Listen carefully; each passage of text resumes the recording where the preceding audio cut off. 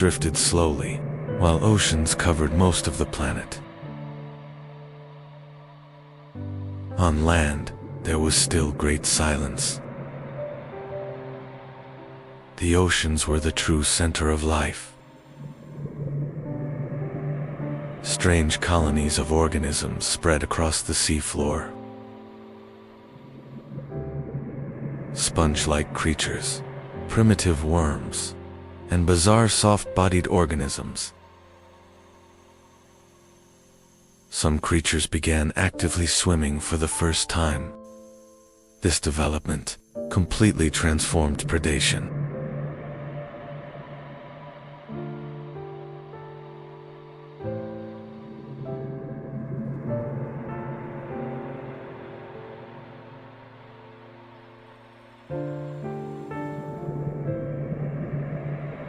Now, hiding was no longer enough.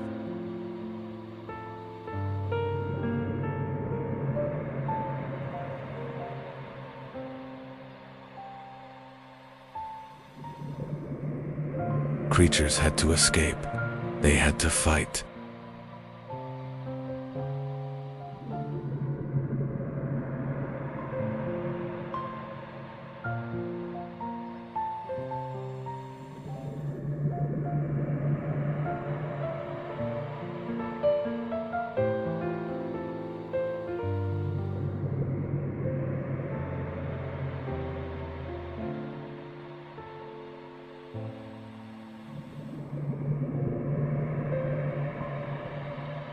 During the Cambrian explosion, evolution accelerated dramatically.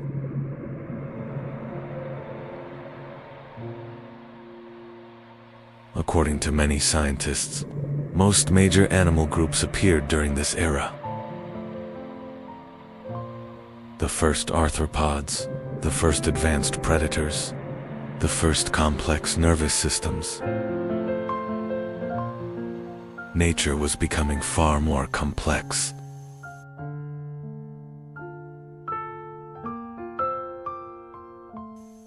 And this complexity became the foundation of all future life.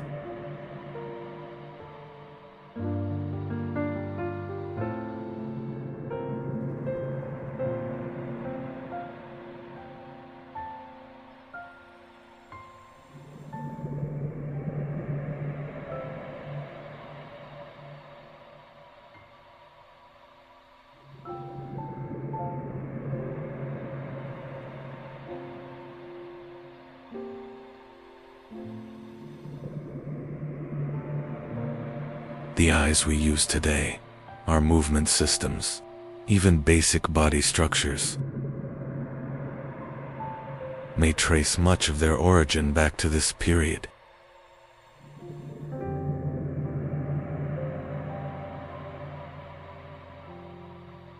Life in the Cambrian seas was brutal. A predator could attack at any moment. That is why organisms were forced to evolve constantly.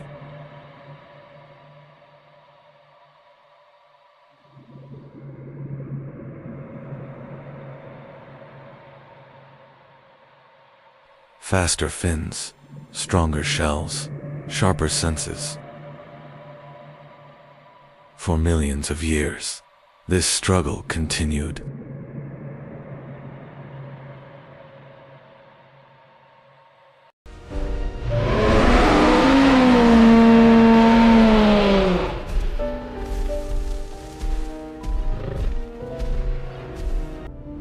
Long before dinosaurs walked the earth, 252 million years ago, the largest extinction occurred.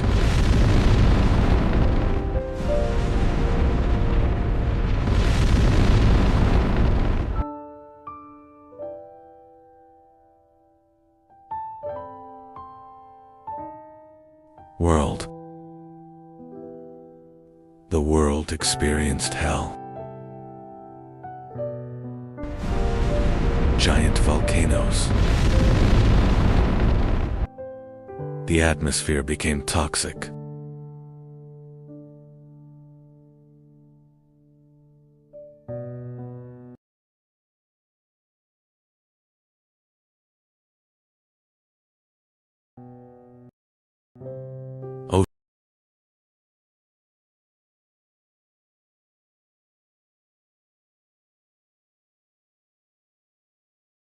systems warmed and lost oxygen.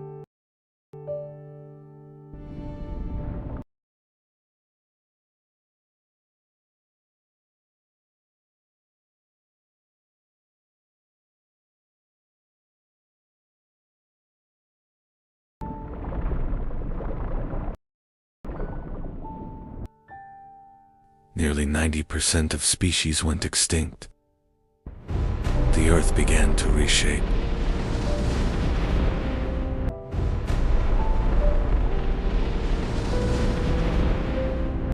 The climate was mostly hot and dry. Only the strongest could survive. The Triassic began after this devastation. About 252 million years ago.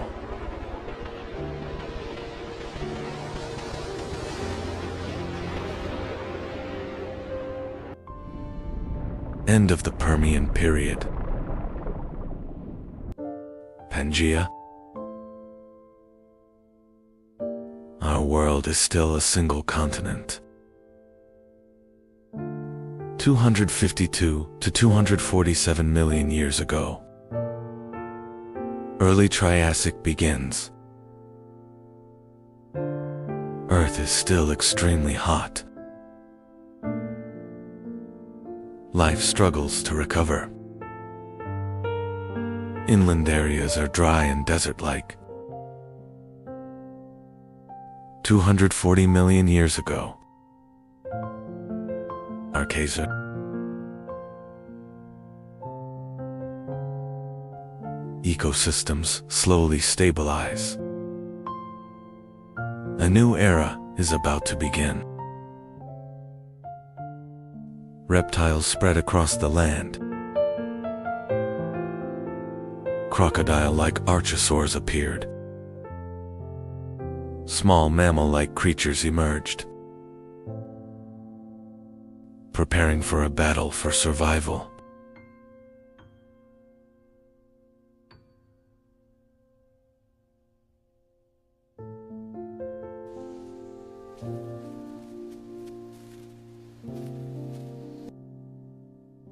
Giants had not appeared yet. Survival was the priority. The formerly dominant species had become extinct. The ecosystems were empty. This gap,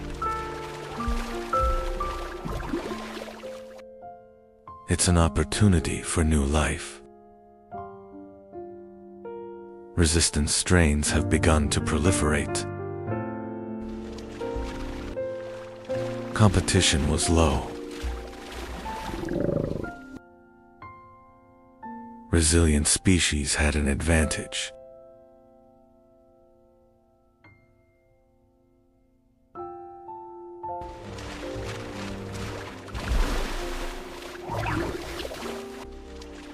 Reptiles began to spread.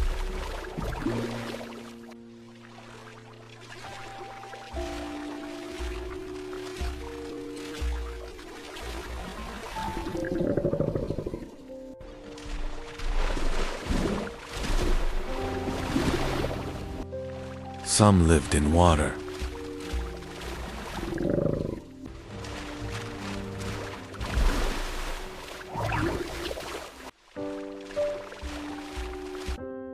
About 230 million years ago, the first small dinosaurs appeared.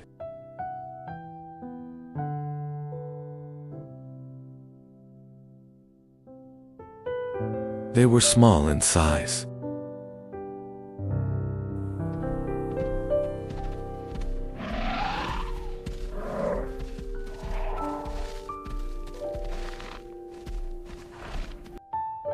They were fast and agile.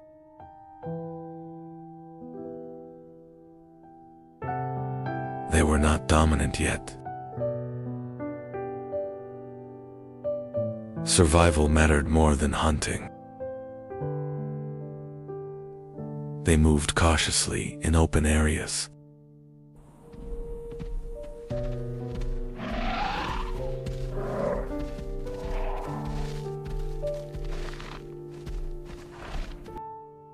Being small was an advantage. Speed mattered more than strength. These traits set them apart.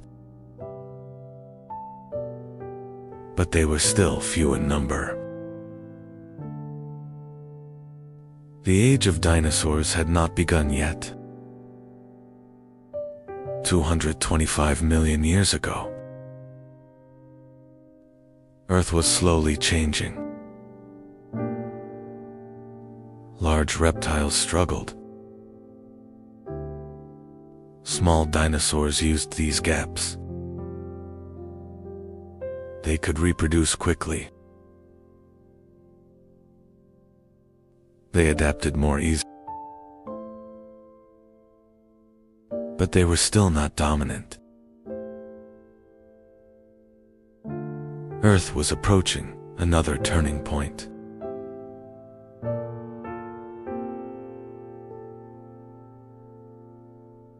"215 million years ago,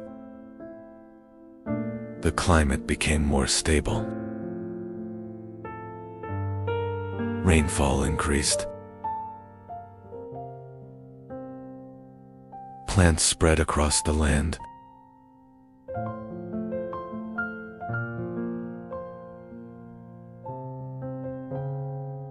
Green landscapes expanded.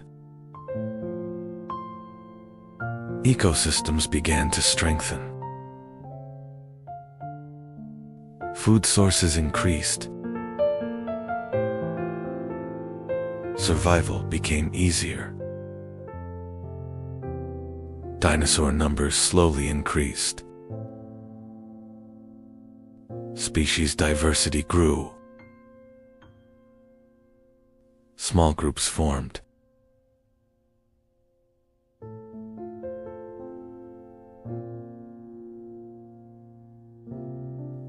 Competition became more balanced. Earth became more humid. Dinosaurs adapted to their environment. Different feeding strategies evolved. Herbivores became more common. Predator-prey balance formed. Earth was now more alive. Rainfall became regular. Dinosaurs became more visible. But dominance was not complete yet. 201 million years ago, the Jurassic period began.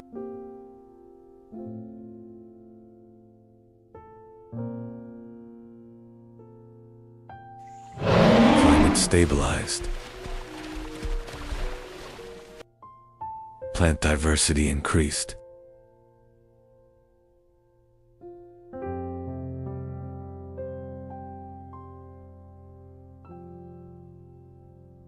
Dinosaurs rapidly multiplied.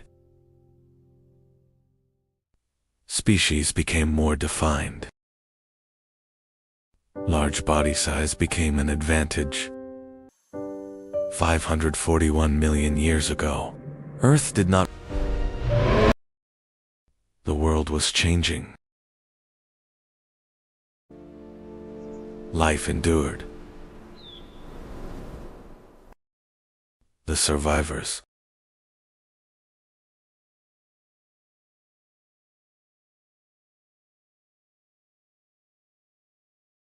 Mammals were rising.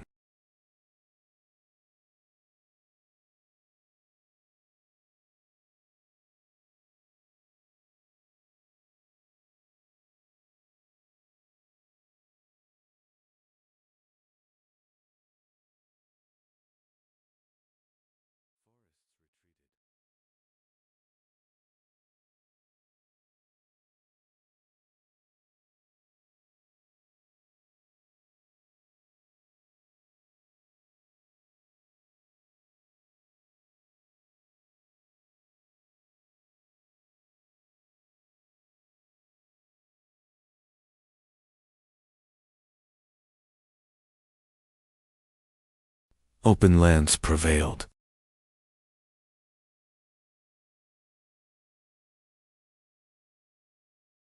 The world was shifting. Cooling intensified.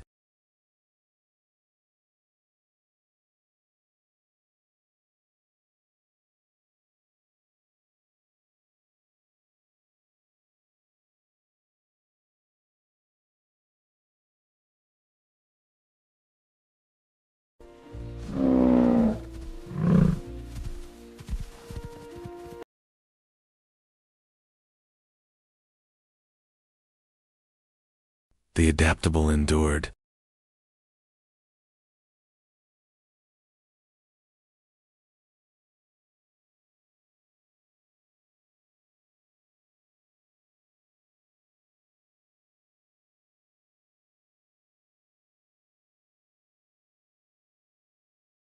$2.6 million years ago.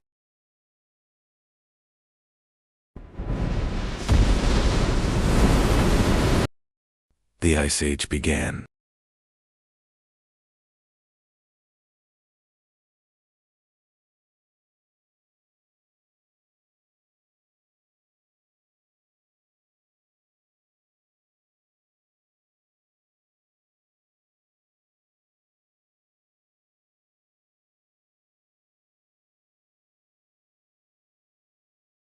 The struggle for survival began.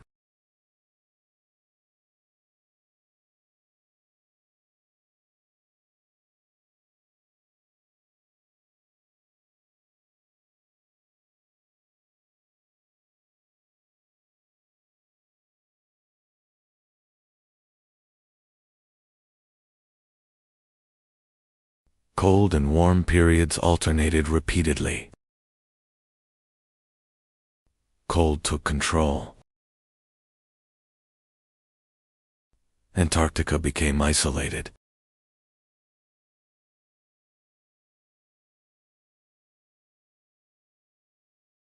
The ice sheets expanded further each year. The hot springs could no longer reach the shores.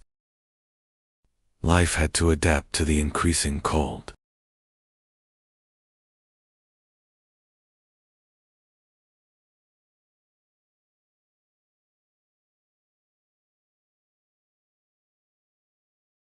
Polar life began.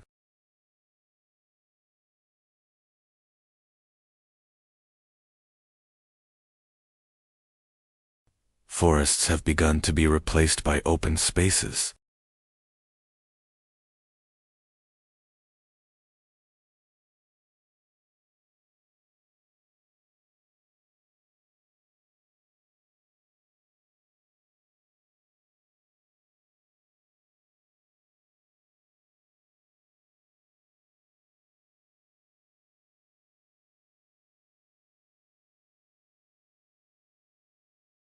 The planet's balance was shifting.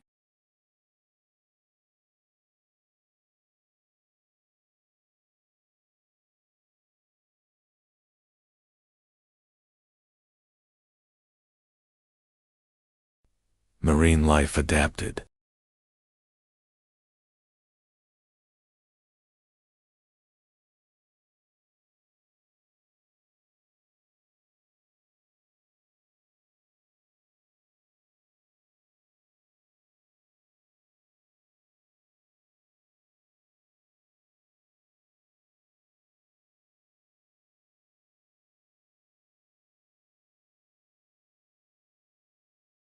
Life carried on.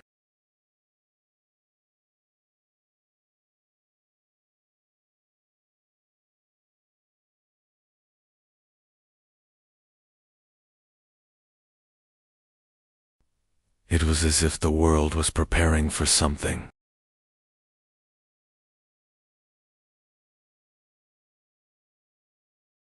And the story continued.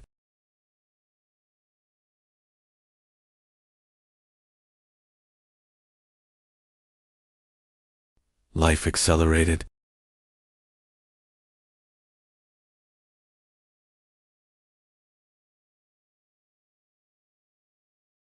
Nature came alive again.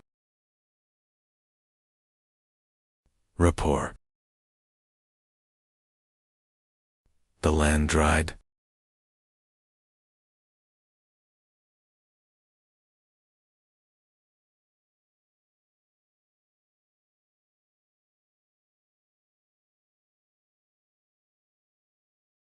Drought spread.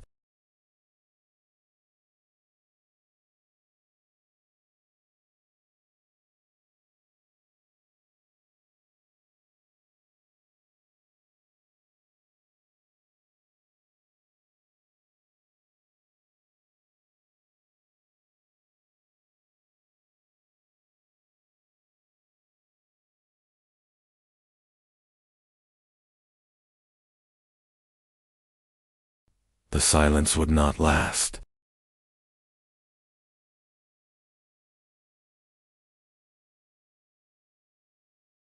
The change was very sharp.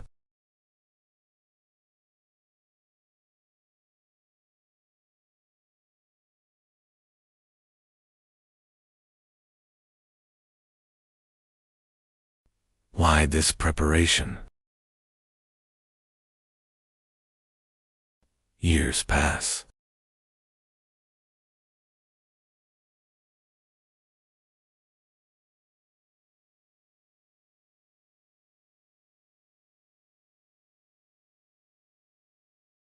It's as if a guest is coming.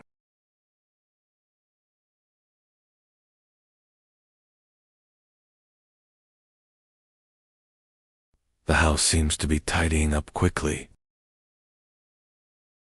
A system where only those who adapt survive.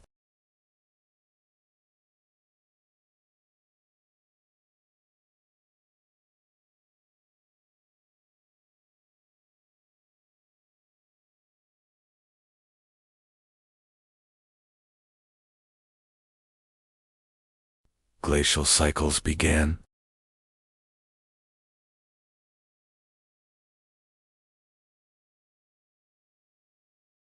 The Ice Age deepened.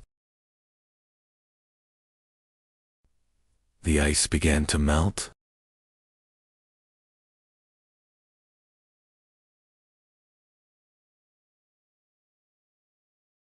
The Ice Age lasted long. But the climate did not remain constant. Sunlight reached the land again.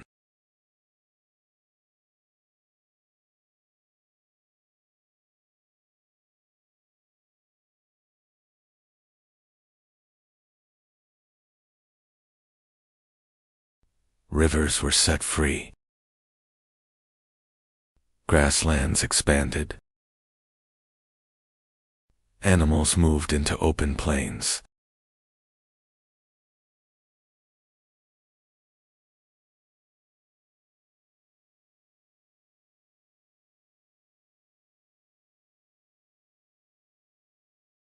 Time flowed.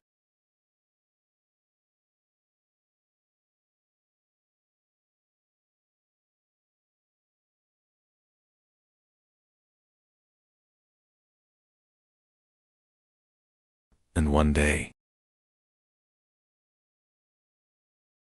millions of years later, humanity appeared.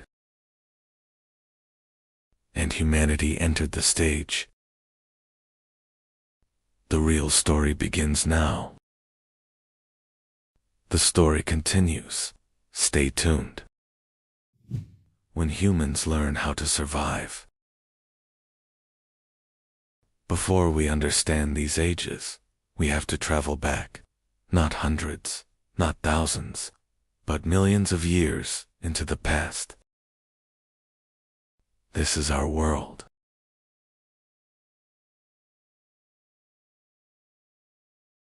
Travel back before humanity. A colder earth ruled life. Much of the planet was covered in ice. Yet one region refused to freeze. The cold could not reach here. Animals gathered where life remained. Water meant survival. The first humans appeared here in Africa. Daylight was their safety. The open land meant life. But the night changed everything.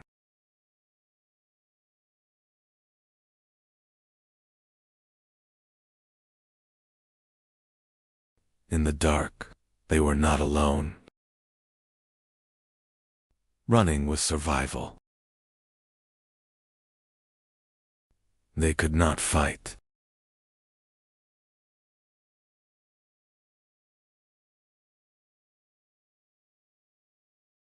Only escape. Not every enemy had teeth. The wind could be stopped.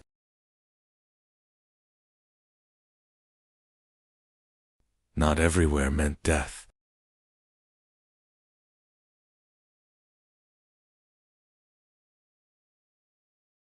For the first time, someone slept. Something was wrong with the stone. They had found a place the wind could not reach. The dark was deeper than night. For the first time, it felt safe. For the first time, they did not fear the darkness. They fed on wild plants and fruits they found in nature. The animal carcasses they found were their only source of protein. This was insufficient for existence. They had to organize and become stronger.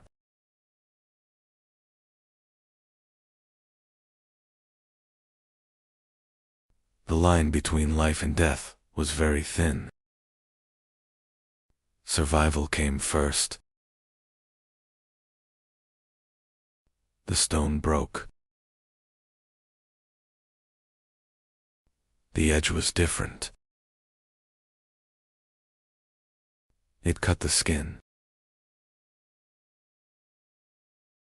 Meat separated. They had never seen flesh open like this before. The smell was strange, but irresistible. Others noticed the smell. Something new was happening. For the first time, food brought them together. The life reflex is about always being. Inventions are shaped by need.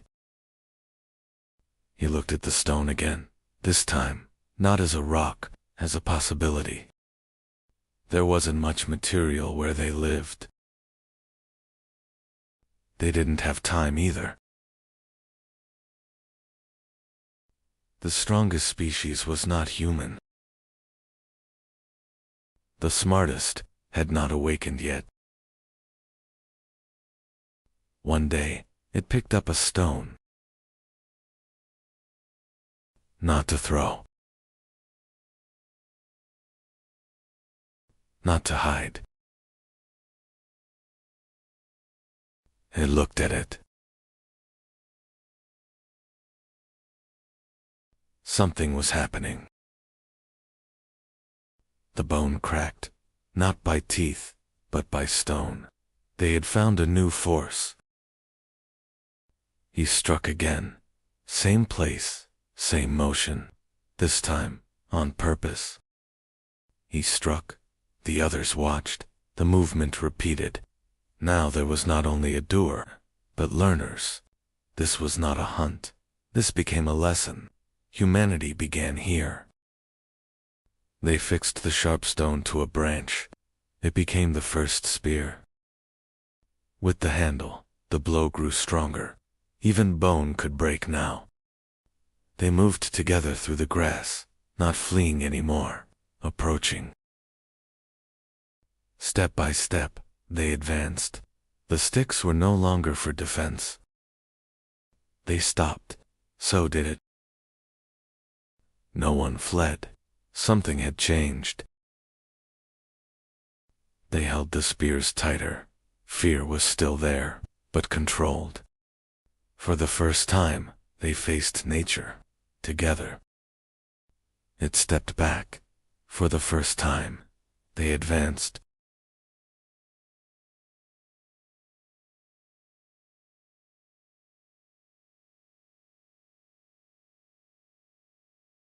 It ran. Now the hunters followed.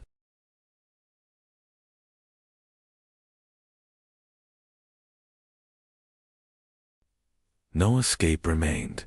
Everything was decided here. Closer and closer. There was nowhere left to go.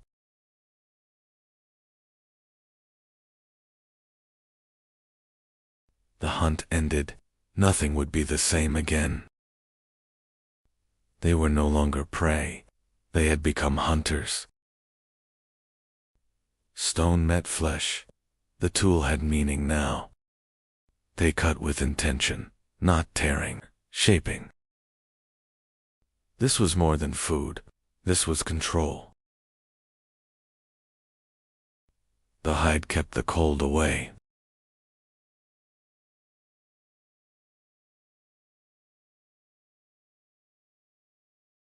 Stone-shaped bone, tools could now create tools. A tiny hole appeared. Nothing would fall apart again. They no longer searched for shelter. They built it. Bone, wood, and hide became walls. Nature was reshaped.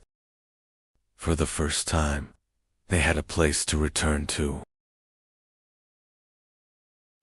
From stone came tools. From tools came life.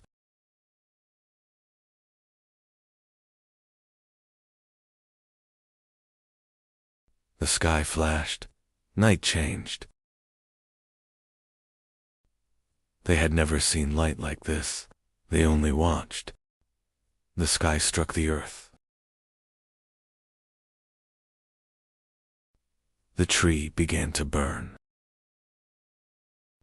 They felt the power of the fire. They touched the light. It followed them.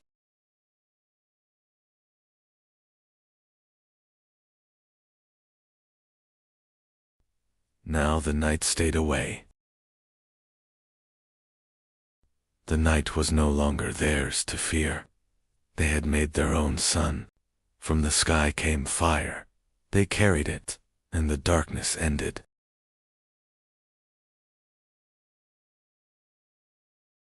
They brought the meat closer. Something changed. The smell was new. They waited. He tasted, then reached again. This was better.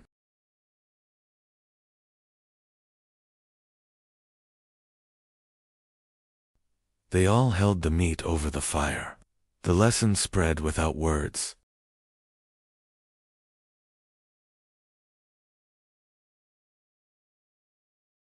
They tasted together. Hunger changed into comfort. The fire fed more than their bodies. Eyes spoke first. Faces carried meaning. Sound was no longer instinct. Imitation began.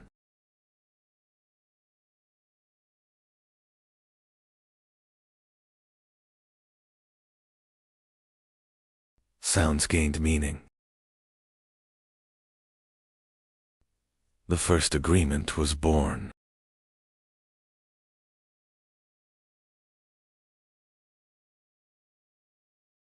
Thought was shared. Humans were no longer alone. Language was being born.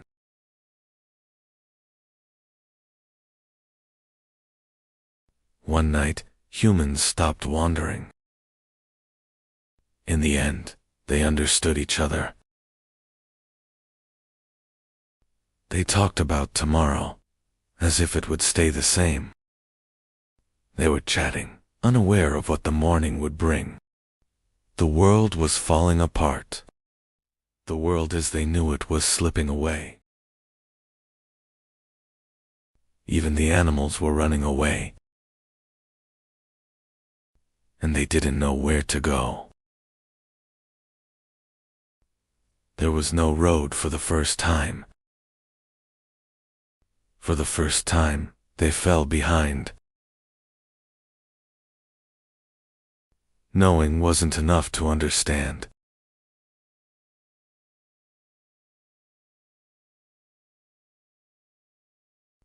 They were helpless in the face of nature's power. The trace disappeared. The lands where they hunted were gone. There was no ground left to stand on. They called, but there was no response. Hunger now had a face. Hope was fading.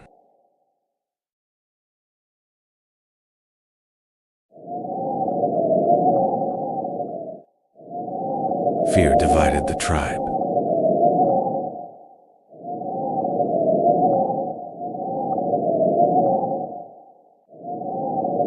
Life was silently leaving her. Some returned to their memories. Life was waiting here. From the ashes, life has returned.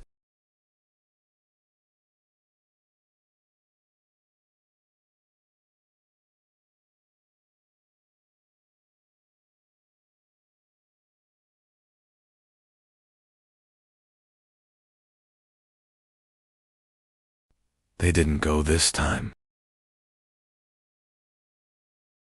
They waited. The answer was in the ground.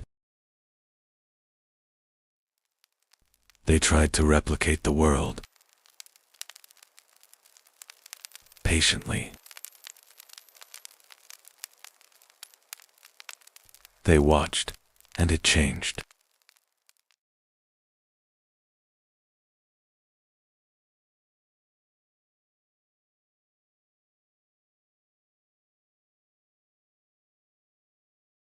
They did it again.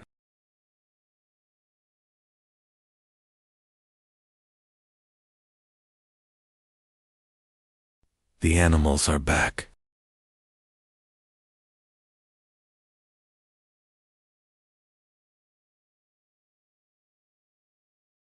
But nothing was the same. They no longer had to follow them.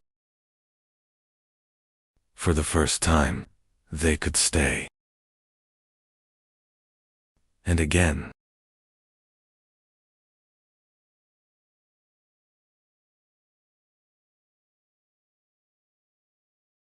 Now they understand.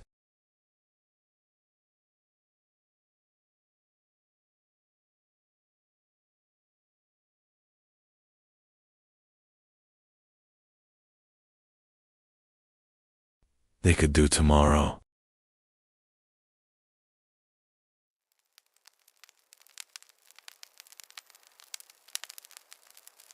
Humanity changed the day it stopped. Civilization began here. They were no longer searching for food. They learned, and they taught.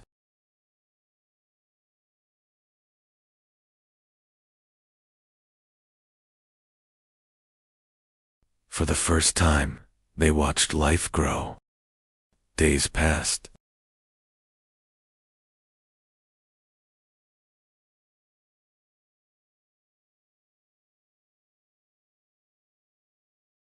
The earth responded. Time was no longer chasing them. She was returning with them.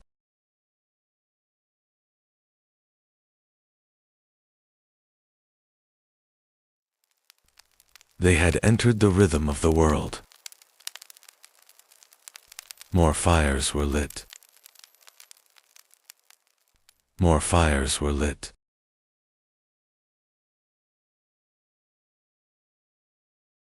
People don't travel very far anymore.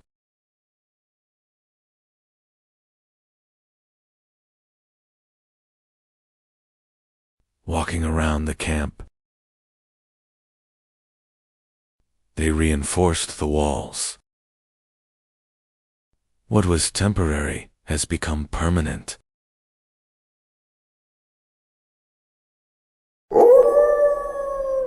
The wind no longer made the decision. They had some difficult visitors. He walked into the wilderness.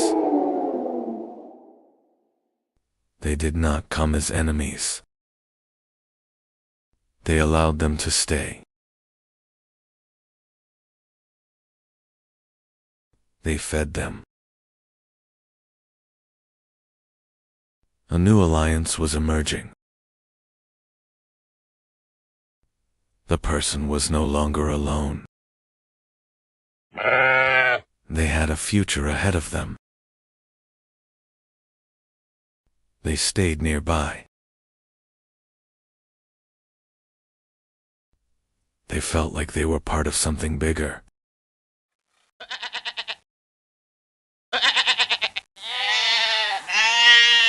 Farm life has begun.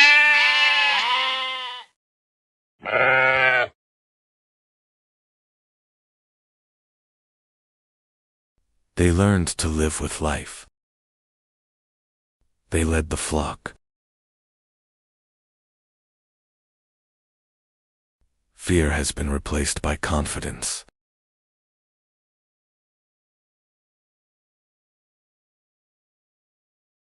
Humans stopped adapting to nature. They started editing nature. Humans stopped adapting to nature. They started editing nature. The earth responded. My hands were full. The hunger has receded. First time enough. The earth finally spoke. Their waiting weighed heavily on them. They hid the harvest. Not for today. For later. Food now had value. The value had to be protected. It was hidden in protected areas. Ownership is born. Some were protecting even more. This was no longer a partnership. They fought for tomorrow. Food became difficult.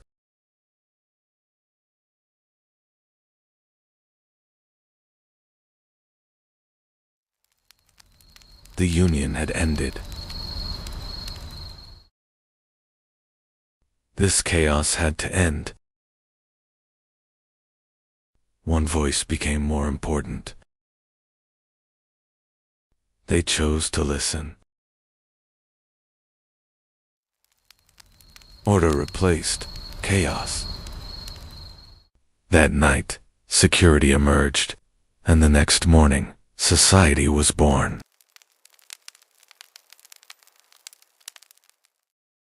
Not everyone was a hunter anymore. Some protected, some produced. Some of them were no longer hunting. They were making tools. The information wasn't withheld. It was taught.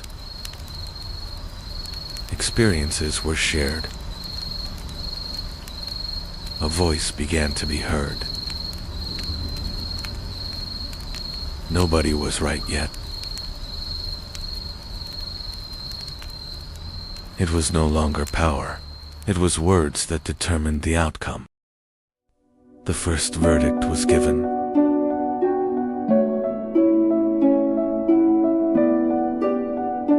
The Neolithic Age has begun. Next chapter, the Chalcolithic Age. You can continue this journey with us.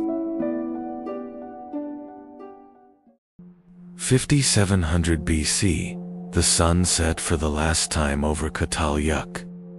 In the heart of Anatolia, one of history's greatest secrets lay hidden. Thousands of years ago, this fertile plain became humanity's first great home. This place, where water and earth met, gave life to tens of thousands. On the banks of the Karsamba River, the first steps of civilization were taken. Why did tens of thousands of people suddenly abandon that giant home they lived in for millennia? While thousands poured into streets in Mesopotamia, Europe was still in the deep silence of endless forests and solitary wooden houses. The grandeur of stone had not yet begun on the Nile. Life consisted only of the river's mud and reeds. In the Far East, life flowed with the rhythm of the earth and collective serenity, far from the greed of property. Across the ocean, the door had not yet been invented. Humanity was migrating boundlessly, without property, in nature's lap. What was it that the great crowd on the roofs of Çatalhöyük couldn't fit, that they turned their backs on one another? Was that first gap between the walls a sign of a breakup or a new freedom? What did that transition period that gave birth to today's cities take from us, and what did it give? The 1,000-year experiment ended. The great city fell silent. Now begins the great void and the 1,000-year march. The earth turned bitter, the fertile marshes dried up. Granaries emptied, hunger seeped through the walls. Hearths went cold, the 1,000-year fire no longer warmed. It was time to leave. Nature was casting them out. Smoke trapped in cramped houses turned the air into poison. An invisible enemy, plagues, seeped through the walls. The price of living side by side was heavy, bodies grew weak. Now these sacred houses were turning into graves. The necessity of living in tight spaces gave way to rage. The silent harmony of 10,000 people broke with a great roar. Neither rules nor shared meals were enough anymore. The dream of living together was replaced by the ambition for independence. The great community shattered. Families broke away from the city one by one. Safe walls were abandoned. The first steps into the uncertain step were taken. Those dark holes where thousands of voices once rose fell into silence. Humanity was escaping into freedom from this giant prison of its own making. Walls were no longer shared. Houses began to separate from each other. That narrow gap between the houses was the first street in history. Humanity began to breathe and see sunlight at ground level. Now everyone had their own boundaries. Privacy was quietly being born. Walls were pierced from below. For the first time, entrances moved from roof to ground. There were no longer ladders, but thresholds. The first hello was said at the door. There were no longer ladders, but thresholds. The first hello was said at the door. The door was not just an entrance, but the first shield protecting man's fortress. When the door closed, the noise and gazes of the outside world remained behind. For the first time, humanity tasted the peace of breathing without others watching. Now we had secrets, private moments shared. Behind walls were born. When the door closed, the community ended, and the individual and family began. The colorful stones in the earth's bosom were heralds of a new power. Fire brought the hard rock to its knees. Copper melted in the glowing embers. Molten metal took the shape of a new world in stone molds. Now, Not only stone, but also metal bowed to the will of man. Ketalyuk fell silent, but the dream it built was sealed beneath the earth. Though thousands of years passed, the desire to live together never died. Smoke rising from mud roofs has turned into towers, reaching for the sky today. We are the heirs today of the great story that began in those cramped rooms. The street was not just a road, it was the first boundary between yours and mine. Humanity took its first step from a common roof to a personal land here. The door and the threshold were born. Now the front of the house was as private as the inside. The giant mound of the past was giving way to an organized order, the first neighborhood. Streets were not just paths, they were the world's first free markets. Economy moved from the privacy of roofs to the transparency of the street. Barter came to life on doorsteps. The street was a bond connecting people. Every story shared made the city grow a little more. Loads were no longer carried on backs but on wheels that the streets now allowed. Ownership brought fear with it. Now it was necessary to protect not just the house, but the street as well. Those first stones surrounding the houses drew the insurmountable boundary between us and them. The door was now being locked not just for guests, but to keep the enemy out. Streets turned into the defense lines of civilization. Every corner became a new fortress. The street was no longer just a passage. It was a giant machine holding thousands of people together. As the city grew, streets began to carry not just people, but water and the burden of civilization. Where the street ended, walls began. The city was now both a sanctuary and a giant prison. In Uruk, streets were no longer just passages. They were the first great social contract holding thousands of strangers together. Doors closed, property became sacred. The street was now the sharp boundary between what belongs to all and what belongs to one. The sound of the wheel echoed for the first time on these unpaved roads. The street was no longer just for walking, but for hauling in trade. And then, time warped. Mud brick gave way to stone, and paths turned into imperial roads connecting continents. Light made the street livable at night. Random paths turned into a planned city. The gap between two houses was the street's first breath. Stone and gravel protected the street against mud. Crossing paths created the first public space. The cleanliness hidden under the street was civilization. The wheel widened the shoulders of the street. Climate changed. The Euphrates shifted. The street was condemned to the dust of a parched city. As the water receded, distant settlements were one by one plunged into silence. The streets became the dusty refuge for those fleeing to the city for survival. The street was no longer just a path. It was the last bastion of order. The wrath of the climate forced people to seek refuge behind massive walls. As the crowd grew, the rules of the street were carved into clay, not just memory. Records replacing words became the new and unshakable memory of the street. Information turned into an invisible power, governing the city and ending chaos. Water was trapped beneath the street. Hidden channels kept the city clean. Engineering turned chaos into health.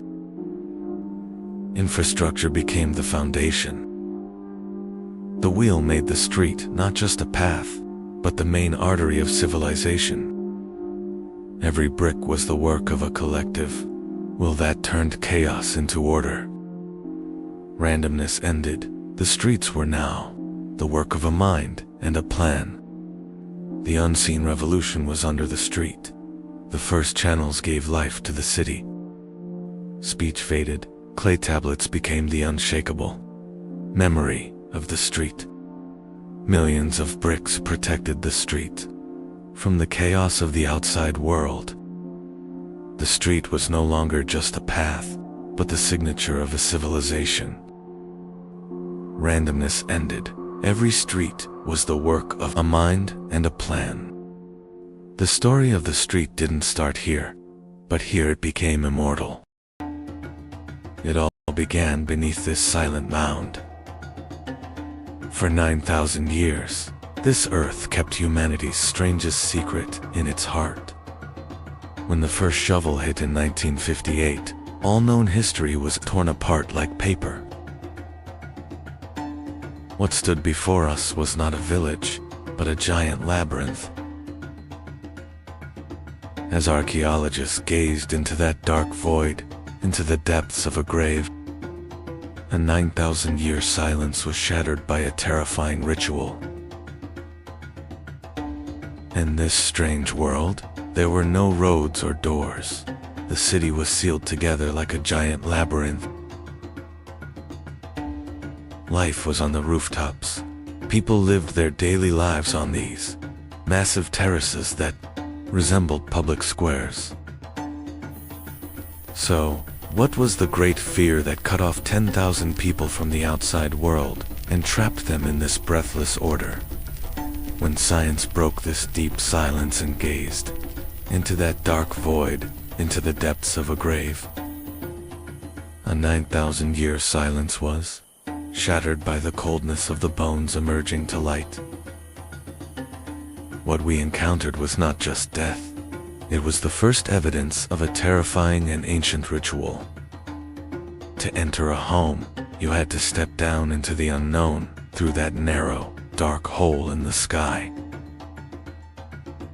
Every rung of the wooden ladder pulled you away from the outer world and left you in the arms of a smoky silence. When you reached the bottom, neither light nor doors welcomed you. There was only the suffocating narrowness of the walls. These houses were not just shelters. They were windowless, breathless cells where 10,000 people were trapped. Belongings were few, but silence was plenty. Everyone shared the same narrow space, the same dim light, and the same fate. The walls were so close. There was no private life here, nor a secret corner. Everyone was watching each other, every single moment. No one could be different here. There were no leaders, no slaves, but there was no freedom either. 10,000 people moved as a single soul. Everyone slept at the same time, lived the same way, and bowed to the same rules. So, what great fear sustained this perfect order that even a king could not provide? Walls were not just mud. They were woven with the bones of the wild. Giant bullheads were like gods, watching you every moment. Red paint was not just a decoration. It was the trace on the wall of a ritual, of shed blood, and of untamable fears. They did not conquer nature.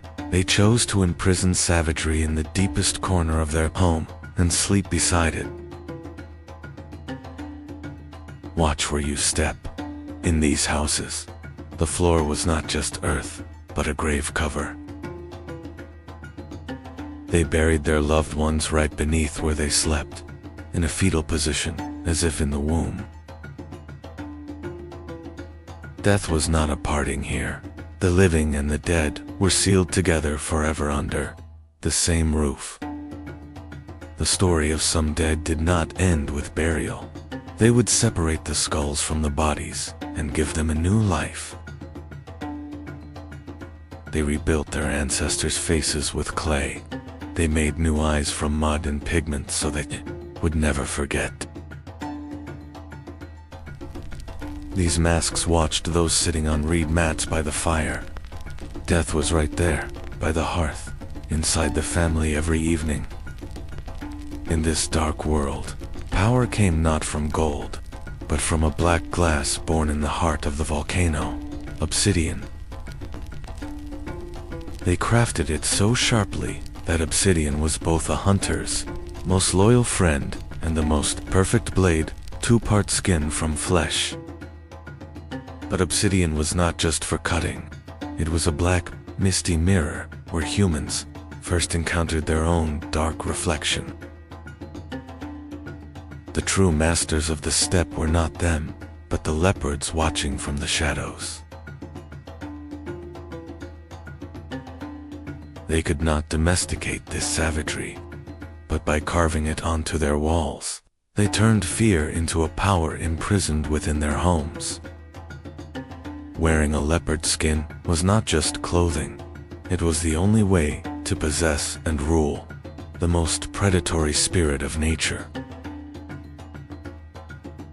It all began with these symbols: power, belief, and fear.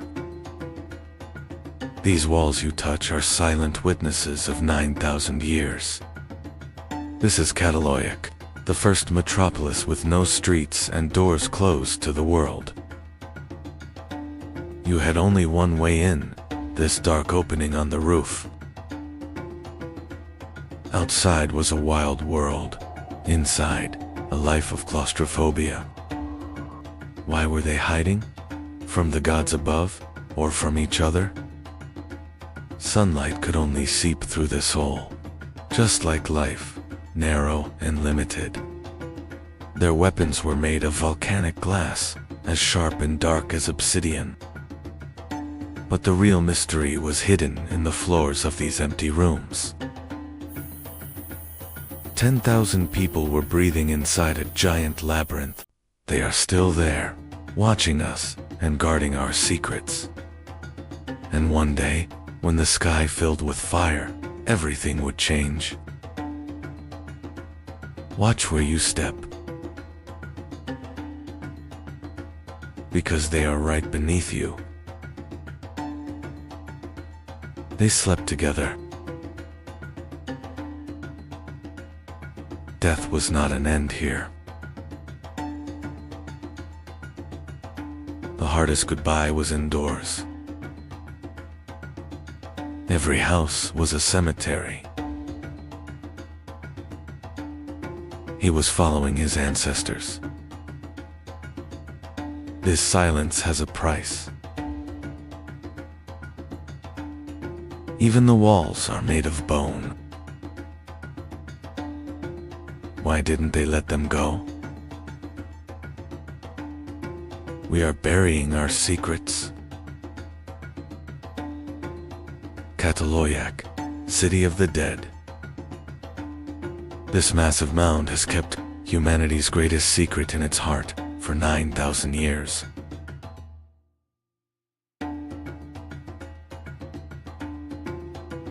Today, science dives into the heart of this silent giant to map the digital past. With every brushstroke, we return to a unique world, without property or hierarchy. There were no masters in these houses. Everyone was equal under the same sky. Art was coming back to life with the blood of the earth, through natural pigments. Yet life lived in the shadow of Mount Hazen, always ready to vent its fury. These lines on a wall were the first known landscape painting in history. Cleanliness was an obsession. They sealed their walls with fresh white plaster every year. They were devoted to their ancestors, burying them right under the rooms where they slept. As the first seeds of farming were sown here, humanity learned to domesticate nature. 10,000 people wrote history on the roofs of this streetless giant labyrinth. 10,000 people wrote history on the roofs of this streetless giant labyrinth. And now technology is finally beginning to break this deep, millennial silence. But then, the climate changed and rivers ran dry. The protective fire of the city slowly began to fade. The massive population of 10,000 succumbed to nature. All that remained were the soot marks on the walls. People abandoned the city with fear and uncertainty. After 2,000 years, Cataloic sank into silence. They even left their sacred figurines in the dust. No one knows exactly where they went. The roofs were sealed, never to be opened again.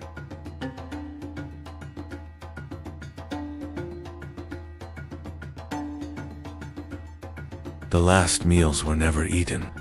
The pots remained empty. The city today is still waiting to speak beneath the earth.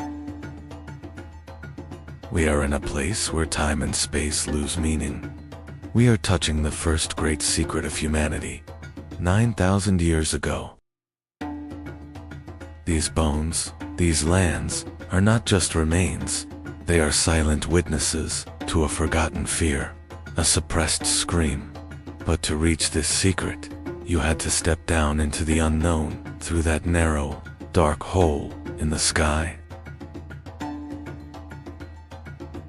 Cataloic fell silent. That great roar that lasted for thousands of years gave way to the dust carried by the wind. But this was not an end. It was the beginning of a vast void. Humanity escaped these narrow walls and set out on that great march that would last 1,000 years. In the next episode, what happened after Cataloic? How did humanity change in that great void? We are going to that new and wild world called by the rivers, Mesopotamia. Stay tuned.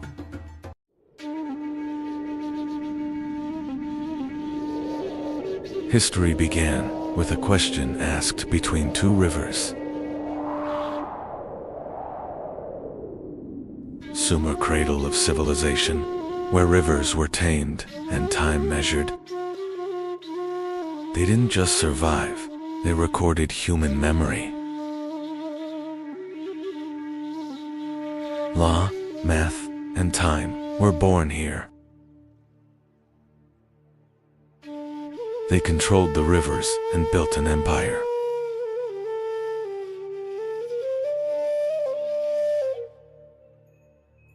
Logistics was born here.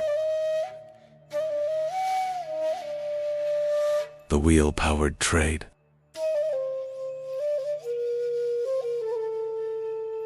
Bricks built the first state.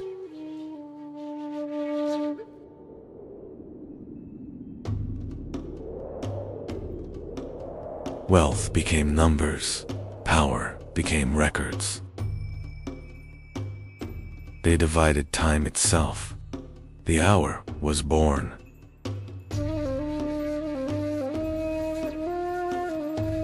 They mapped the sky. The circle was defined.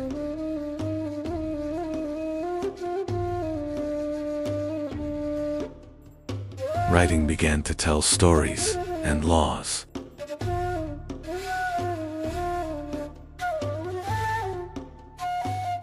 The first hero, Gilgamesh, seeking immortality.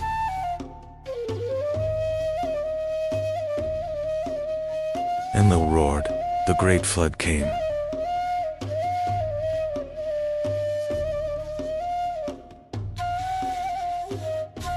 Cities served the gods, humans obeyed.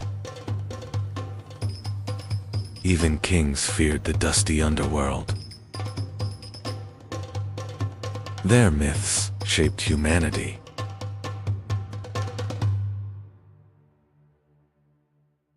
They fought for water, not unity.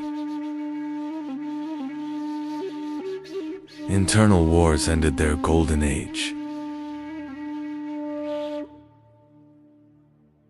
Drought turned nature into their enemy.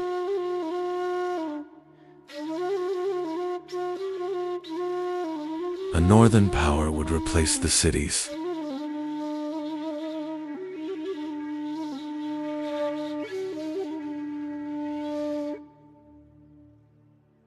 Every civilization is a continuation of a memory.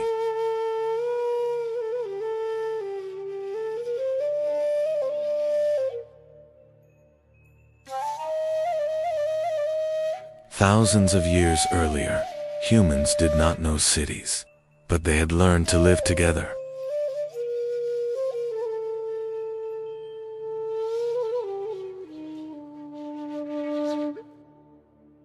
This was not a world of walls. It was a world of people leaning on each other.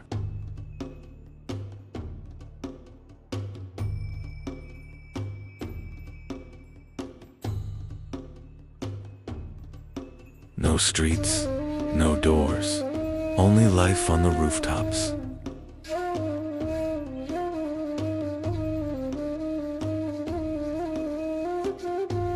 Life began on the rooftops. A streetless human hive. Change broke the old safety. In 5000 BC, the first souls took a leap of faith. They walked away from the only home they knew, heading south toward the wild marshes. They were not searching for a place. They were searching for a way to live.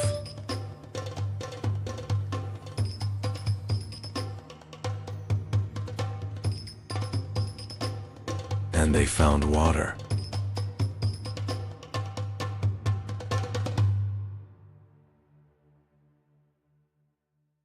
But water was not life. Water was chaos. Then someone cut the earth.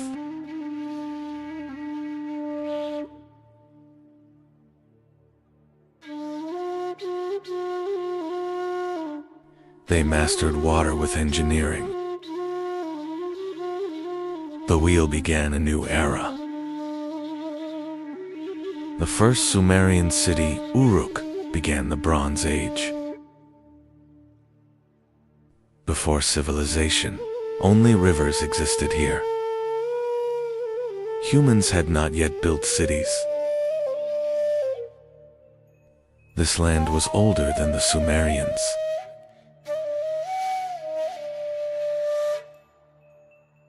Sometimes the water gave life. Sometimes it took everything away. Humans here were not against nature. They were learning to live with it. Humans tried to stop the water.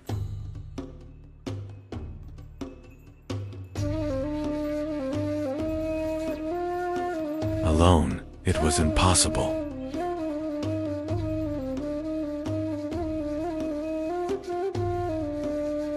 The land was no longer just plowed.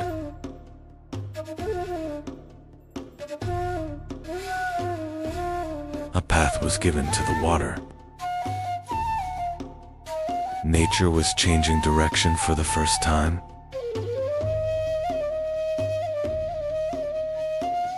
The homes began to multiply.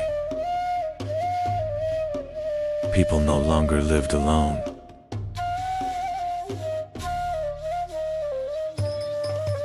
Neighborhoods appeared. Shared spaces formed.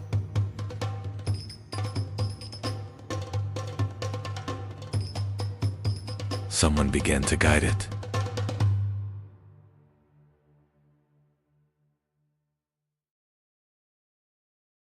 They built the first skyscrapers.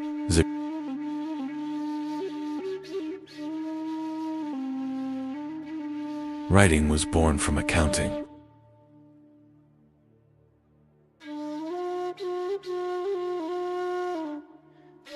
They turned stars into numbers.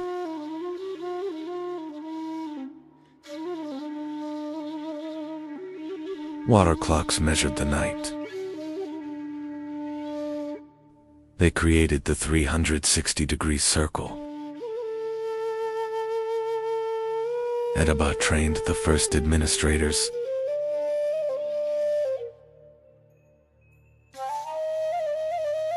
Information became power through records.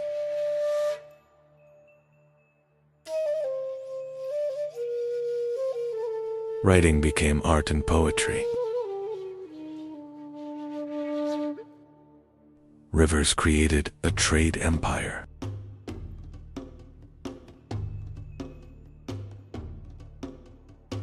They created the state treasury system.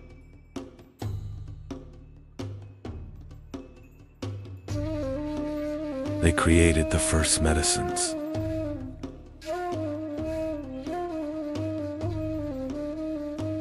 The cedar plow fed the first cities.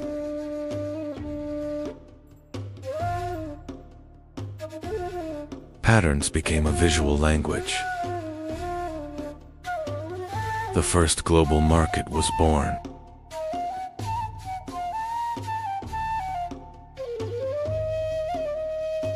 Law replaced tribal rule.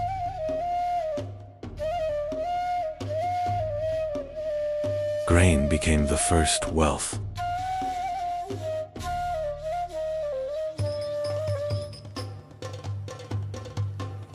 Bronze gave them power.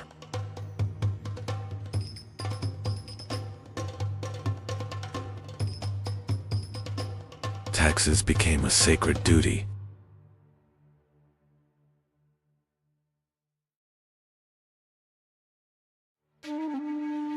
They connected east and west by sea.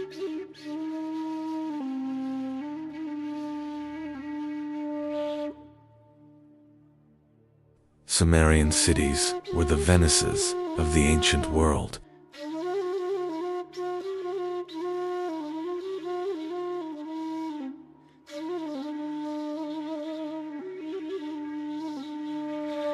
A city raised against the desert.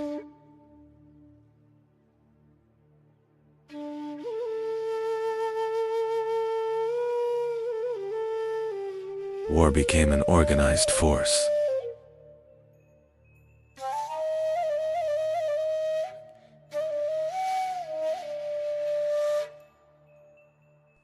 The first army marched as one.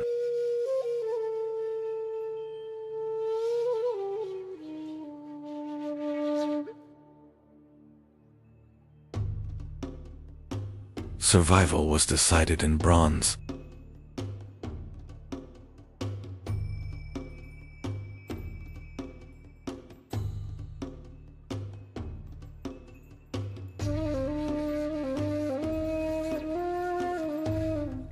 Sumer didn't die, it waited. Under the silent dunes of Mesopotamia, their words were preserved in clay. While empires of stone crumbled into dust, these humble tablets kept the secrets of the first stars, the first laws, and the first stories of mankind. They are the ghosts in our clocks, the logic in our laws, and the ink in our history. Sumerians may have vanished into the desert, but as long as we write, calculate, and look at the stars, they live within us. Sumer's chapter ends here, but the storm of history is just beginning. In our next episode, the world's first empire rises from these very sands. The Akkadian Empire witnessed the dawn of King Sargon and the birth of a new era. For the complete story of our world, don't miss our playlist, a chronological journey from Earth's creation to today. You will love exploring how every piece of the puzzle fits together. Stay tuned for the full chronology.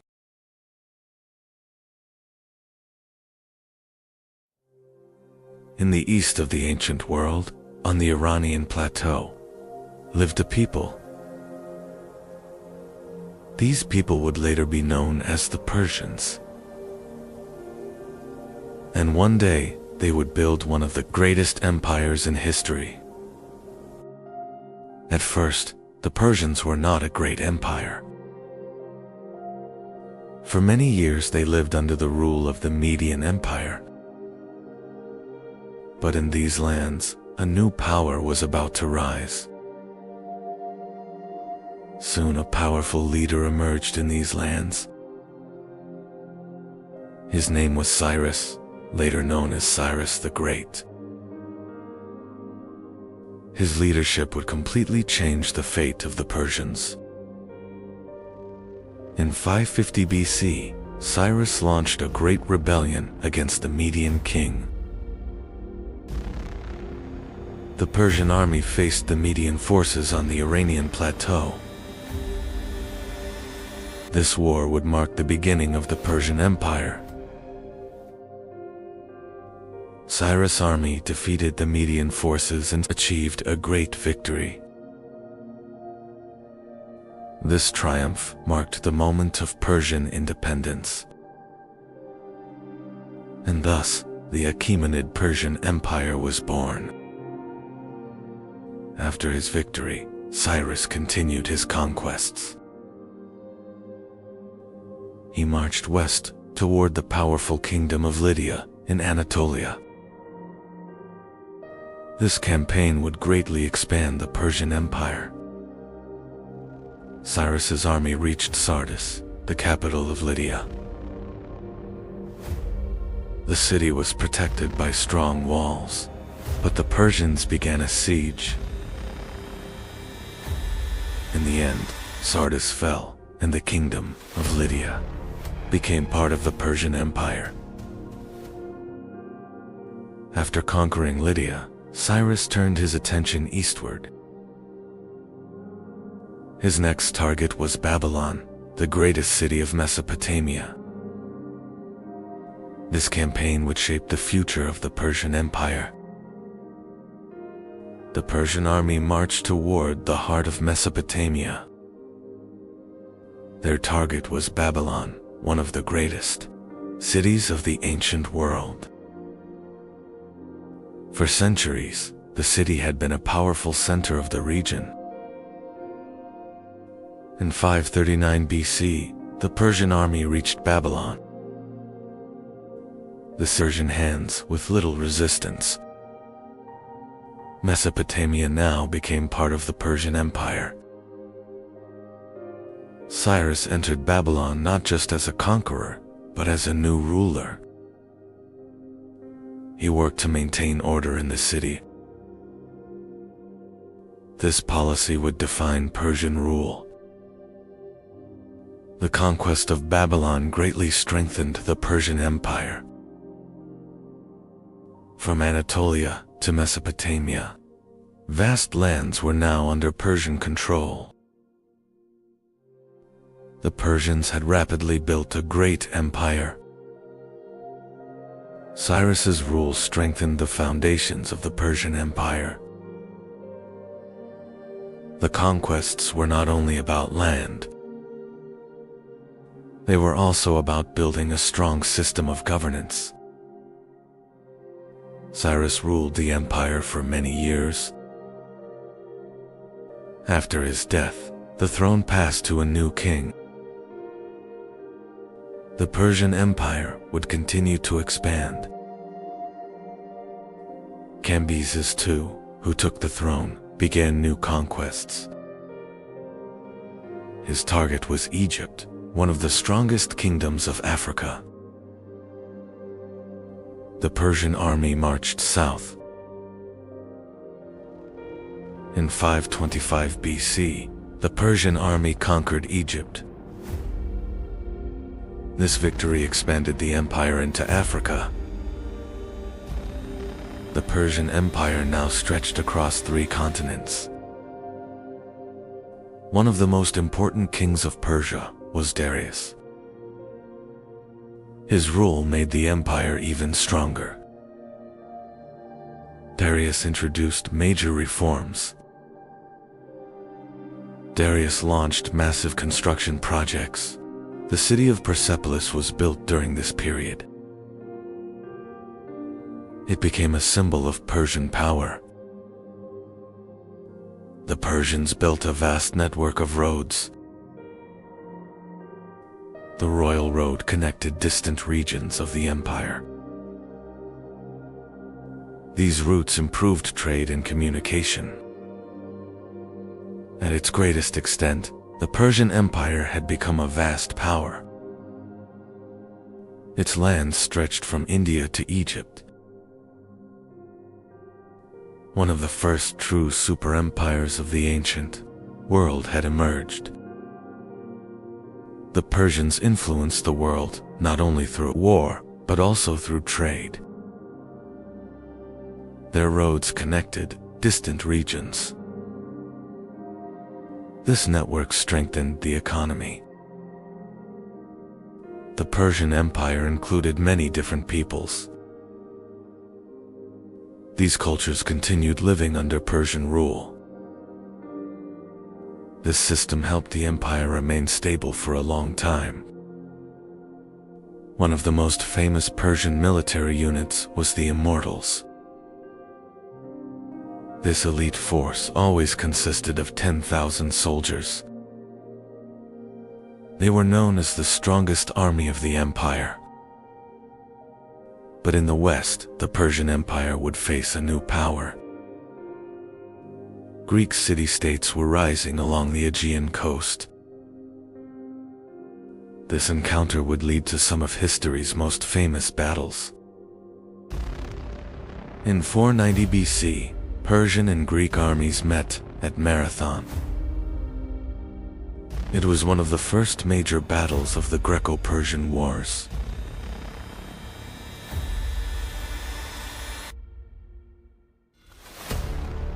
Greek hoplites achieved an unexpected victory. Years later, King Xerxes launched a massive campaign. A huge Persian army marched toward Greece. This would become one of the greatest military expeditions of the ancient world. King Xerxes sent messengers to the Greek cities. The envoys arrived in Sparta, demanding submission. But the Spartans would not accept this threat. Preparations for war began in Sparta. King Leonidas gathered his warriors. The Spartans were ready to face the Persian army. The Persian Empire was advancing toward the Greek lands. When the news reached Sparta, preparations for war began. Spartan warriors started gathering in the city courtyard. Soon, King Leonidas arrived in the courtyard. He stood before the warriors and assessed the situation. The Persian army was marching toward Greece. Leonidas began carefully inspecting the warriors. He was choosing the strongest and most experienced soldiers, because they would face a massive Persian army. In the end, 300 Spartans were chosen. This small force would march with Leonidas to Thermopylae. They were preparing for one of the most famous battles in history.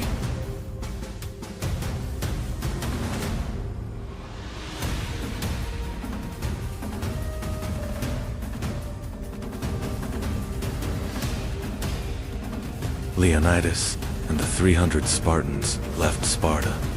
They marched to defend the lands of Greece. Their destination was the pass of Thermopylae. The Spartans arrived at the pass of Thermopylae. This narrow pass limited the movement of large armies. Leonidas chose it as the perfect place for defense.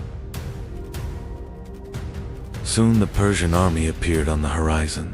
Xerxes commanded a massive force, but the Spartans had no intention of retreating. At the pass of Thermopylae, Spartan warriors tried to stop the Persian army. King Leonidas and 300 Spartans resisted bravely.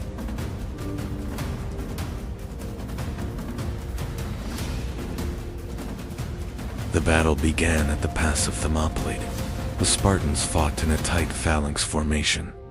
In the narrow pass, they managed to stop the Persian army. The Persian army attacked again and again, but the Spartans continued defending the pass. The battle lasted for days.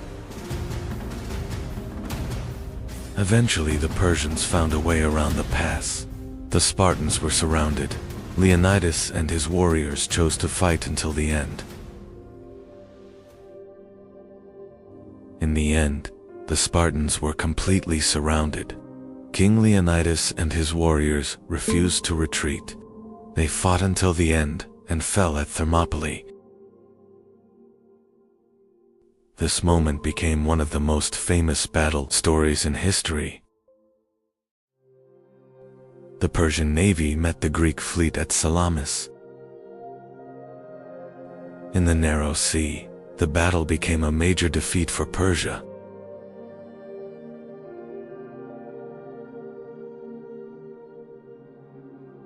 This victory strengthened Greek resistance.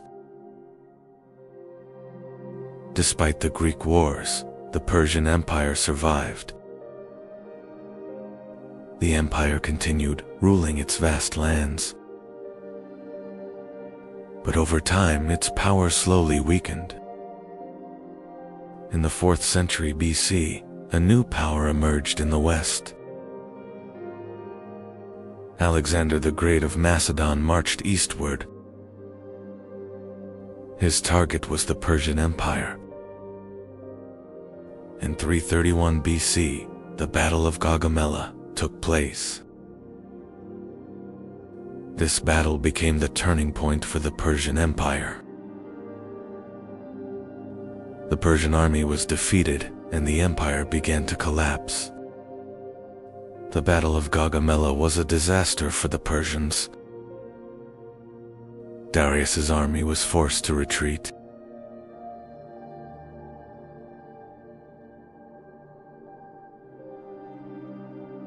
Alexander continued advancing deeper into the east. Soon Alexander reached the city of Babylon. The city surrendered without another major battle. One of the great cities of the Persian Empire was lost. King Darius III fled eastward. He tried to gather a new army to save the empire. But Persian power was collapsing rapidly. Alexander marched toward the heart of Persia. His army followed the royal road. The core of the Persian Empire was now in danger. One of the most magnificent cities of the Persian Empire was Persepolis. It served as the ceremonial capital of the Persian kings. The city symbolized Persian power. Alexander finally reached Persepolis. The Persian capital was now defenseless. The Macedonian army entered the city. The palaces of Persepolis were filled with immense wealth. Alexander seized the Persian treasures stored there. This victory increased his power even further.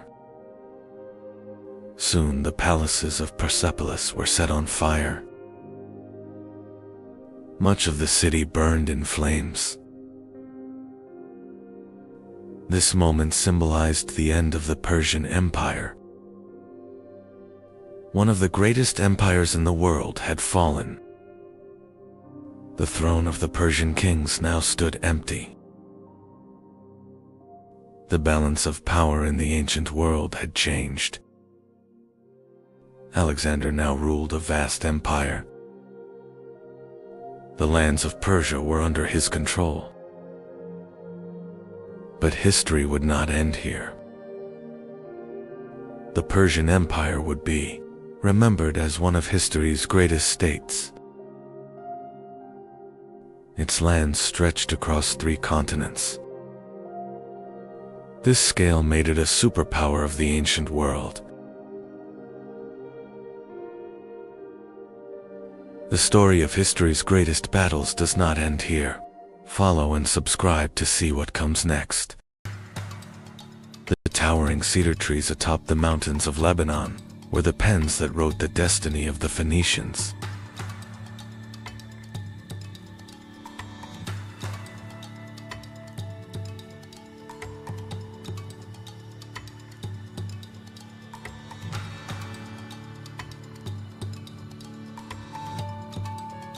These trees were so remarkably strong that the ships built from them defied the fierce waves of the Mediterranean.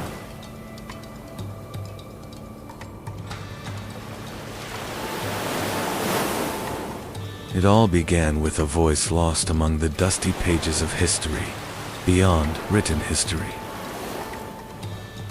The masters of the sea lay quietly in wait. With the launching of these vessels into the sea, history's first true seafaring people emerged. The Phoenicians were not a single empire, but a series of interconnected giant port cities.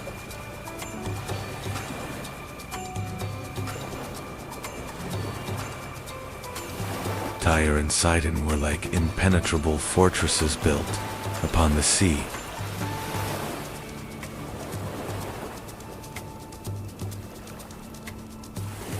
These ports became the first great metropolises where goods, languages, and cultures from across the world blended together.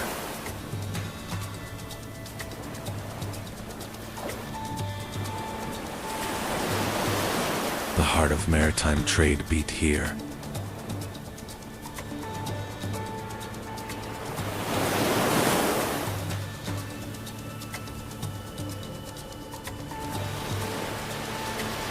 And the wealth of Phoenicia flourished within these harbors.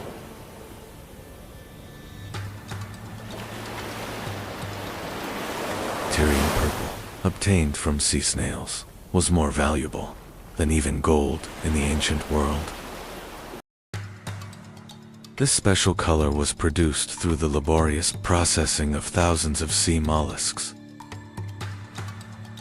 Over time, this color became an indispensable status symbol for kings, emperors, and nobles. The greatest secret of Phoenicia's economic power and wealth lay hidden in this unique purple dye. But Phoenicia represented not only trade, but also an impenetrable defense.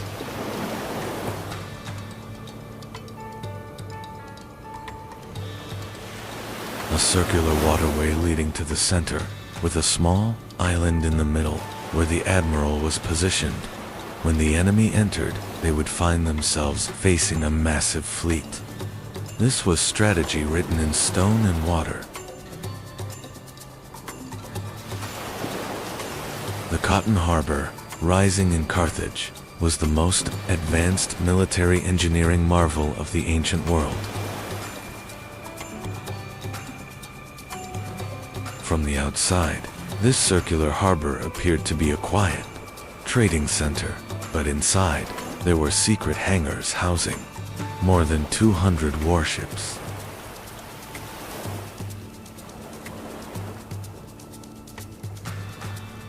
According to legend, Phoenician merchants discovered glass by chance while lighting a fire on the beach. Turning this coincidence into a magnificent craft, the Phoenicians became one of the first peoples to succeed in shaping glass by blowing.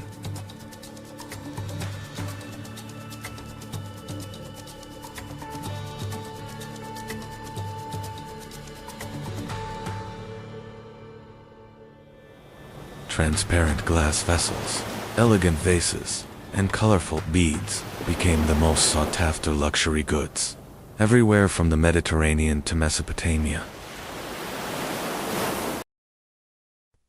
Glass craftsmanship proved their aesthetic sense and commercial intelligence to the entire world.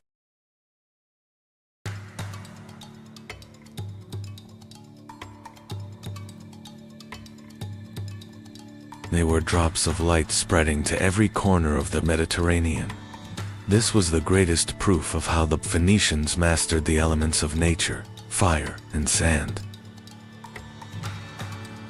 Now we turn our camera thousands of miles away, across the Atlantic Ocean, to the rainforests of Mexico. While the Phoenicians were shaping glass, the Olmecs, a major culture of the Americas, were rising to prominence. They were carving colossal basalt rocks to erect mysterious 20-ton statues and developing complex calendars.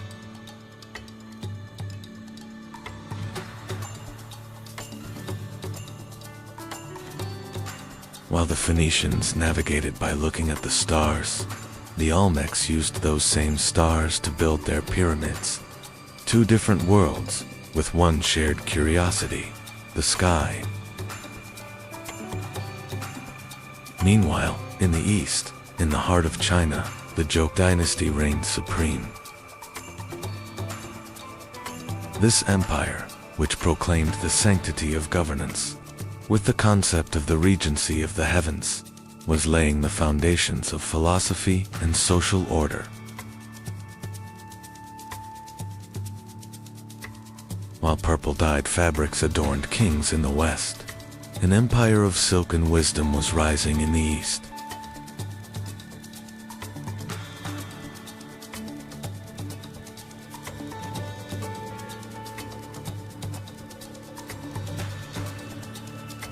Varsalan met in history was like a gigantic machine beating, unaware of each other, but at the same pace.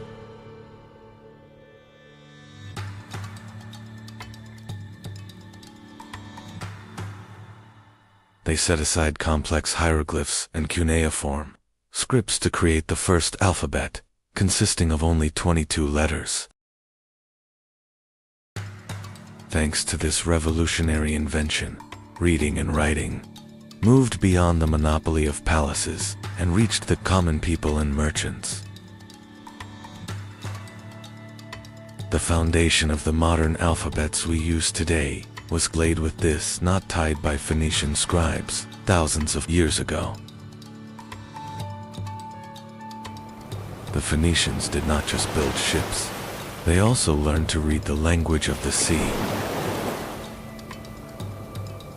They were the first sailors to find their way during night voyages by following the North Star, known at the time as the Phoenician Star.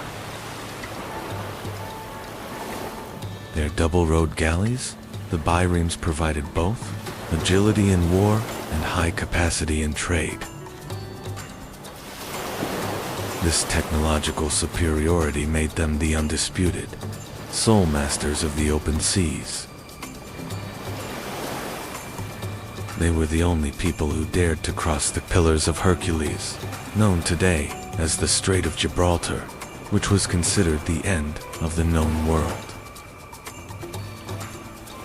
They fearlessly ventured into the fierce waters of the Atlantic Ocean, circumnavigated the African continent, and reached the British Isles to trade in tin.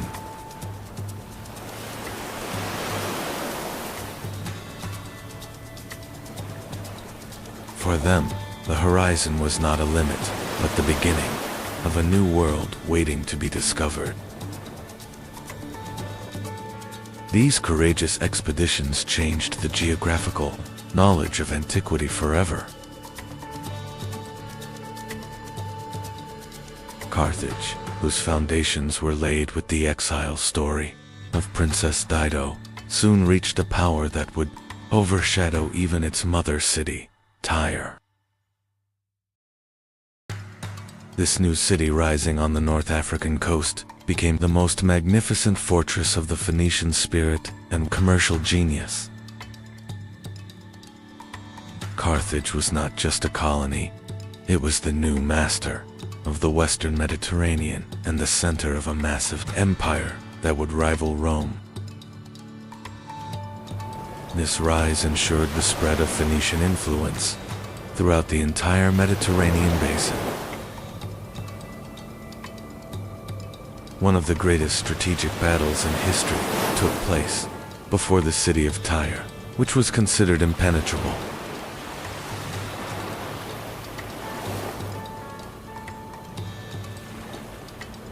To capture this island city on the sea, Alexander the Great achieved a massive feat of engineering by building a causeway from the shore to the island.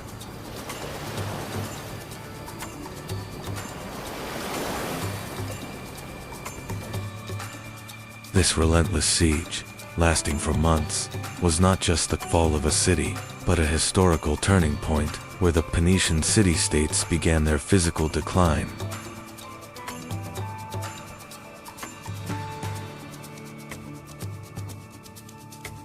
With this event, the absolute dominance of the ancient world over the seas began to change hands.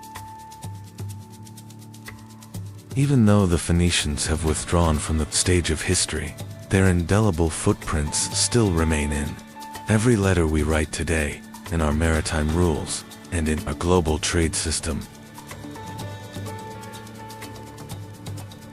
They were the first true global civilization to connect distant lands. Their courage, intelligence, and cultural legacy continue to shine like jewels embedded in the foundations of the modern world. Although the masters of the sea are gone, we touch the legacy they left behind every single day.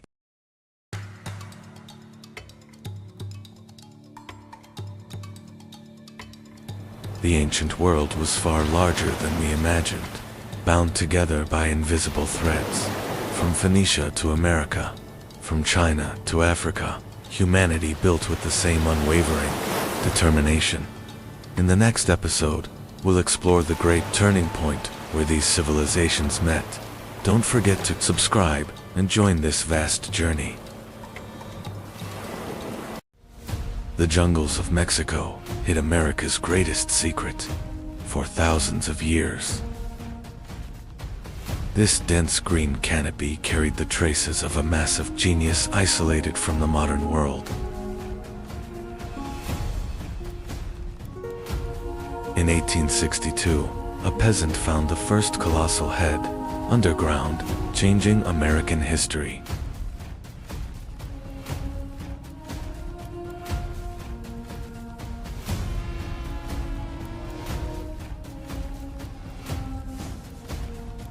Around 1200 BC, a massive civilization suddenly rose in these jungles. Without any preparation phase, they directly reached the peak in architecture and art.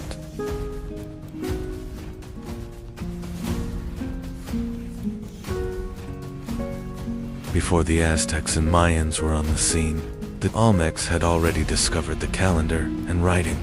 They are the mother culture that laid the foundation for all great Mesoamerican cultures. The name Olmec was given to them by the Aztecs thousands of years later, meaning rubber people. What they called themselves in their own language remained hidden in the dark and lost pages of history. It still astonishes the scientific world that they emerged with such flawless stonework without a primitive beginning. It was as if this advanced technical knowledge had come to them from across the ocean. Olmec engineers built massive artificial mountains by moving millions of cubic meters of earth in the middle of the swamp. These structures were designed to prevent destructive floods and to be closer to the sacred sky.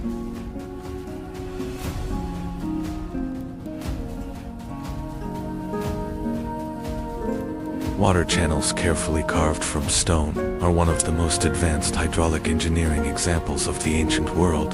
This system, which brought continuous clean water to the city, is tangible proof of the Olmec's technical genius.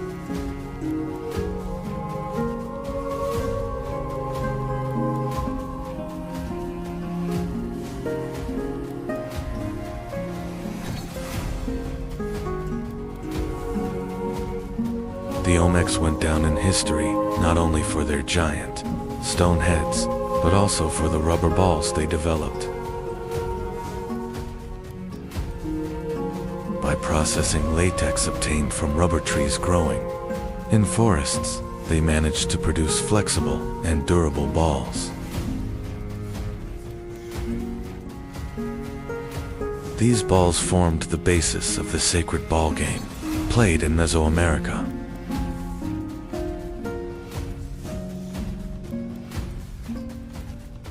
The game was not just entertainment, it also represented cosmic symbolism. The ball symbolized the sun, or planets, in the sky, and the player's struggle depicted the battle between order and chaos in the universe. The rubber technology developed by the Olmecs later spread to the Maya and Aztec civilizations, marking the beginning of a tradition that would last for thousands of years. Every street and structure in the city is not random, but aligned according to specific star systems and planets.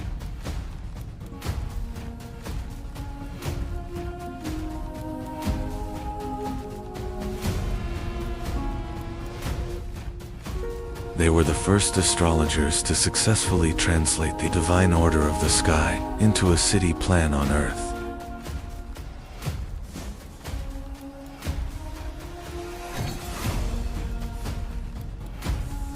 They not only observed the sky, but also interpreted the cycles of Venus and the movements of the stars as sacred signs.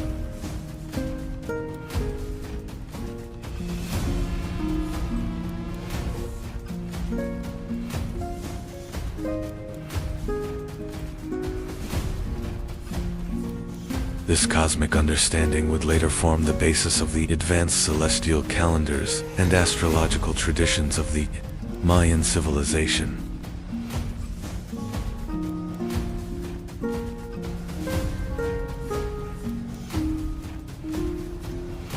How did a people without wheels or pack animals bring these blocks from the mountains 100 kilometers away?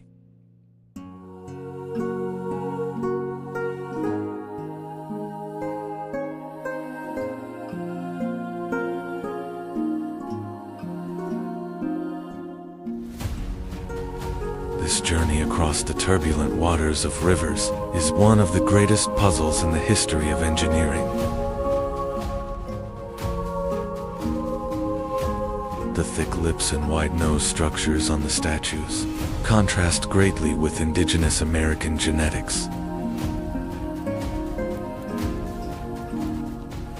These characteristic facial features may be a sign of a secret intercontinental bond in the ancient world.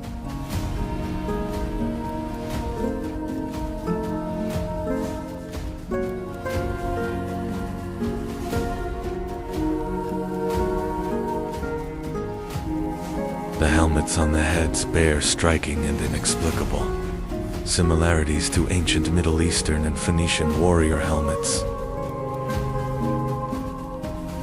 These details show that history is much more complex and connected than what we are told.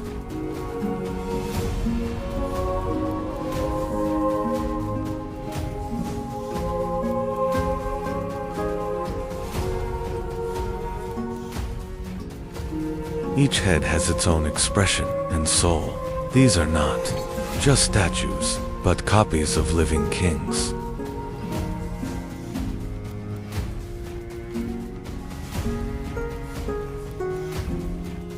The Olmecs defied time by carving the immortality of their leaders into these massive stones.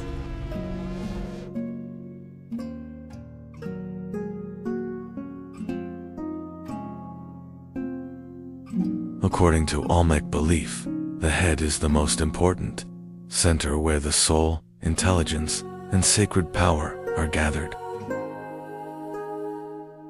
Therefore, by depicting only the head instead of the body, they aim to preserve the essence of the person.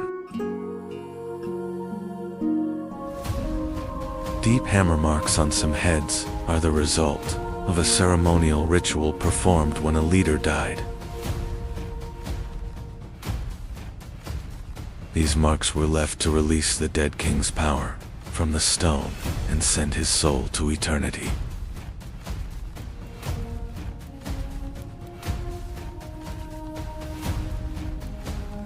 Many colossal heads were hidden by being buried underground in a grand ceremony shortly after being made. These statues may have been intended to serve the underworld gods rather than the physical world.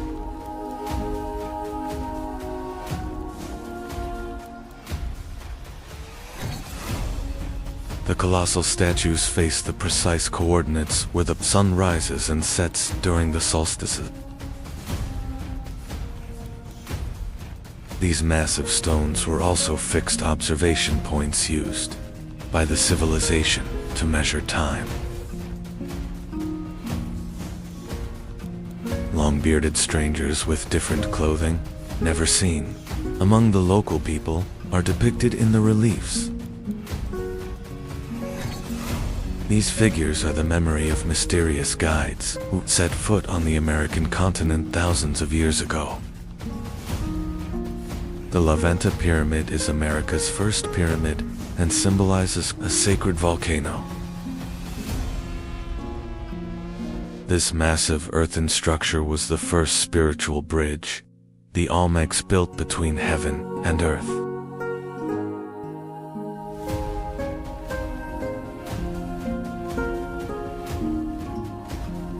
Giant mosaics buried underground are secret gifts, prepared for the gods and hidden from human eyes. Thousands of tons of precious jade were laid deep in the earth to form complex serpent motifs.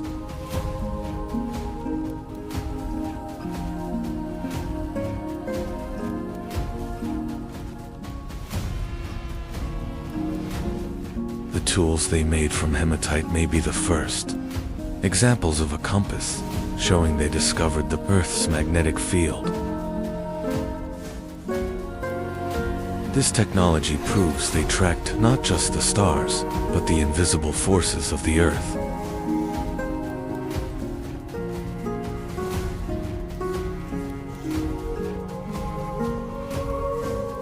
The Olmecs processed obsidian as smooth as a mirror to direct light and energy into dark temples. These mirrors were used in rituals, both for divination and to control the power of the sun.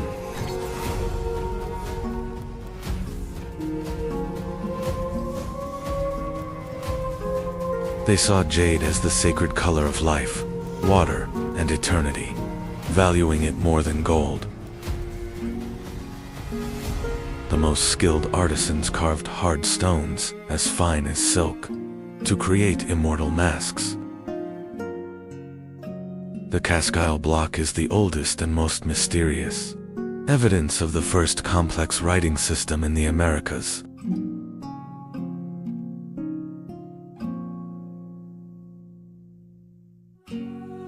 The symbols on this stone are one of the ancient world's greatest unsolved linguistic puzzles. The Olmecs developed a number system of dots and bars capable of complex astronomical calculations. This mathematical genius allowed them to accurately measure cycles spanning thousands of years. Being one of the first civilizations to use zero as a digit shows the depth of their mathematical knowledge. The concept of zero was a symbol of their understanding of the void and eternity of the universe. The Olmecs' adoption of this understanding shows that they were not only mathematicians, but also great philosophers who contemplated everything in the universe. By interlocking two different calendars, they perfectly controlled time from both religious and agricultural perspectives. This system is a massive legacy that would form the basis of the Mayan calendar thousands of years later. The Olmecs' greatest god was a half-human, half-jaguar, being representing power and the underworld. This figure symbolized the union of nature's wild power and human intelligence. Mysterious baby-faced figures were sacred spirits, representing rain from the sky and the fertility of the earth. These statues were offerings for the continuation of the agricultural cycle that fed society.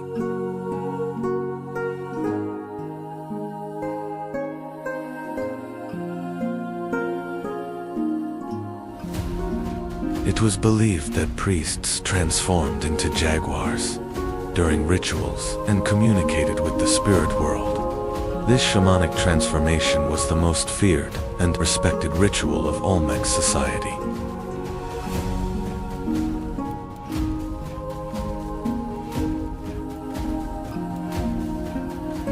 Sacrificial ceremonies to please the gods and maintain the balance of the universe began in the dark corners of Olmec temples.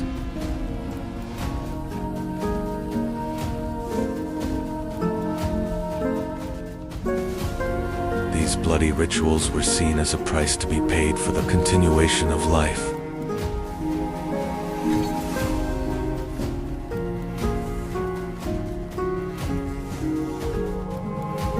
They consecrated caves as massive mouths opening to the realm of the dead and the dwellings of the gods.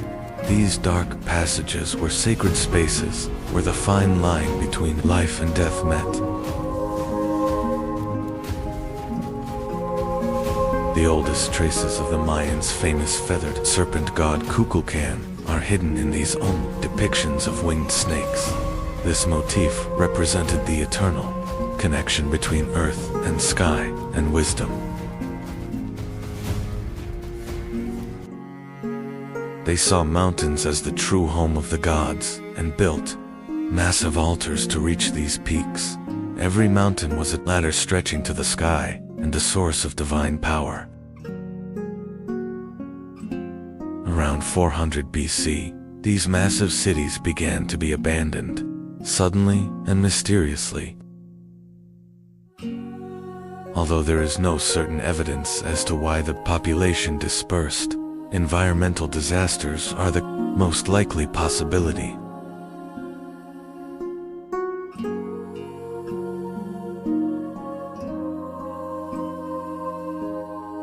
The shifting of riverbeds and volcanic eruptions may have completely collapsed their agricultural systems.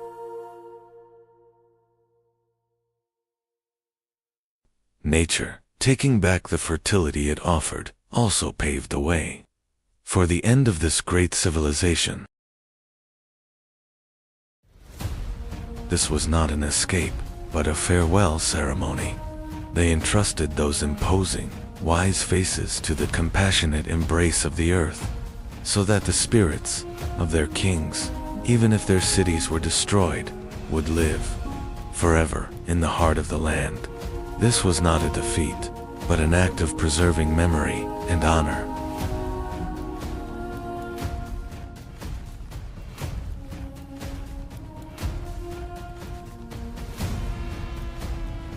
Although the Olmec civilization vanished, their language, beliefs, and calendar systems were inherited by the Mayans and Aztecs. Every great culture in Central America, from pyramid construction to the writing system, was born from this legacy they left behind. The foreign facial features on the colossal stone heads and underground cities discovered with LiDAR technology still make researchers think about mysterious connections. These statues may be proof that human history united much earlier than we thought. This is perhaps the most intriguing question. What if the Olmecs weren't silent witnesses to the history we know, but rather a missing link in a forgotten global network? What if those stony faces were the memories of visitors or ancestors from across the oceans?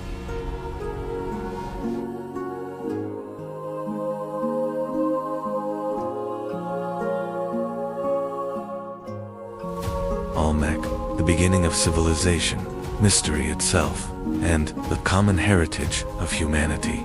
Remember, these colossal, heads deep in the jungles, continue to whisper the truth and ancient knowledge to us. The beginning of civilization, mystery itself, and the common heritage of humanity. We will continue to trace these ancient secrets. Don't forget to subscribe to the channel to join us on this journey into the depths of history, and not miss the rest of the series. Hundreds of thousands of years ago, In the caves of Zhaokudian, primitive humans control fire for the first time. The struggle for survival begins amidst dark forests and wild animals. As the Ice Age ends, people leave the caves and settle. Along the Yellow River, the first millet fields are planted, and the art of painted pottery leaves the first marks of civilization.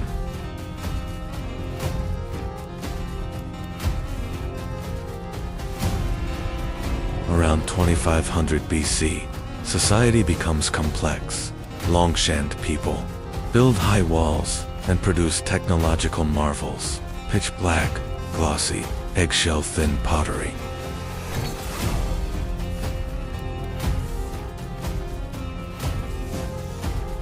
The legendary Yellow Emperor Huangdi gathers the scattered warrior tribes along the Yellow River under one roof, laying the political and cultural foundation of Chinese civilization.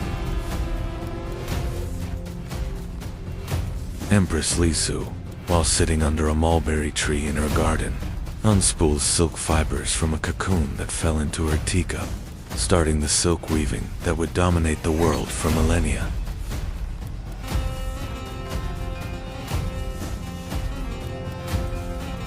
Let us witness how the fate of a river, the fate of a people, and the determination of one man intertwined, and how a dynasty was born. Here, we understand how Great Yu transformed into a legend by harnessing the destructive power of nature to serve humanity. Great Yu, working for 13 years to stop the deadly floods of the Yellow River, drains the water to the sea by digging massive canals and establishes China's first official dynasty, Xia, with the people's gratitude. Shang priests crack turtle shells in fire to read the will of the gods. The symbols engraved on these cracks become the earliest ancestors of Chinese writing.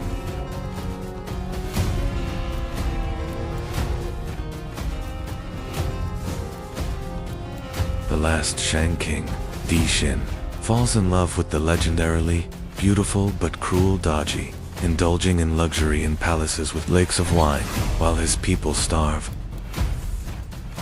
The virtuous Zhou leader Wu unites the tribes and defeats the Shang army at the Battle of Mai. King Di Xin sets himself on fire with his treasures, ending the dynasty.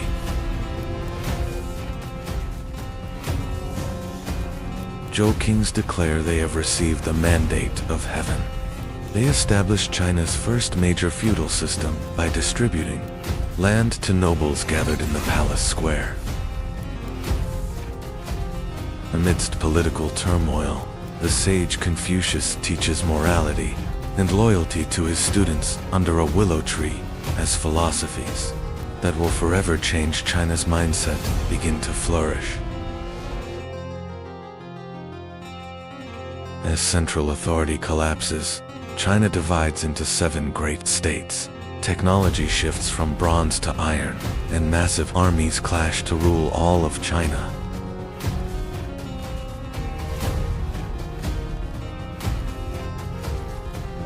Ending the warring states period, Qin Shi Huang declares himself the first emperor.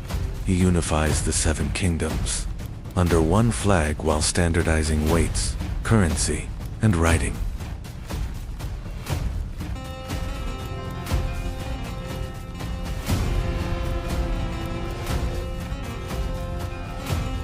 To stop nomadic raids from the north, the emperor connects previously built walls into a massive defense line. Thousands of workers raise the world's largest structure on mountain peaks.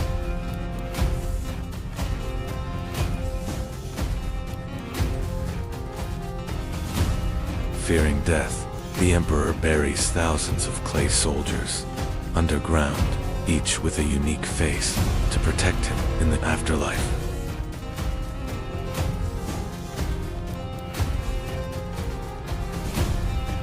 The Silk Road carried not only silk and horses, but also the arts and riches it encompassed as China encountered the world. Beyond its walls, it was also experiencing an enlightenment. Within itself, The stability of the Han Dynasty paved the way for some of history's most brilliant inventions and cultural achievements. Now, it is witnessing an invention that will change the very end, and a history that will never allow the past to be lost. CSI Lan, an official in the Han court, produces the first real paper by mixing tree bark and old rags. This invention changes the world by allowing knowledge to move from bamboo sticks to light pages.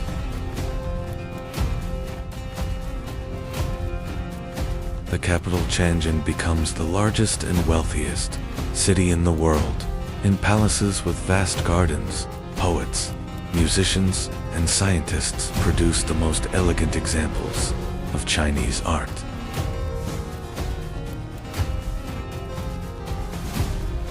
A massive fleet on the Yangtze River is engulfed in flames as the strategic genius Zhu Zhiliang turns the wind. Unified, smaller armies engulf the tyrant Cao's massive force in fire.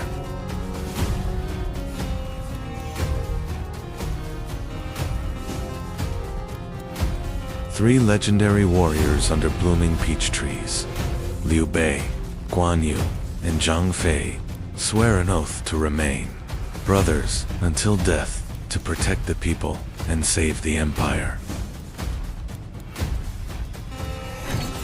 The wise Zhu Zhiliang sits on the city walls with a feather fan. Stopping the enemy with a single musical note, he proves to the world that intelligence is superior to brute force.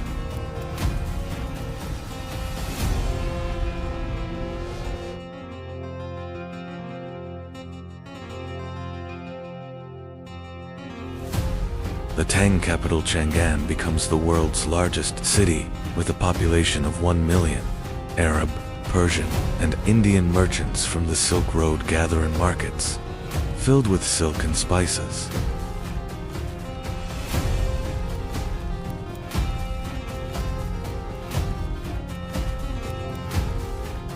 Wu Zixin, the first and only woman to sit on the throne in Chinese history, rules the empire with her intelligence and iron fist.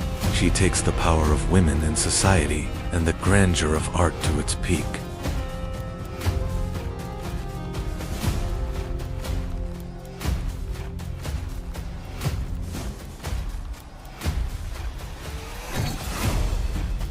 Wise poets Li Bai and Du Fu write their poems by the river, under the moonlight, as Chinese literature and painting produce the most elegant examples that will not be forgotten for millennia.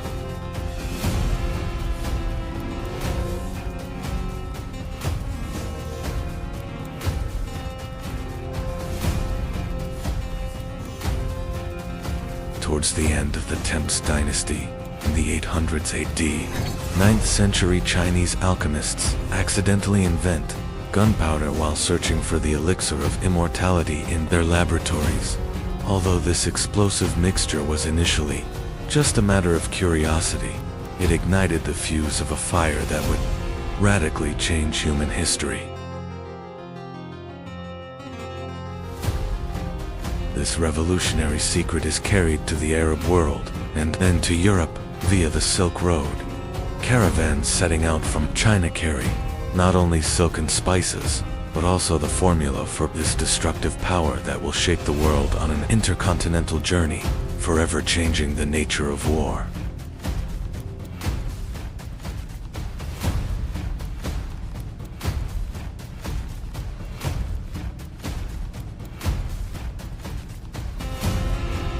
This technology reaches its peak during the Song Dynasty. Gunpowder arrows and the first cannons begin to roar on the battlefields. Chinese civilization now guides the world, not only with its philosophy, but also with its engineering.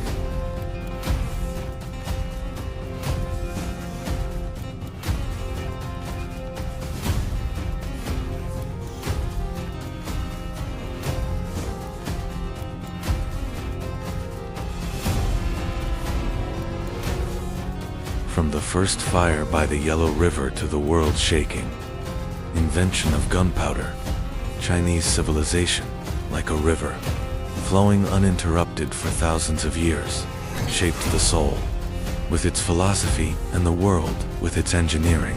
On this journey, we only saw the foundations, the wisdom of Confucius, the ambition of the first emperor, and the grandeur of the Silk Road.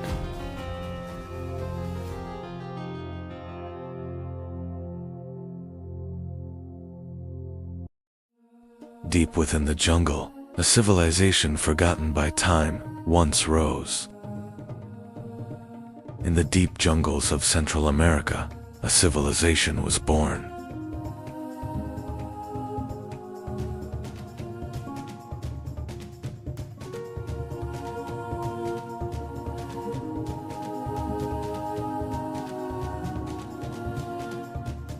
A civilization beyond time. What an accurate description.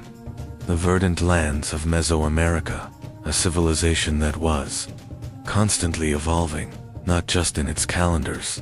Its pyramids were ladders reaching to the sky, and each GLF on its walls was a code whispering the secrets of the universe.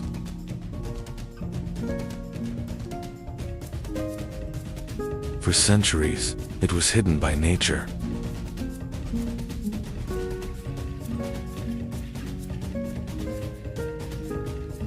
Here are those lost ruins, once nestled in nature. Every stone, every vine tells a story.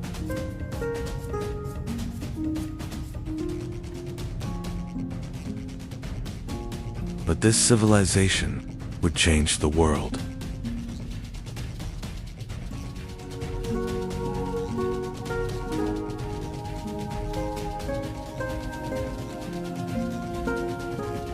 The Maya civilization spread across a vast region. It all began with small villages.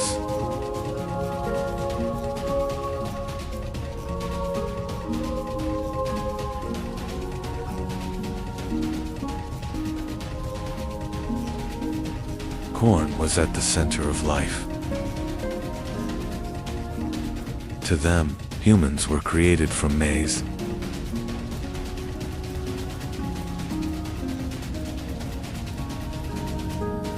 Villages slowly transformed into great cities.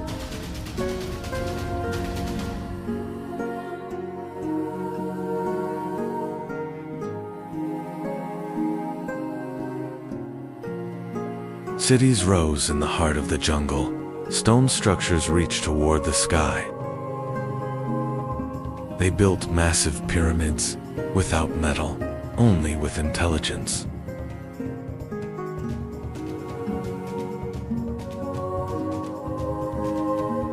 Engineering, without using wheels, iron tools, or pack animals. They built pyramids overlooking the sky by moving tons of stone deep into the forests. Population, the total population of the cities exceeded 10 million during this period.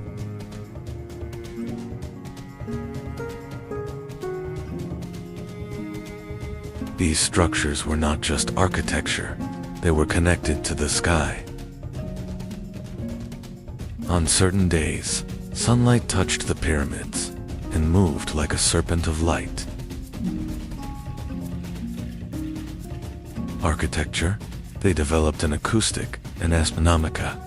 Architecture so precise that during the equinoxes, the sun's rays would cast a serpentine shadow on the pyramid steps.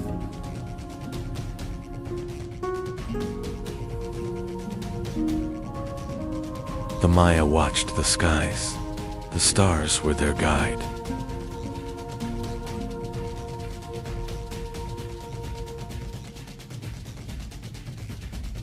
Astronomy and calendar.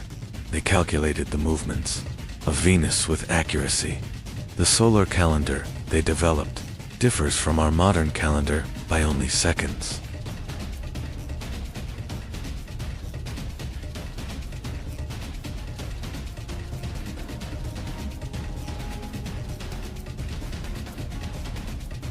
They tracked planetary movements, especially Venus, which was crucial to them.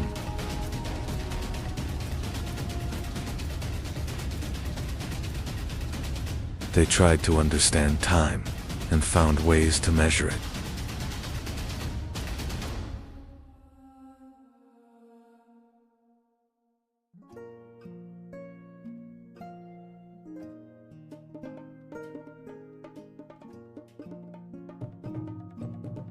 They created complex calendars, still incredibly accurate today.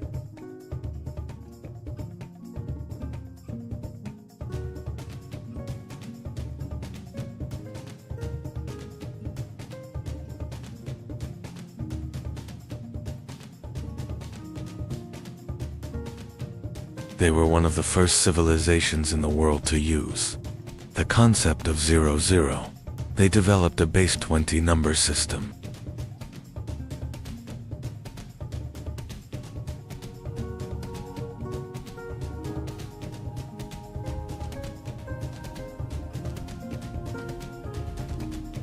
Writing system. They possessed the most advanced writing system hieroglyphs in the Americas. They wrote history books using over 800 symbols.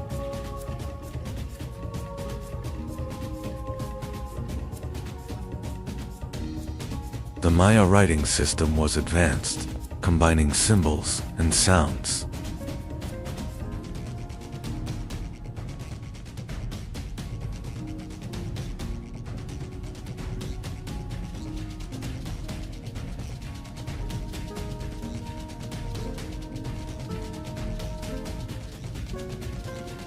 They imprisoned Venus in time, carved history into stone, and discovered zero.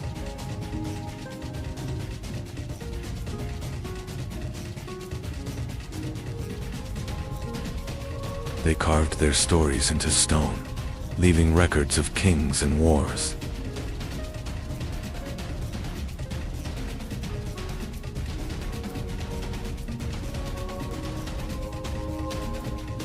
Kings were not just rulers, they were believed to speak with gods.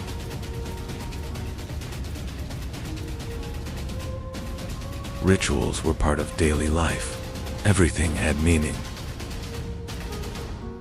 Sacrifices were made for the gods to maintain balance in the universe.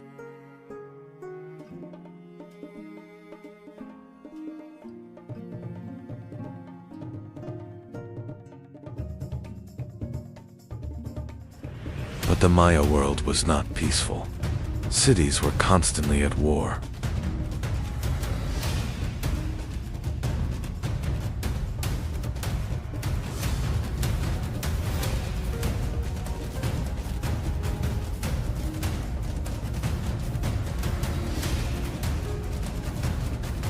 Wars were fought for power. Blood was spilled for control.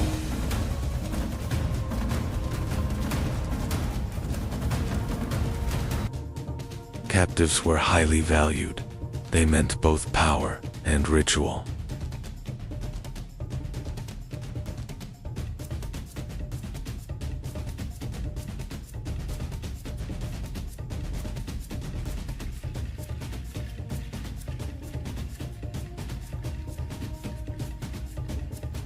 Then nature began to change. Drought made life harder.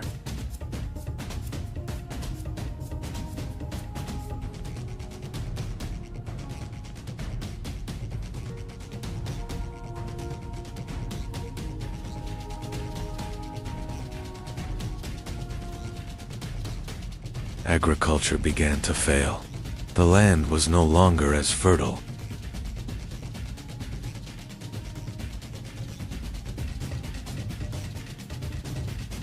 Cities were slowly abandoned. People left their homes behind.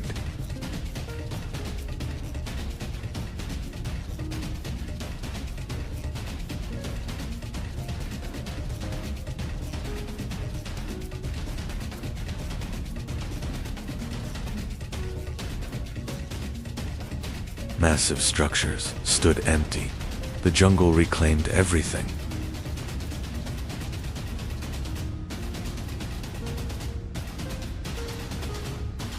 A great civilization collapsed, but the reason remains unclear.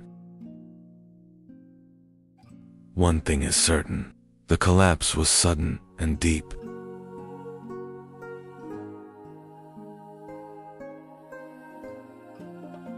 But the Maya people did not disappear. They continued to live on.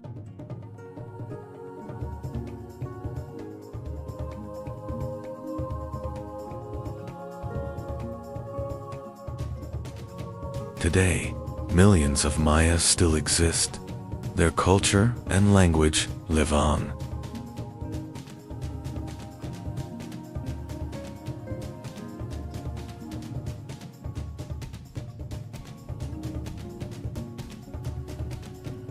Their past still lives within them, and their story continues.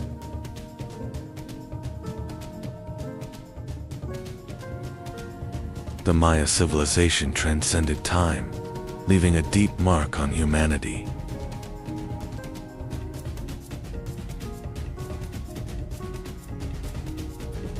And some mysteries remain unsolved. Perhaps they never will be.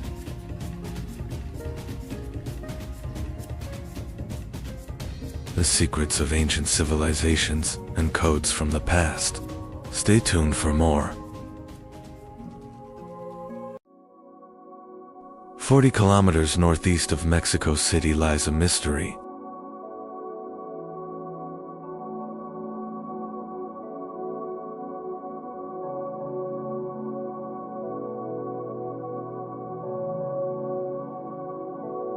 Its name comes from the Aztecs,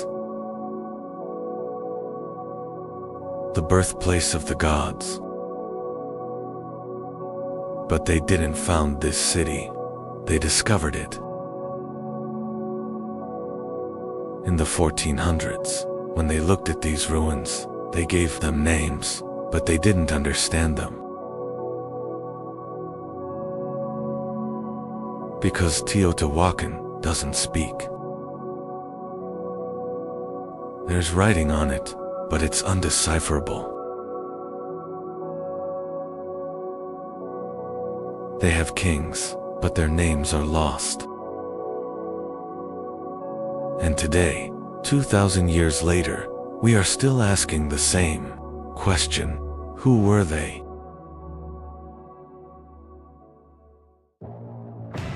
In 100 BC, while the Roman Republic was being established, and the Qin dynasty was rising, something else was happening here.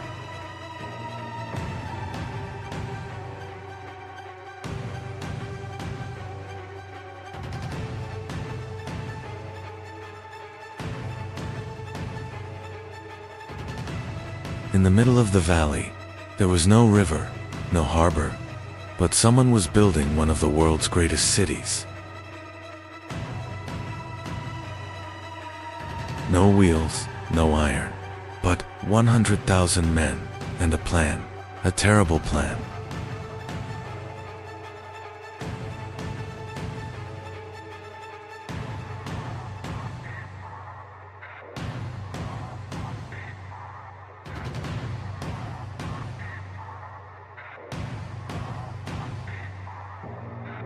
The plan for Teotihuacan is a message, a 2-kilometer-long boulevard, the way of the dead. Why the dead? Because along this road, there are small hills, graves, but who is in them? We don't know. The tombs have been plundered, perhaps kings, perhaps priests, perhaps victims. But this path is not just a street. It is an axis between the earth and the sky. In the middle of the road, the Pyramid of the Sun, 65 meters high, 225 meters base in terms of volume. It is larger than the Great Pyramid of Giza in Egypt.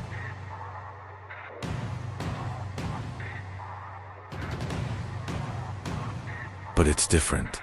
This pyramid is made of limestone and volcanic tuff, and it's not hollow. In the 1970s, a tunnel was discovered. It's 100 meters long. From underground towards the very center of the pyramid. But what's in the center? A tomb? A treasure? No, a room. And in that room, in 2015, mercury was found. Tons of mercury, liquid metal, for the journey of souls, for the passage of the dead.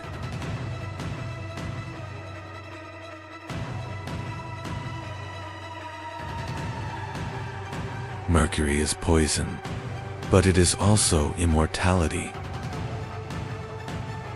Chinese emperors also drank mercury to become immortal. They died in Teotihuacan. Mercury is perhaps the same thing, a quest for immortality. But for whom? For a king, or for the city itself?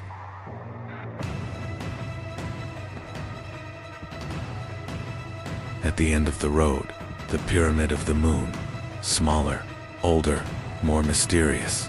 12 platforms in front of it, 12 in number, 12 moons, 12 planets, 12 gods. We don't know.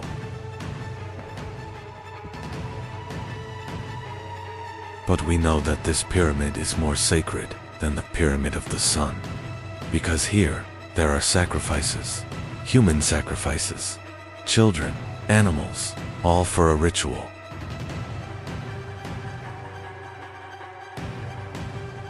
Every 12 years, every 52 years, at the 0 point of the sacred calendar, we don't know, but the bones speak, and blood has seeped into the stones.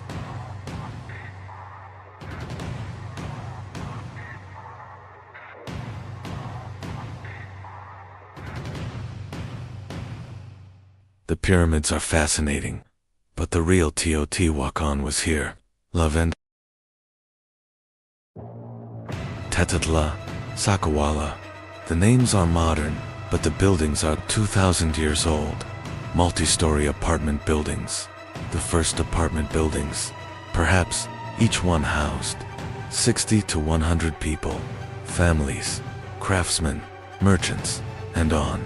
The wall of every room, paintings. Red, green, yellow. There's no wall without a jaguar, because the jaguar is power, and the feathered serpent, and the feathered snake. Quetzalcoatl, sky and wind, knowledge and death at the same time. Teotihuacan is a manufacturing center, obsidian, volcanic glass, the sharpest blade in the world, 100 times sharper than surgical steel, and this obsidian is everywhere.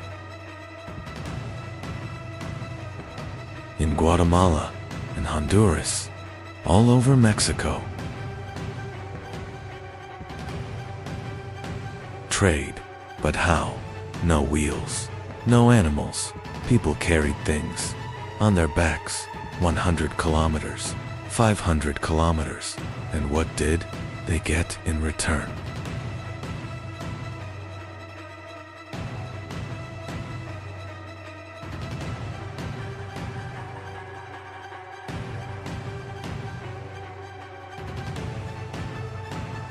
Jade from Guatemala, 1,000 kilometers, feathers from the Amazon, seashells from the Pacific.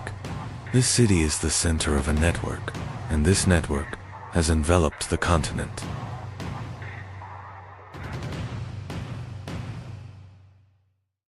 But Teotihuacan isn't just rich.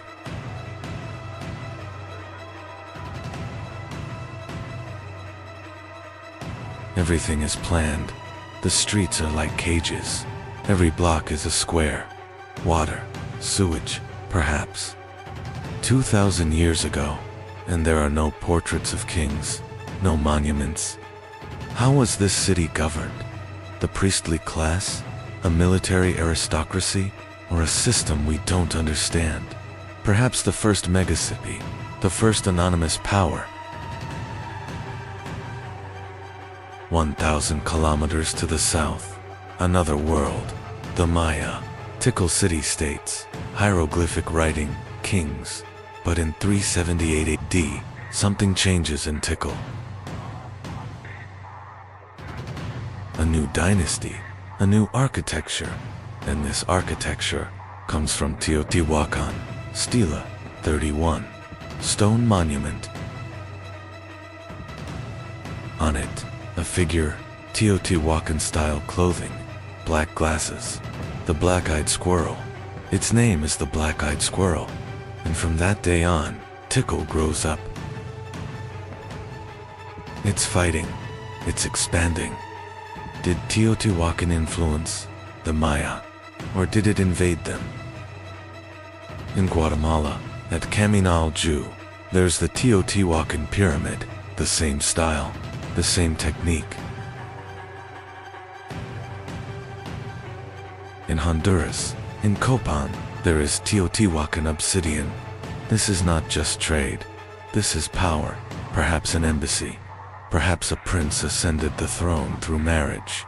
Perhaps an army came and changed a dynasty. But the result is the same. The influence of Teotihuacan stretches thousands of kilometers. This is not a city, it is an empire. Silent, unwritten, but real. And here's the interesting thing, the Maya wrote.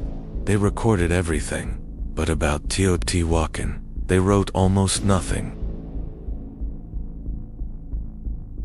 It was simply, that day, people came from faraway lands. Faraway lands, 1,000 kilometers, and then, silence. Why was Teotihuacan so frightening, or so secretive? Around 550 AD, maybe 600 AD, it's not certain, but something is happening. The city center is burning. The temples are being destroyed. The temple of the feathered serpent in particular. Symbols are being broken. Statues are being shattered. Is this an external attack, or an internal rebellion?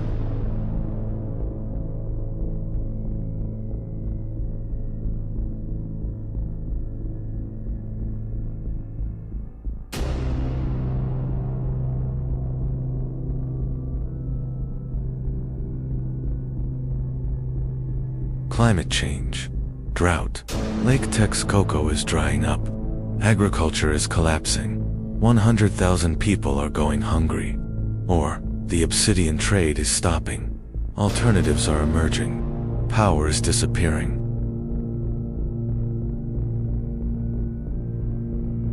But this isn't a sudden end, it's slow. 100 years people are leaving, apartments are being emptied. Some are going to Maya lands. To Tikal. Tocopan. They're taking their knowledge, their beliefs with them. Some are going up into the mountains, to the high plains. And the city is being forgotten. Right? No.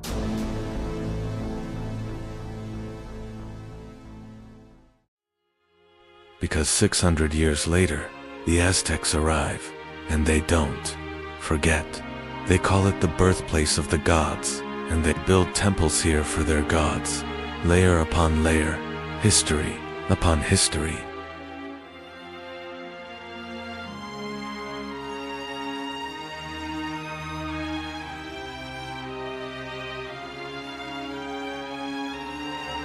The 1900s.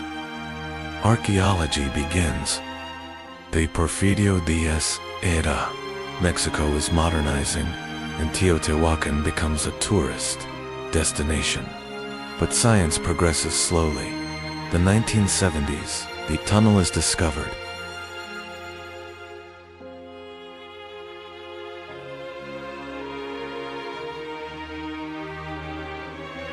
1980s, radar.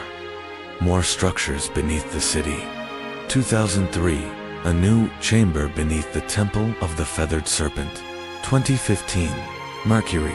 And still, something new every year. The 2020s, LiDAR, remote sensing, and we still can't decipher the writing. We still don't know the names of the kings.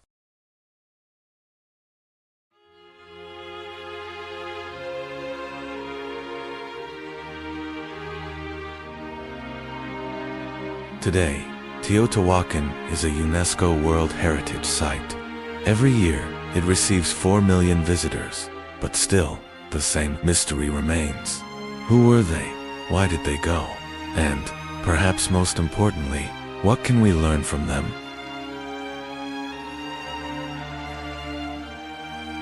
The collapse of megacities, climate change, resource depletion, social inequality. All of these existed 2,000 years ago, and we're still asking the same questions. Teotihuacan is silent, but its stones speak. Every step is a message. Every wall tells a story. And we just listen. 2,000 years later, we're still listening. Because some places are outside of time, some questions must remain unanswered. Perhaps that is why it is still there, waiting. The birthplace of the gods, and perhaps of us too.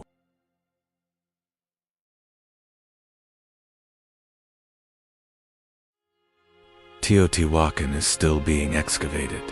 Every new discovery updates this film. The city was aligned. Mercury discovered in 2015. Everything was deliberately analyzed. This writing system remains a mystery. Everything followed a deliberate plan. And perhaps we could never figure out should remain mysteries. Why they were built. Here they are. Pyramids beneath the aligned stars. This city exists. There's secrets forever hidden, but no one knows who built it. One of the greatest mysteries in human history. Don't forget to subscribe to my channel. There is a city 400 meters above the Oaxaca Valley, on top of a mountain, Monte Alban. The White Mountain. This name was given by the Spaniards, who arrived in the 16th century, but they did not found this city. The Zapotecs built this city, yet even today, we still do not know the original name they gave to this mountain, because the Zapotec writing system has not yet been fully deciphered. 700 BC, that's 300 years before Rome founded the city. The Olmecs had collapsed. The Mayans were rising. But here, in southern Mexico, something else was happening. A people leveling the mountaintop, a construction project that lasted 300 years, and the resulting city with a population of 15,000 terraces, temples, observatories, and a message: we are here, and we are watching. The construction of Monte Alban seems like madness. Why the top of the mountain? Why 400 meters up? Defense, perhaps? But there's more to it. Surveillance, control. The Oaxaca Valley is one of Mexico's most fertile agricultural areas. And this mountain is right in the middle of the valley. It sees everything. It controls everything. The city center, Grand Plaza, 300 meters long, 200 meters wide, flat, symmetrical, planned. This is the oldest planned city in Mexico, and this plan hasn't changed for 1,000 years. The J platform, the South platform, the I's monument, all remained faithful to the original design from 700 BC. Why?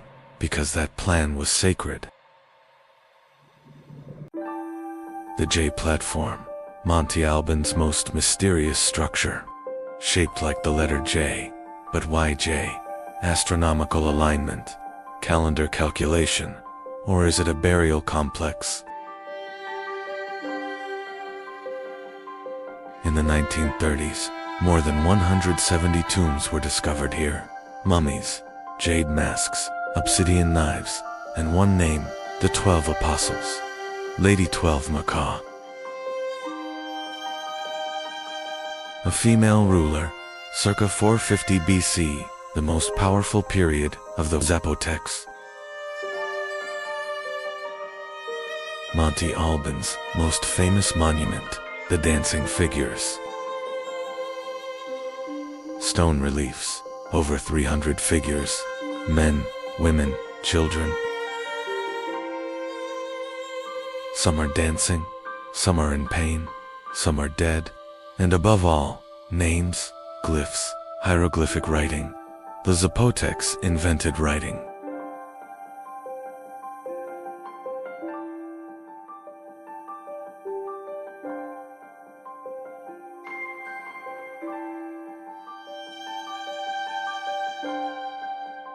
Before the Olmecs, independent of the Mayans, but this writing system is still undeciphered.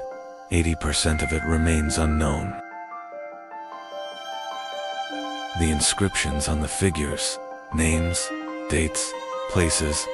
There's a place called Bourgeois, where we don't know. An event called Bloody Moon, when we don't know. But what we do know is, these figures are prisoners, enemy, leaders. They're not dancing, they're being tortured. And this is the message of Monte Alban. If you oppose us, this is your end. This monument is propaganda, a show of force. But it is also history, a record of how the Zapotecs conquered their neighbors, and this record spanned 1,000 years. Because Monte Alban stood for 1,000 years, until 708. Rome fell, Teotihuacan fell, but Monte Alban still stood. The place of women in Zapotec society is still debated. Was it male-dominated, or did women also hold power? The tombs of the 12 apostles support the second question. But is this the only example, or were there more female rulers? We don't know. Because the Zapotec script remains undeciphered, and perhaps, when it is deciphered, we will find even more of the 12 apostles. Outside Monte Alban in the valley, there were villages, agriculture, corn, beans, squash. 3 sisters, Mexico's staple food, and handicrafts, obsidian work, ceramics, weaving. The Zapotecs were experts in textiles, and these textiles were traded to Teotihuacan, to the Mayans, even further afield. Monte Alban and Teotihuacan, 2 mountain cities, 2 power centers, 500 kilometers apart, but connected. Between 200 and 500 AD, there was intense trade, obsidian, ceramics, jade, and perhaps ideas. Was Zapotec writing influenced by Teotihuacan writing? Or was it the other way around? We don't know. But what we do know is, these 2 cities knew each other, and they respected each other. Teotihuacan-style ceramics have been found at Monte Alban. Talak figures, feathered serpent motifs, and Zapotec jade from Teotihuacan. It came from Guatemala, but passed through Zapotec hands. This wasn't just trade, it was diplomacy, perhaps an alliance. 2 superpowers, not enemies, but partners. But there were differences too. Teotihuacan is anonymous. It has no king. The Zapotecs have names like the 12 apostles. Teotihuacan was unwritten. The Zapotecs were written, and perhaps that writing made the difference, because writing is identity. It is history, and the Zapotecs recorded their history. On tombstones, on monuments, and we are still trying to decipher those records. T by AD. Monte Alban is being abandoned. Why? Drought, civil war, depletion of resources. Perhaps all of them. The city on the mountaintop was unsustainable. The water was below.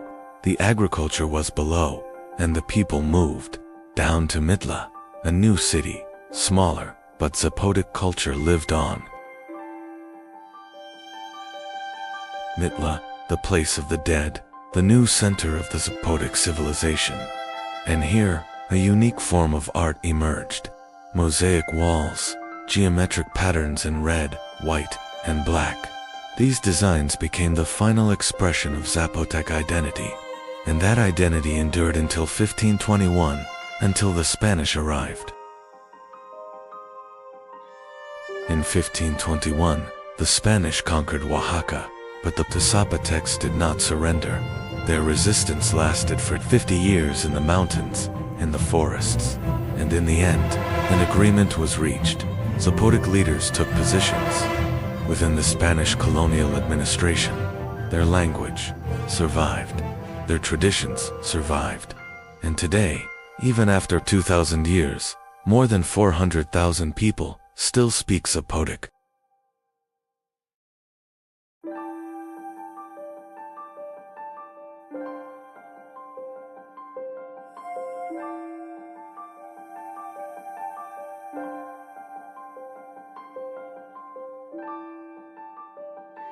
Monte Alban is in ruins, but its Zapotec identity lives on.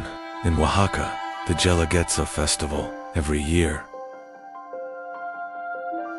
Zapotec dances, Zapotec music, and in those dances, perhaps, we see the dancing figures of the Grand Plaza.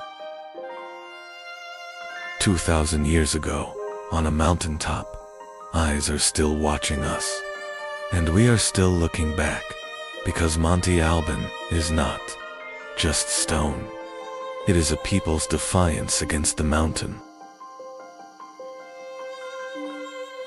A nation's struggle to conquer time, and perhaps its success. The Zapotec script remains undeciphered, but one day, it will be deciphered, and on that day, we will hear the voices of the 12 apostles, and perhaps, that voice will say, "We were here, and we have not been forgotten." Monte Alban was added to the UNESCO World Heritage List in 1987. Zapotec is still spoken by 400,000 people in Mexico.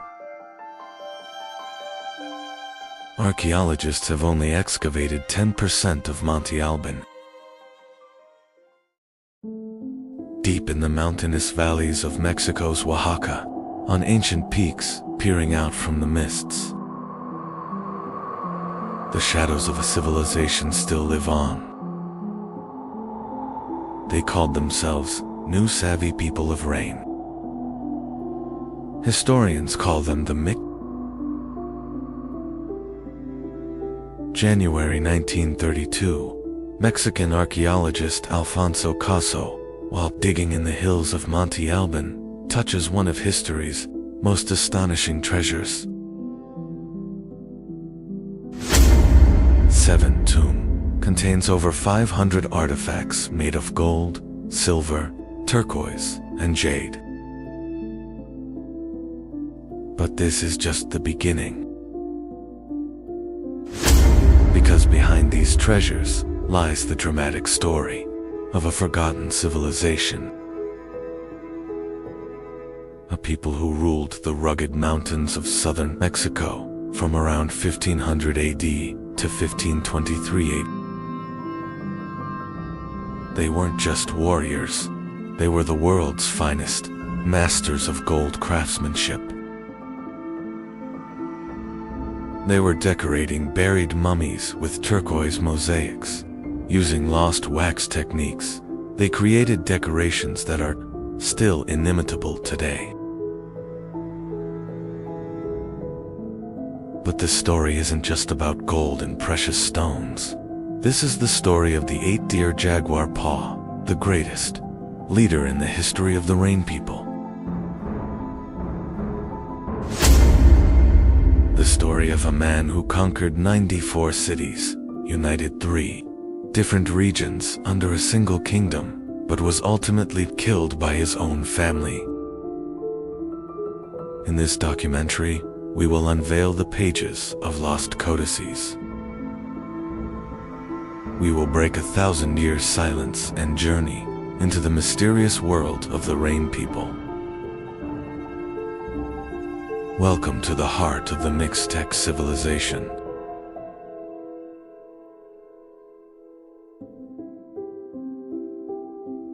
The Mixtec people call themselves Nu, Savvy, the people of rain.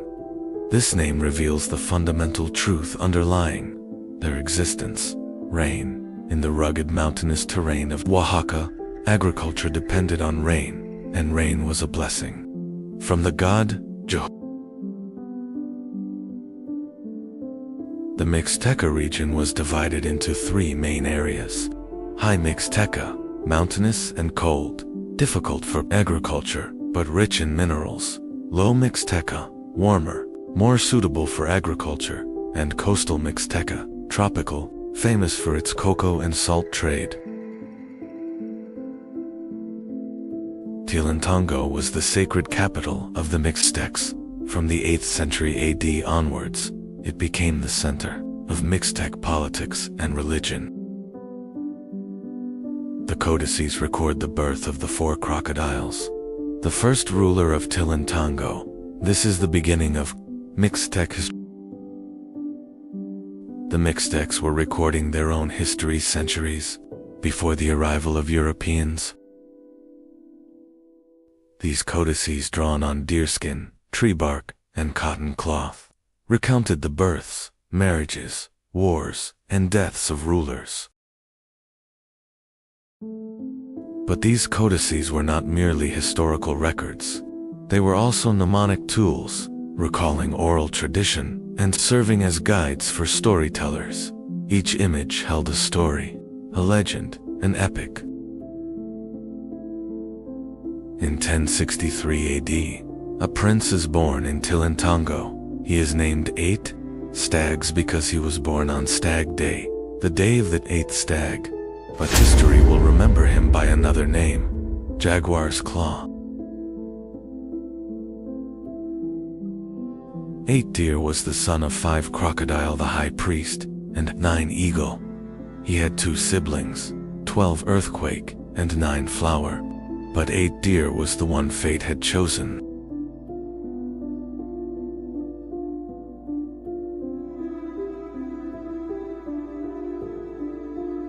According to the codices, during his reign as King 8, he conquered 94 cities.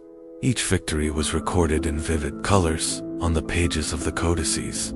He is always depicted wearing a jaguar helmet, a symbol of his warrior spirit and strength. But 8 Deer ruled not only by the power of the sword, but also by diplomacy. They formed an alliance with 4 Jaguars, a more powerful Toltec ruler than Cholula. In return for this alliance, they received the turquoise nose ornament, a symbol of Toltec royal power. The most striking story of 8 Deer is his tragic relationship with his family. His stepsister, 6 Lizards, married 11 Winds. This marriage posed a threat to 8 Deer because 11 Wind's family had their eyes on the Tilantongo throne. In 1101 AD, the 8 Deer finally conquered the city of the Red and White Bunch, the center of their rivals. They captured 11 Winds and his brothers, but they spared their youngest brother for Winds. This pardon would seal his fate. 14 years later, in 1115 AD, 4 Winds, now both 8 Deer's half-brother and son-in-law, formed an alliance. The combined forces of the Mixtec kingdoms rose up against 8 Deer. 8 Deer were captured and sacrificed. The greatest conqueror in Mixtec history died at the hands of his own family. The codices silently record this moment, the fall of a hero, the price of power and arrogance. January 6, 1932. While excavating at Monte Alban, Alfonso Caso sensed something beneath the soil, a tomb, but no ordinary tomb. This would become the richest archaeological treasure in the Americas. 7. The tomb was originally built by the Zapotecs between 300 and 600 AD, but the Mixtecs reused it centuries later. This was a way of embracing the power of the past and paying respect to the spirits of their ancestors. 9 skeletons were found inside the tomb, but the most surprising thing were the artifacts.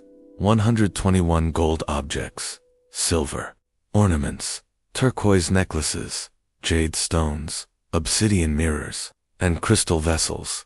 All were prime examples of the mastery of Mixtec craftsmen. But the most striking artifact was a human skull covered in turquoise mosaics. It had a hole in it for incense.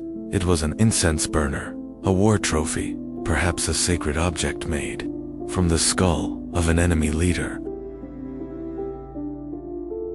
For years, archaeologists believed the main person in the tomb was a male warrior, but recent research suggests it was actually a woman.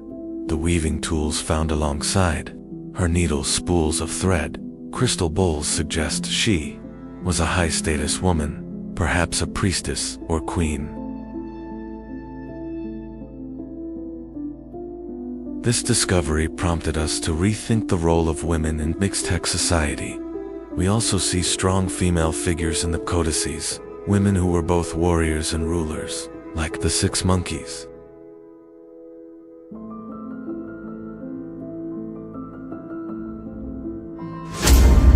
The tomb's treasures are now on display at the Oaxaca Cultural Museum, but the tomb itself, high up in Monte Alban, still awaits visitors. Although the lights inside are out, its stories live on. For the Mixtecs, rain was not just a meteorological event. Rain meant life, and Jehui, the god of rain, was their supreme god. Jehui is typically depicted wearing a blue or green rain goggles mask with a jaguar-like expression and bared teeth. Rain or steam is thought to emanate from his nostrils. This imagery symbolizes both his life-giving and destructive power. Ceremonies were held on mountaintops in honor of Jehui. During severe droughts, much darker rituals were performed. Historical records indicate that child sacrifices were offered to appease the rain god.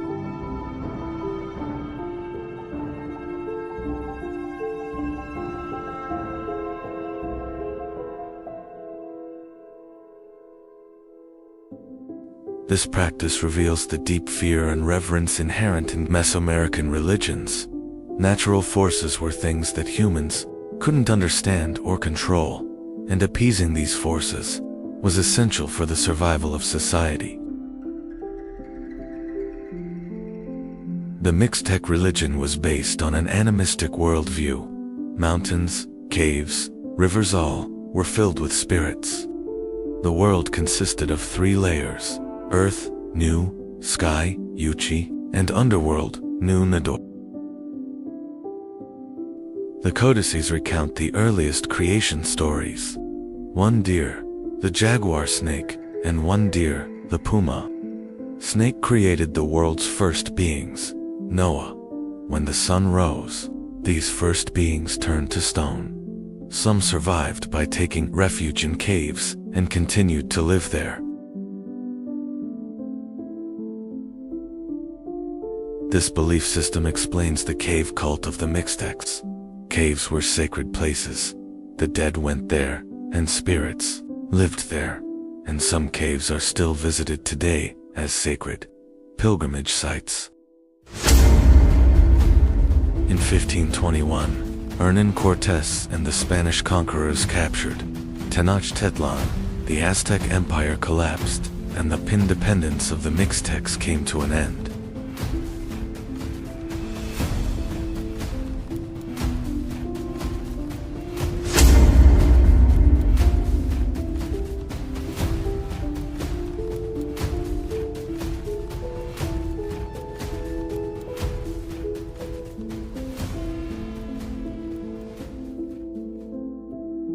The arrival of the Spaniards was meant to be the end for the Mixtec civilization, but that wasn't entirely the case. The Mixtecs survived culturally. They preserved their language, traditions, and identity.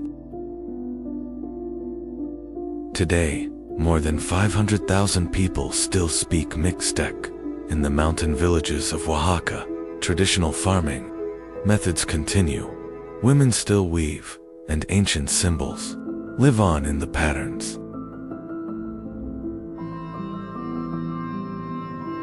The story of the Mixtecs is a testament to the resilience of indigenous cultures. Despite the devastating effects of European colonialism, they were a people who wrote their own history, created their own art, and worshipped their own gods. Most of the codices were taken to Europe. They are now in libraries in London, Vienna, and Oxford, but their spirit still lives on in the mountains of Oaxaca. The jaguar claws of 8 deer happened in 1115, but its story is still told more than 1,000 years later. Perhaps this is the definition of a true legend. The legacy left to us by the Mixtecs goes beyond gold and precious stones. It reminds us of a part of humanity's shared heritage, the rise and fall of a civilization and a people's struggle for survival.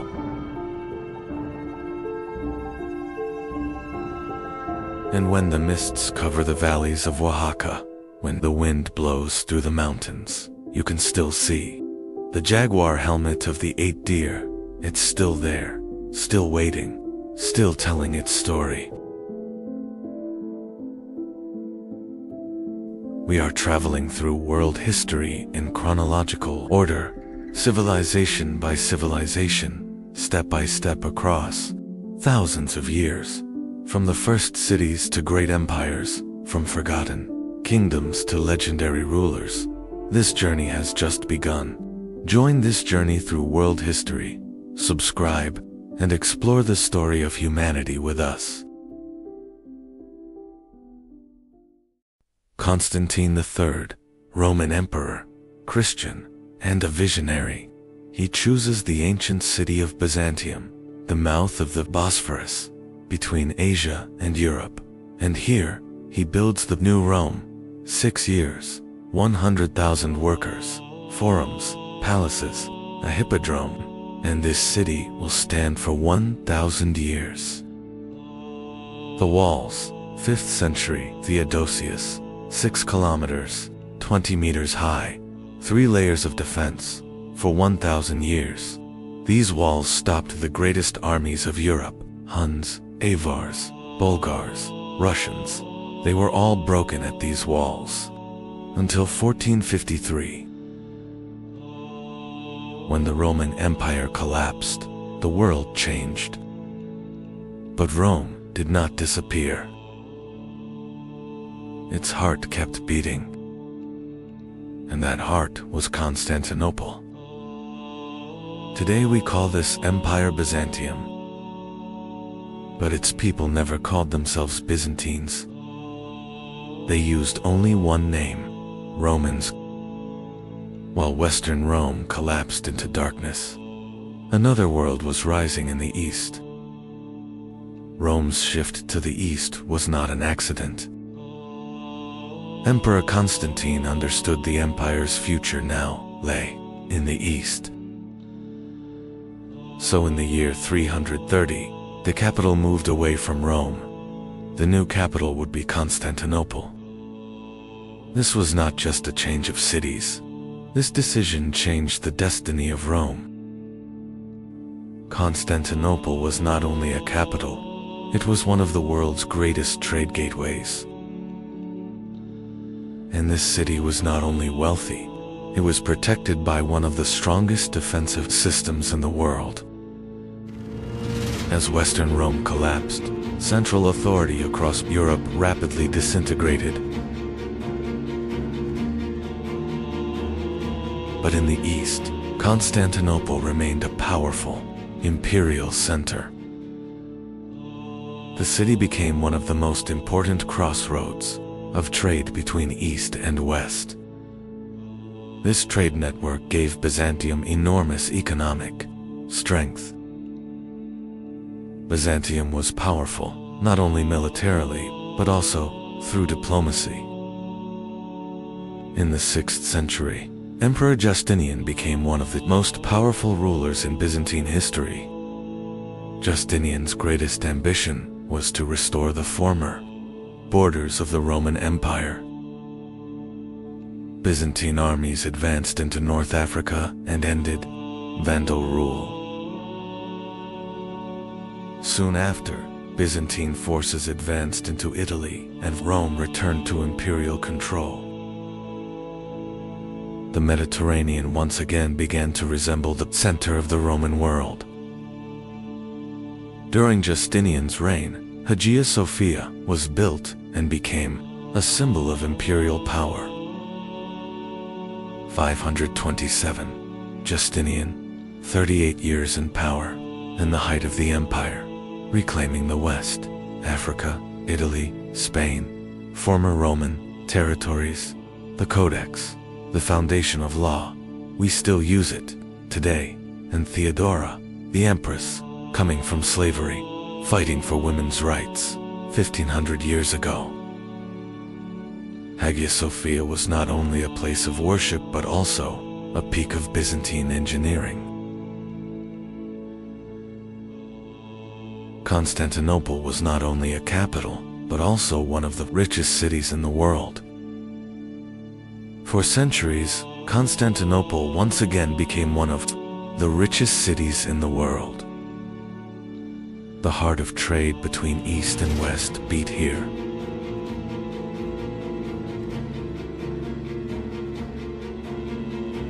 8th century, iconoclasm, icons banned, war within Christianity, and this war weakens the empire.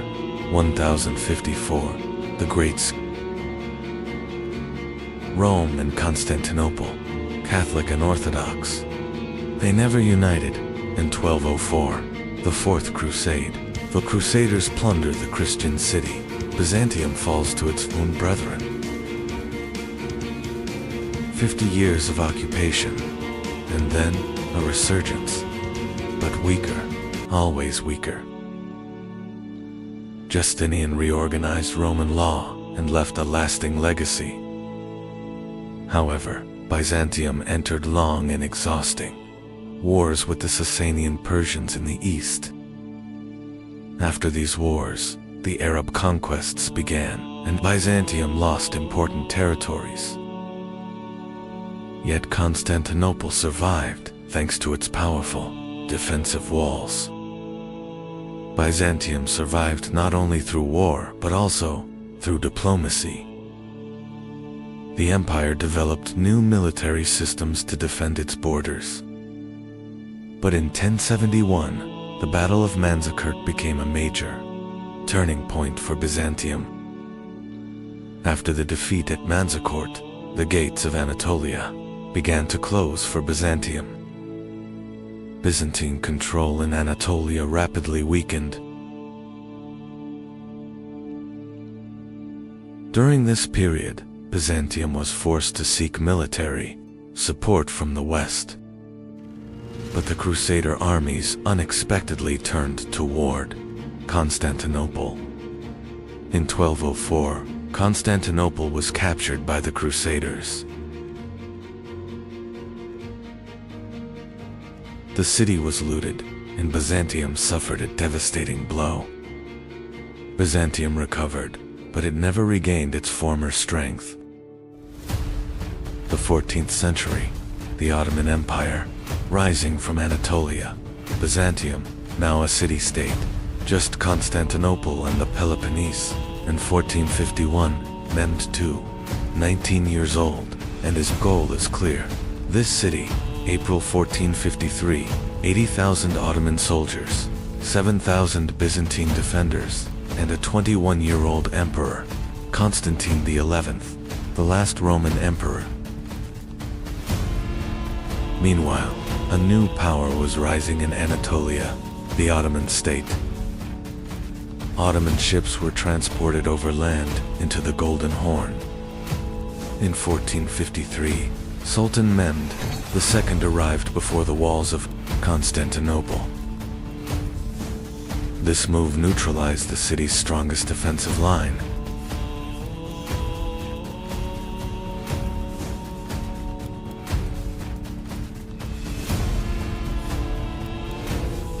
With the final assault, the defenses of Constantinople collapsed. On May 29, 1453, Constantinople fell. This event marked the end of the Byzantine Empire.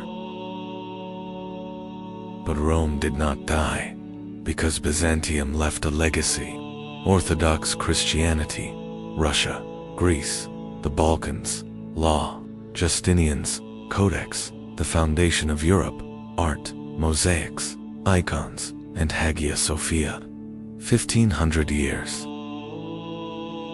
First a church, then a mosque, now a museum, and it's still standing, because Byzantium knew how to build structures that took 1,000 years to build, and these structures are still speaking. We can still hear Rome's last breath. Byzantium, Eastern Rome, Constantinople, Istanbul. The names have changed, but the stones are the same, and we are looking at the same stones 2,000 years later. Rome was founded in 753 BC. It ended in 1453 AD, 2,206 years.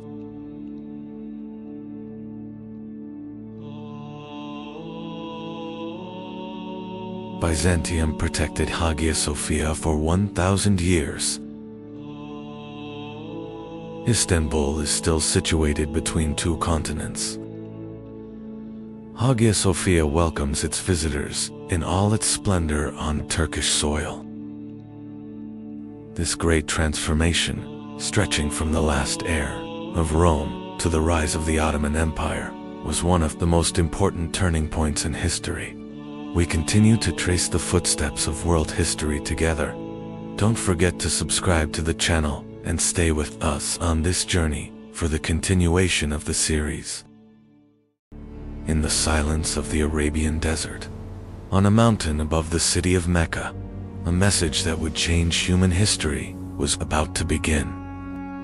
At the heart of this land stood a city, Mecca. And at the center of Mecca stood a structure revered for centuries, the Kaaba. In the early 7th century, the Arabian Peninsula, a land of vast deserts, tribal rivalries, and intersecting trade routes. In this land, a message would emerge that would change the course of world history. At the time Islam emerged, the Arabian Peninsula was politically fragmented. There was no central state. Society was organized around tribes, and each tribe governed itself. Rivalries and conflicts between tribes were part of everyday life. The strong held decisive power over the weak within society. Inside the Kaaba in Mecca stood hundreds of idols. It was in this very environment that a new message would soon emerge. Around the year 570 CE, a child was born in Mecca. He would become the bearer of a message that would change the course of world history. He lost his father before he was born, and at a young age, he also lost his mother, growing up as an orphan. He was first cared for by his grandfather Abdul Muttalib, and later by his uncle Abu Talib. In his youth, he worked in trade and had the opportunity to travel across different regions of Arabia. In his youth, he worked in trade. He traveled across different regions of Arabia. These journeys expanded his understanding of the world around him. Because of his honesty and integrity, he earned the respect of the people of Mecca. They gave him a name, Al-Amin. At the age of 25, around the year 595, he married Khadijah, one of the most respected and wealthy women of Mecca.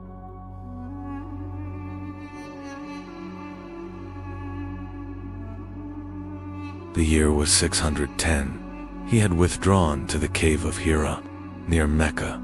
There an event was about to unfold that would change the course of human history.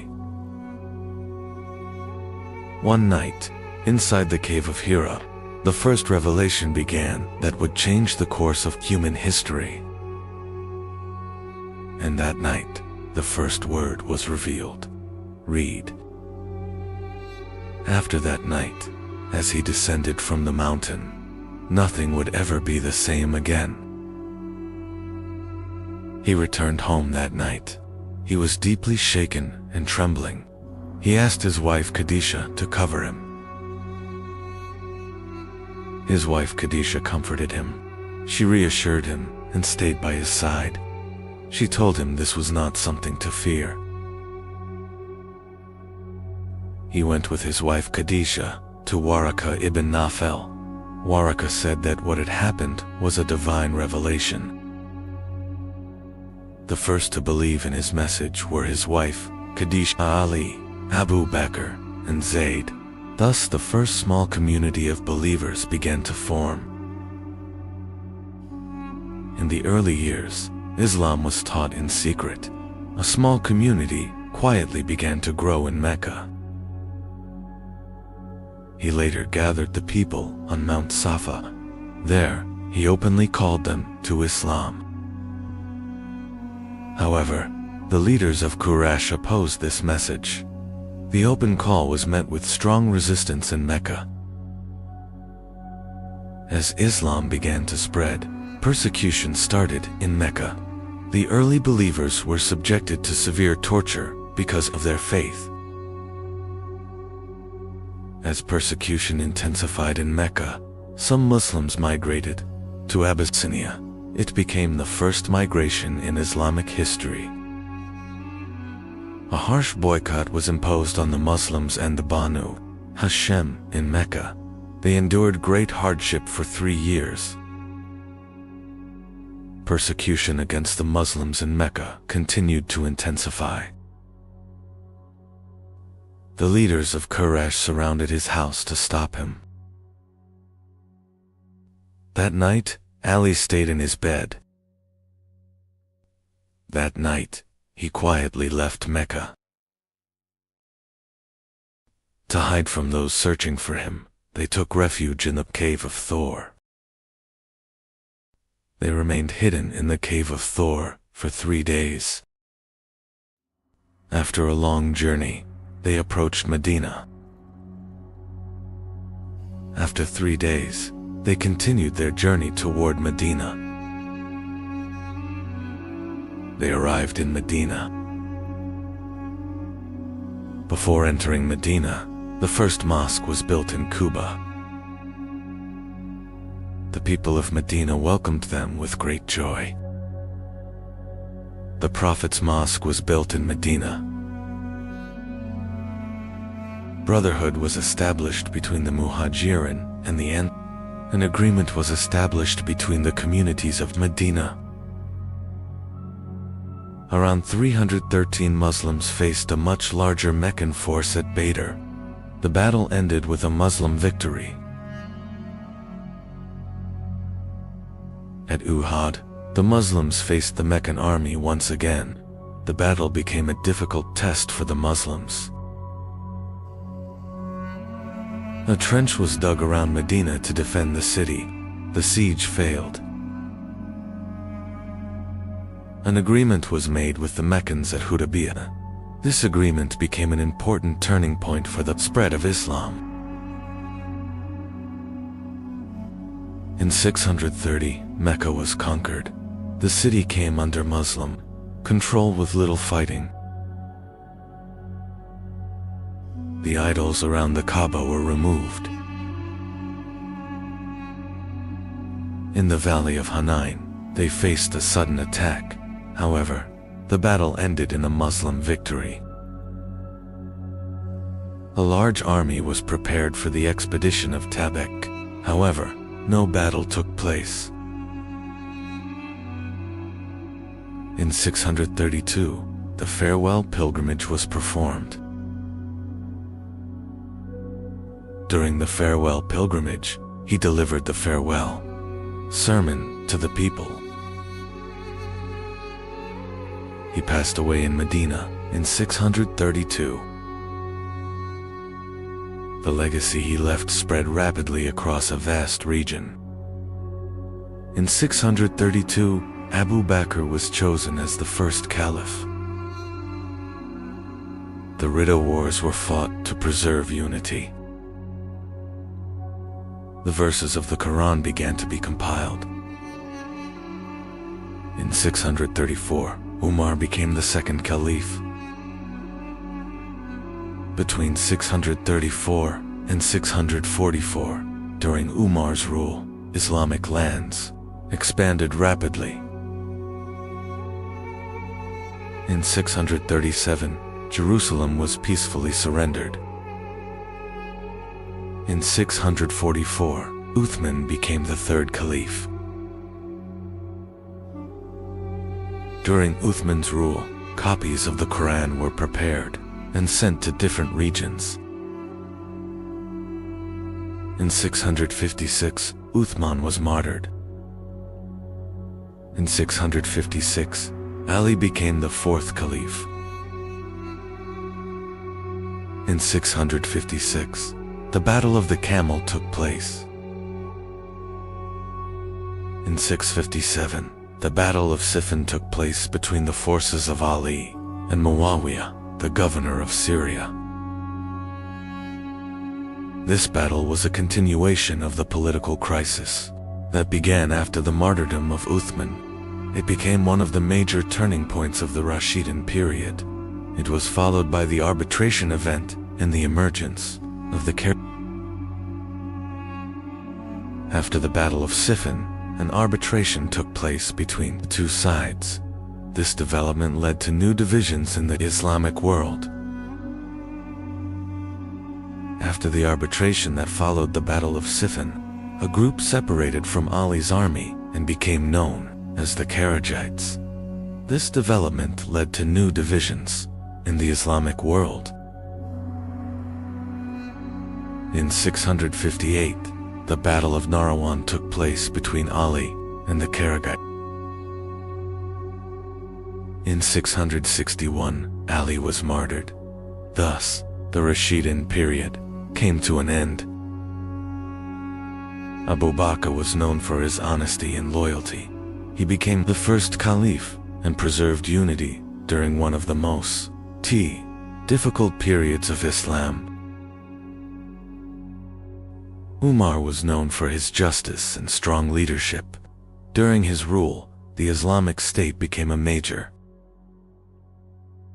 Uthman was known for his kindness and generosity. During his rule, copies of the Quran were distributed to different regions. Ali was known for his courage, wisdom, and justice. He became one of the most important leaders in Islamic history. The Quran was revealed gradually over about 23 years. This process guided the community step by step and strengthened the believers. Islam is built upon 5 core practices: declaration of faith, prayer, fasting, charity, and pilgrimage. Islam encourages reading, cleanliness, goodness, and justice. It emphasizes protecting the weak and carrying responsibility. Within society, to be a Muslim, one must declare with the tongue and believe with the heart. The Quran clearly declares that there is no God but Allah and that Muhammad is his messenger. This belief forms the foundation of Islam. Islam is a faith built upon justice, compassion, knowledge, and good character. For centuries, it has continued to guide the lives of millions of people.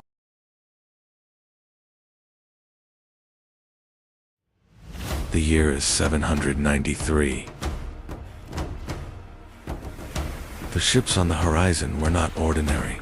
Long, narrow, and crowned with dragon heads. The warriors of the north were coming. The longships reached the shore. Warriors carrying shields and axes stepped onto this silent coast. Lindisfarne was no longer safe.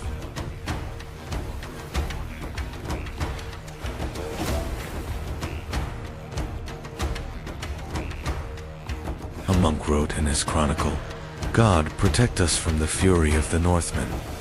Europe was now facing a new threat. The Vikings were not born raiders. It was the harsh geography they lived in that pushed them toward the sea. Narrow lands, long winters, and limited resources forced northern people to search for new horizons. Population was growing in Scandinavia. Land was limited. For young warriors, the path to wealth and glory now lay across the sea.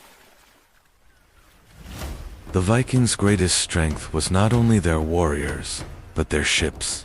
Long ships could cross open seas and travel deep inland through shallow rivers. The Vikings did not raid England alone. Soon they reached the coasts of France, the Baltic, and the rivers of Eastern Europe. The northern warriors were now everywhere across Europe. In 845, Viking ships sailed along the Seine River. The northern warriors had reached the heart of Europe. Their target was Paris. King Charles the Bald was forced to pay a large tribute to save Paris. European kingdoms were now negotiating with the Vikings, instead of stopping them. The Vikings were no longer only raiders. They settled across large parts of eastern England. These lands became known as the Dynasties. But England did not completely fall. King Alfred the Great of Wessex managed to stop the Viking advance. His resistance changed the future of England. Some Vikings turned east instead of west. Traveling along great rivers, they reached Byzantium. They were now known as the Varangians.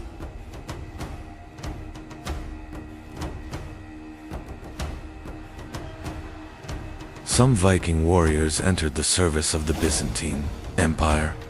In Constantinople, they became the emperor's most trusted guards. This elite unit was known as the Varangian Guard.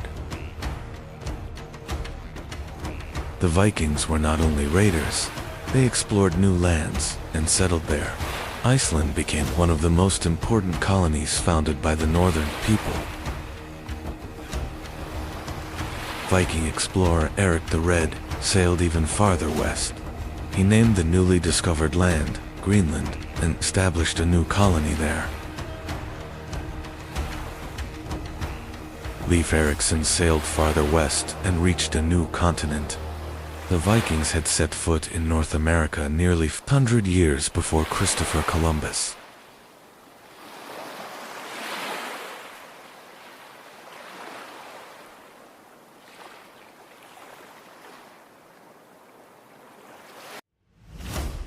The Vikings were not only warriors. They built powerful trade networks stretching from the Baltic to the Black Sea, transporting furs, silver, and valuable goods. Viking society was divided into three main classes. Jarls were the ruling elite. Carls were the free people. Thralls stood at the lowest level as slaves. In the Viking world, battle was more than survival. They believed in Odin's wisdom, Thor's strength, and that brave warriors would enter Valhalla after death. Over time, the Viking world began to change. Scandinavian kings accepted Christianity. The old gods were slowly replaced by a new faith. The Viking Age came to an end, but the legacy of the northern warriors lived on in Europe's culture, trade, and exploration. They were not only raiders, they were explorers who helped shape history. One of the most mysterious figures in Viking history was Ragnar Lothbrok. According to some sources, he was a great warrior. According to others, only a legend. Ragnar Lothbrok later turned toward the shores of England, but this time, the campaign would not end as he expected.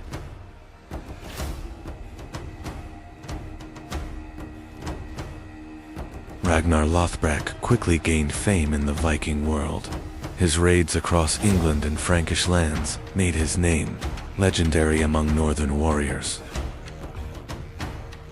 Ragnar was not only a warrior. Under his leadership, many Viking warriors united. Across the northern world, his name became associated with great expeditions.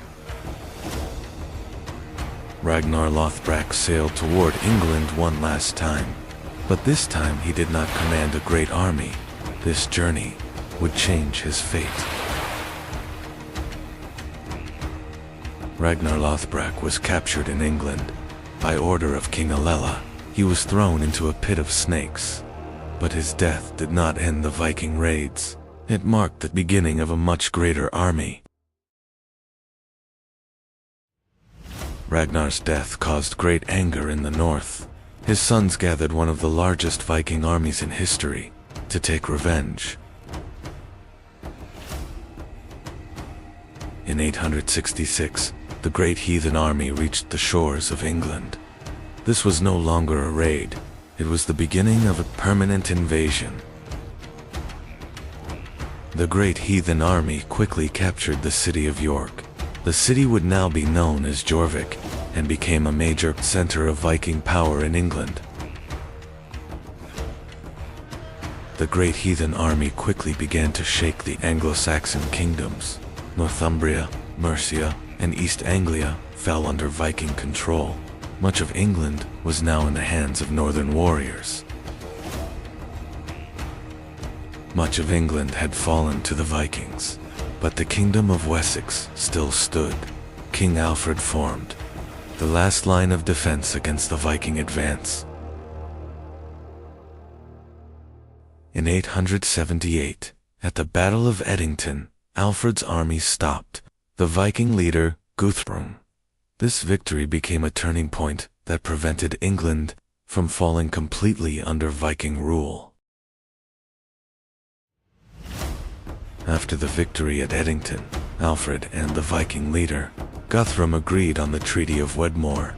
England was now divided between two worlds, the south, under Anglo-Saxon control, and the east under Viking rule. In 1066, William, Duke of Normandy, invaded England. This conquest was not only a change of kings, it was the return of the Viking legacy to England. The Norman descendants of the Vikings reached not only England, but also the Mediterranean. In southern Italy and Sicily, they established new kingdoms and shaped the politics of southern Europe. In 1066, Viking King Harald Hardrada launched his final campaign into England, but he was defeated at the Battle of Stamford Bridge. This defeat marked the end of the Viking Age. The Vikings changed Europe not only through war, but through the legacy they left behind. The cities they founded, the trade routes they opened, and the kingdoms they shaped permanently influenced the continent. The Vikings became the first Europeans to reach North America. The settlement at Vinland was short-lived, but it marked the first known European journey across the Atlantic. The Vikings were not only raiders, they were traders, explorers, warriors, and the legacy they left behind changed the course of European history.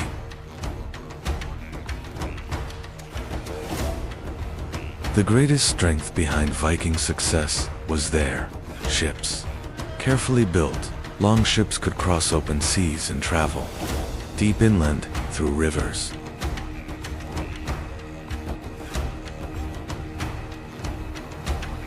The Vikings were not only brave, they were skilled navigators. Using the sun, the stars, and signs from the sea, they were able to travel across the open ocean.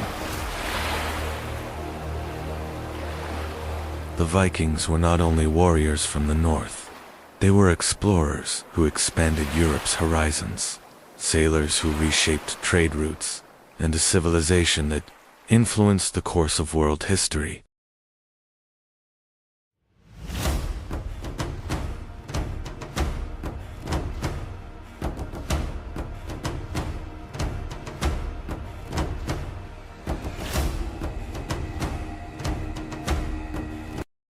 In one of the harshest lands on earth, a child was born. His name was Temujin. No one knew his future, but his destiny was not ordinary.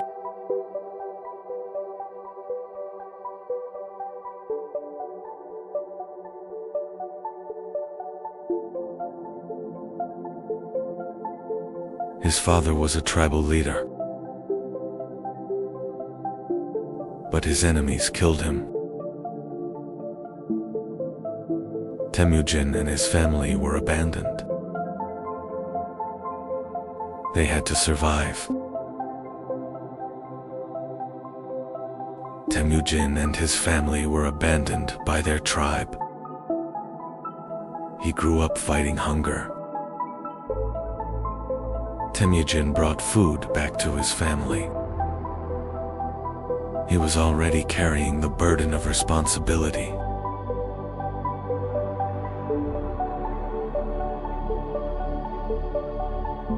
But being alone on the steppe was dangerous. He did not yet know the threat approaching him.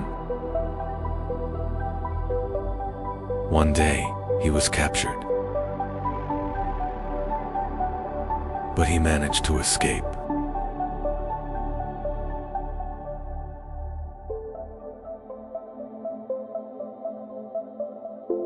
Now he was alone. But he had a great vision. And that vision would change the world. Young Temujin found a powerful ally. His name was Jamuk. They grew up together. They fought together. Temujin began gathering loyal warriors. He was no longer alone. But leadership was not easily earned. Jamuka was chosen as leader. Temujin chose a different path. He chose ordinary warriors over nobles. This decision changed everything. Old friends were now rivals. An inevitable war was approaching. The steppe became a battlefield. And Temujin would not turn back. Temujin began to fight. The steppe was his battlefield. Many tribes joined him. His army was growing rapidly.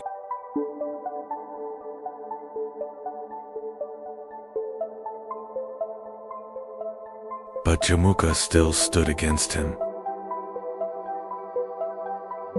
A great battle began. Temujin did not retreat. Jamuka was defeated. His old friend was captured. And their destinies changed.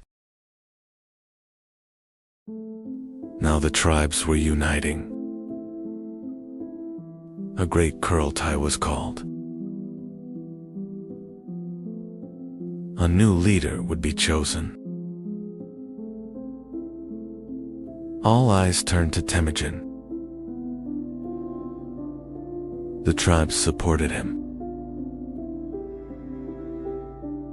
And the decision was made. A new era was beginning.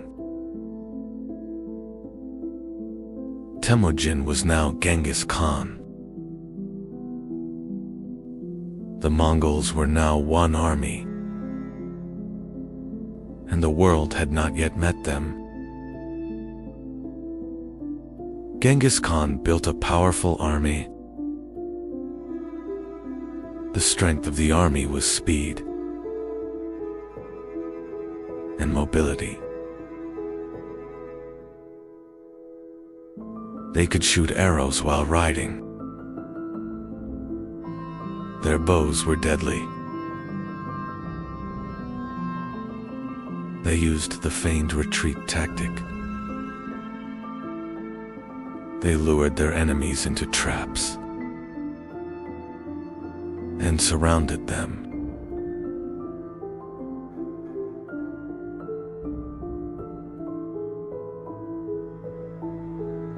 The army was disciplined. Every unit was organized.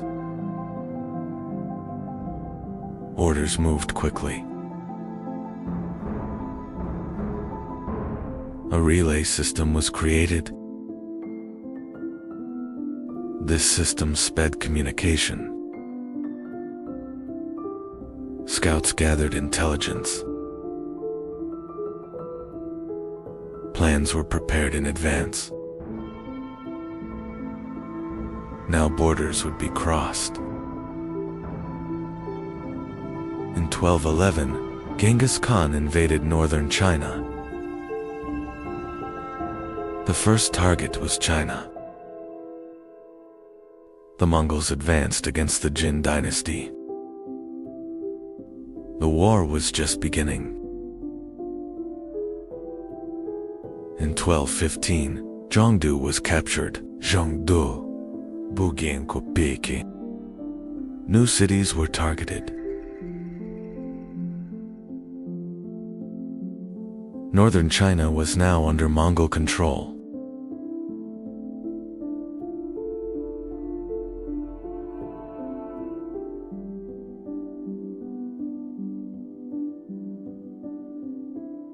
In 1218, the Mongols turned west. A Mongol trade caravan arrived in Ot.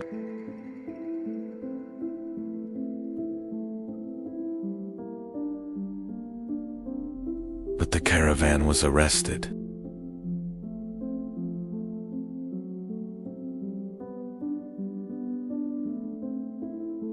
The envoys were executed. Genghis Khan answered with war. In 1219, the Great Campaign began. Otra was besieged. The city was captured. The next target was Bukhara. In 1220, Bukhara fell. Genghis Khan entered the city. The next target was Samarkand was besieged. The city fell quickly. The Khwarezm Shah fled. The Mongols pursued him. The Khwarezm Shah died in the Caspian Sea. The Mongols advanced into Persia. Many cities fell. The Mongols continued westward. Now the world knew them.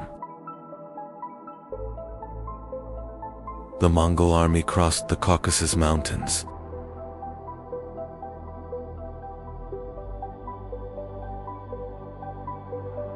They were now approaching the gates of Europe.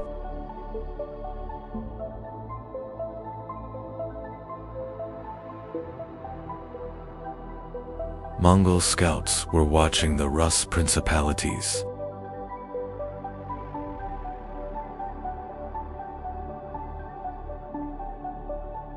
The great cities of Europe did not yet know the danger that was coming.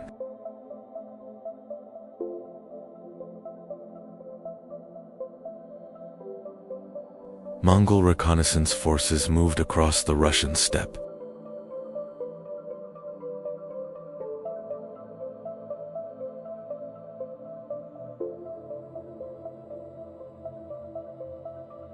The borders of Europe were now before them.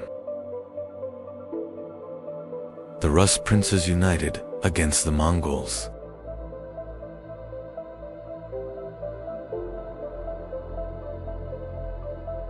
Europe was preparing a common defense for the first time.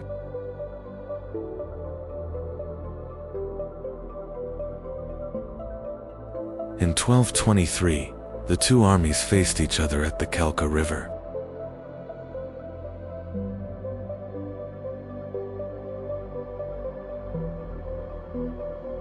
This confrontation marked the beginning of a new era for Europe.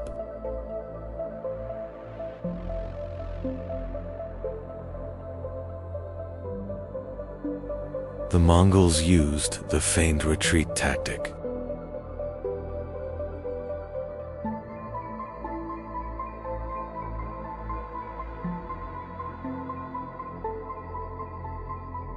They were drawing the Rus army into a planned trap.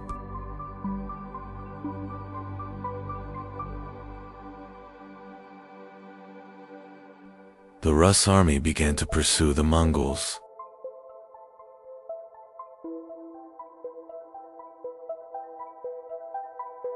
But this advance was leading them into a trap.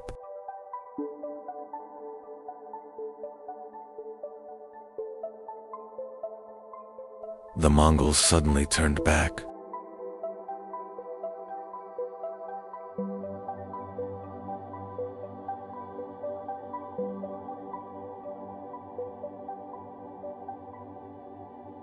The Rus army was now surrounded.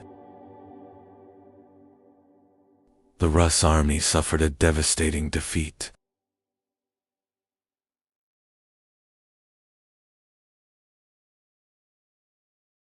Europe witnessed the true power of the Mongols for the first time.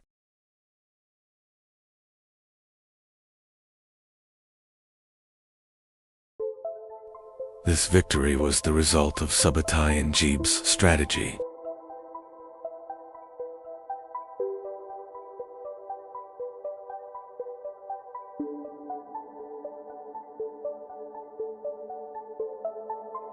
The Mongols had now tested the strength of Europe. The Mongols could have advanced deeper into Europe.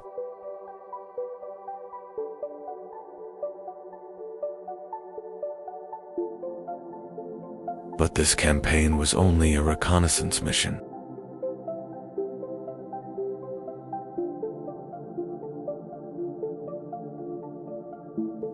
Europe was no longer unknown to the Mongols.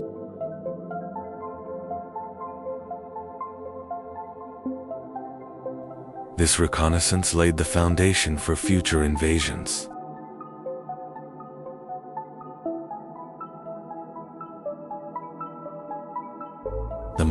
reconnaissance army turned back east.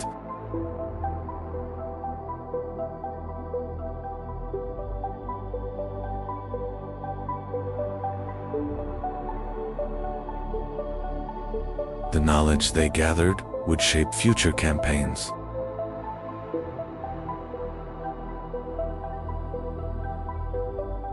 In 1226, Genghis Khan launched his final campaign.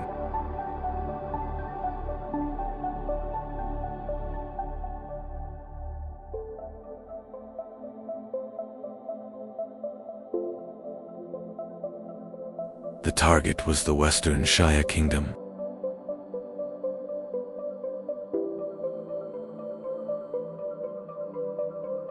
The Mongol army entered Western Shia territory.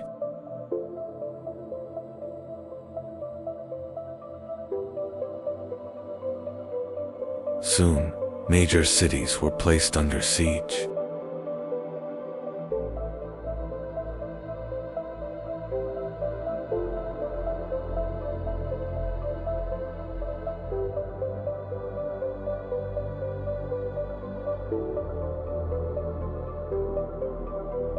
Western Shia cities were under heavy assault.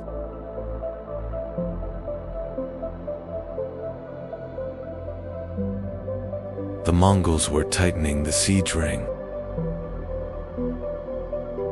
During the Western Jia campaign, Genghis Khan fell ill.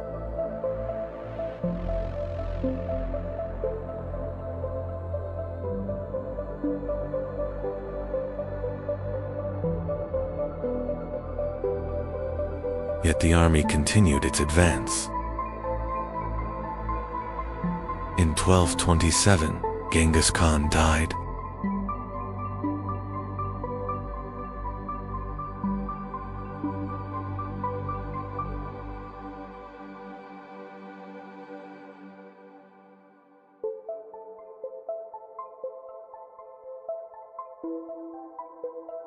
The death of Genghis Khan was kept secret from the army.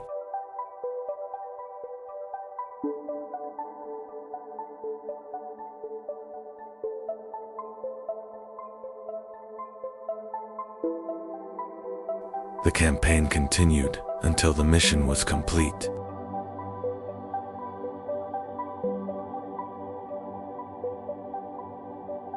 Genghis Khan was buried in a secret location. The place of his grave remains unknown even today. In 1229, Ogedei Khan was proclaimed Great Khan. The Mongol Empire would continue to expand.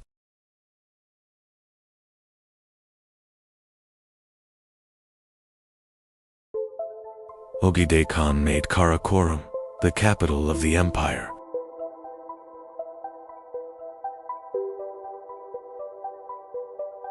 From here, campaigns across Asia and Europe were directed.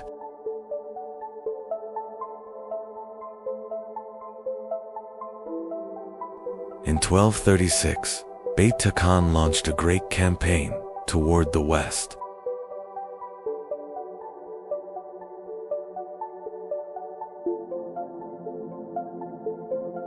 Subutai was the strategic architect of this invasion.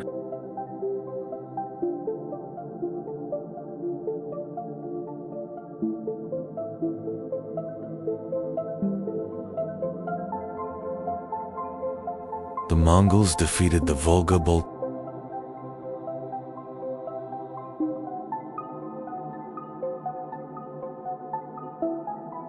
The gates of Eastern Europe were now open. In 1237, Ryazan was besieged by the Mongols.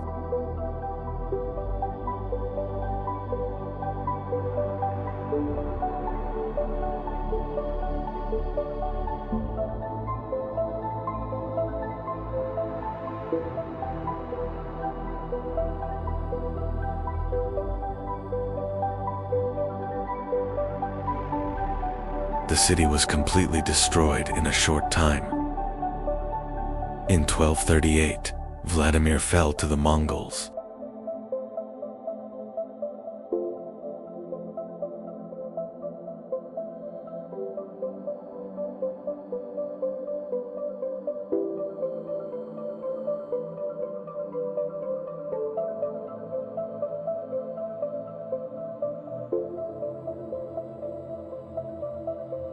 The resistance of the Rus principalities began to collapse rapidly.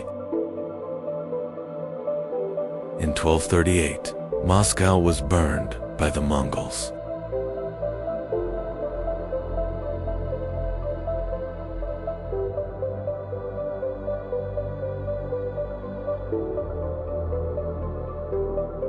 Though still a small settlement, it was completely destroyed.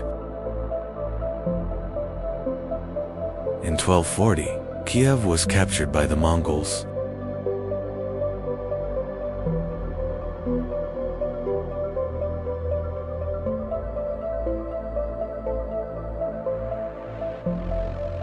One of the greatest cities of Eastern Europe had fallen. The Mongol armies were now advancing towards Central Europe.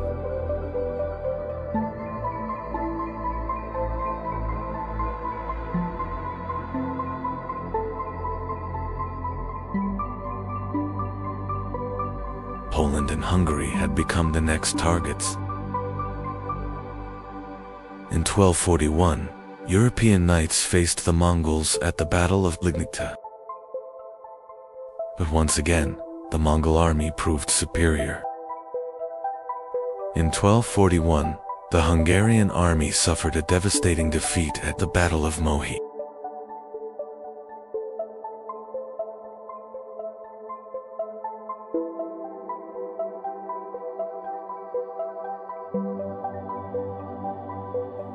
The Mongols had now reached the gates of Central Europe. The Mongol armies continued advancing across Central Europe.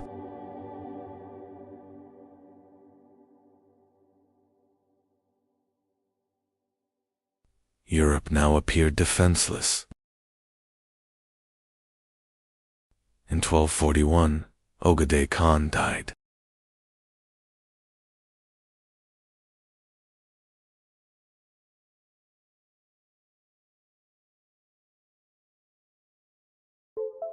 The Mongol army had to return for the Kurultai assembly. The Mongol army withdrew from Europe.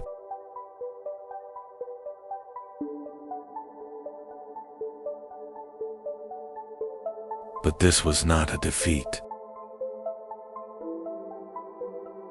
Beta Khan established the Golden Horde in the Western Territories.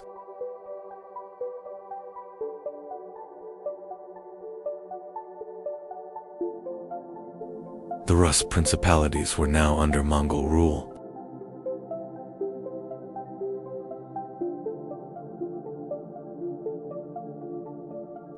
The Mongol Empire became the largest land empire in history.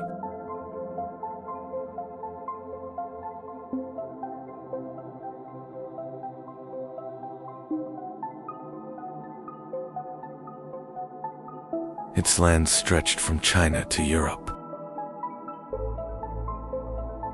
The Mongols established secure trade routes across Eurasia.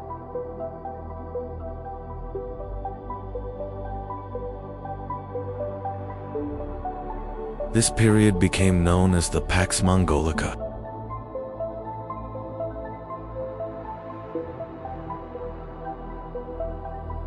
The Mongol Empire connected different cultures across Eurasia. Knowledge and technology spread rapidly along its routes.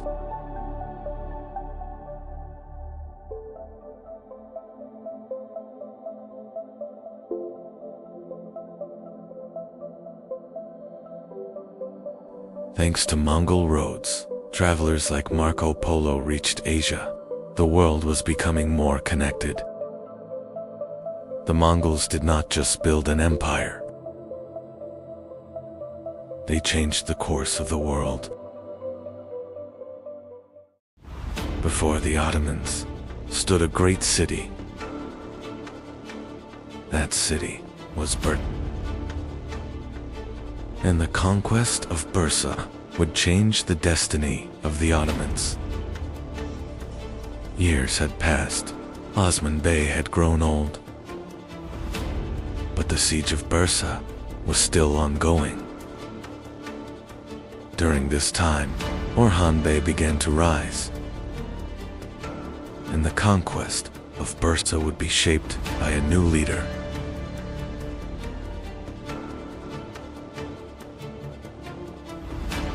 Bursa was one of the most strategic cities in Anatolia. The city was a major center of trade. But Bursa was protected by strong defensive walls. And the conquest of Bursa would change the destiny of the Ottomans. The Ottoman army began preparing siege positions around Bursa. The city's connection to the outside world began to be cut off. The siege of Bursa would be a long struggle.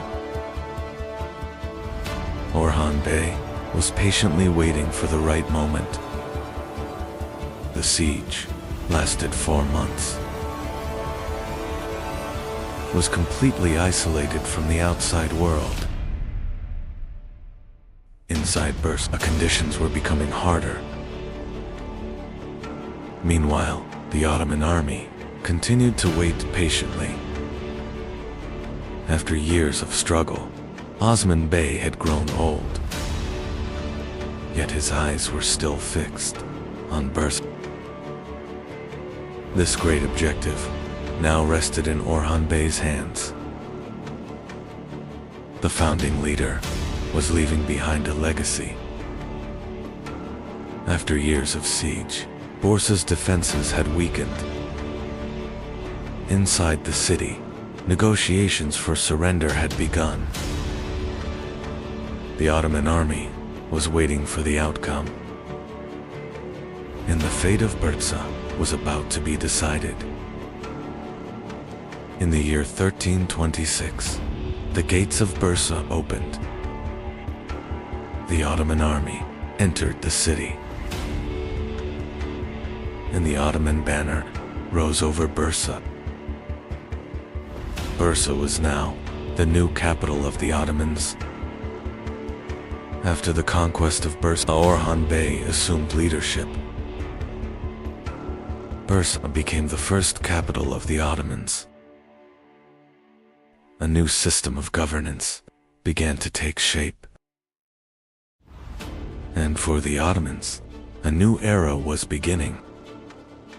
After the conquest of Bursa, the Ottomans turned toward the west. The next objective was the Marmara region.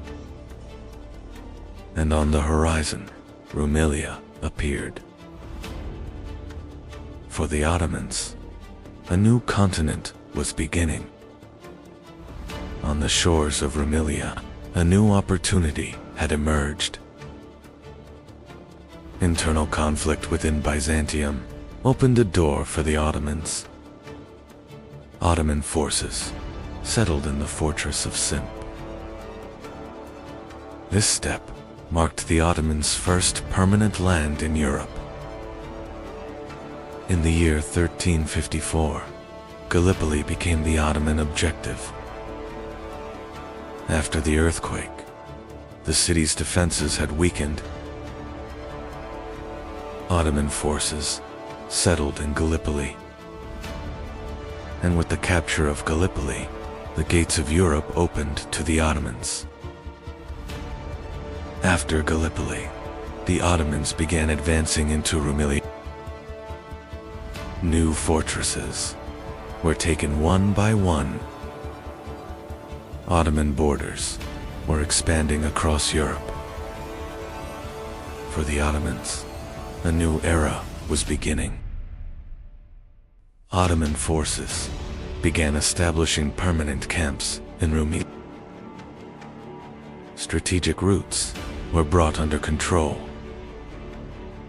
New settlements began spreading across Rumelia.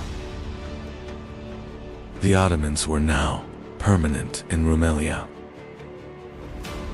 The next major objective in Rumelia was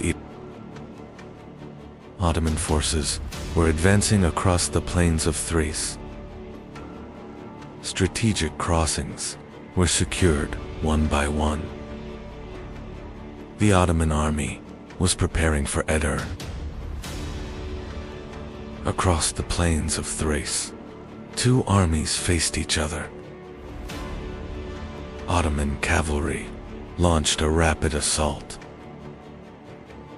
The Byzantine lines began to collapse quickly.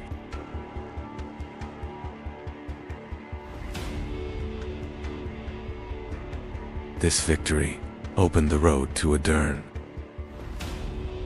In the year 1361, the Ottoman army reached Edirne.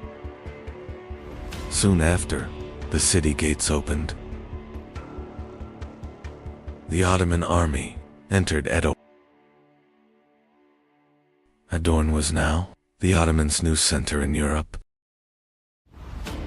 With the capture of Edirne, Ottoman administration moved into Europe. Edirne was becoming a new capital. The Ottomans had now established a strong center in Europe. And for the Ottomans, the gates of the Balkans had opened. After Edirne, the Ottomans advanced deeper into the Balkans. Frontier fortresses became the next targets. Some fortresses surrendered without resistance. In Rumelia, Ottoman order began to take shape.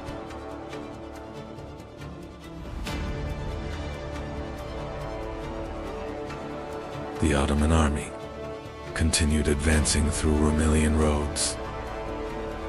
New towns were coming under Ottoman control. Ottoman influence was spreading rapidly across Europe. And the next objective lay deep within the Balkans. Ottoman expansion raised concern among Balkan princes. Along the frontiers, defenses were reinforced.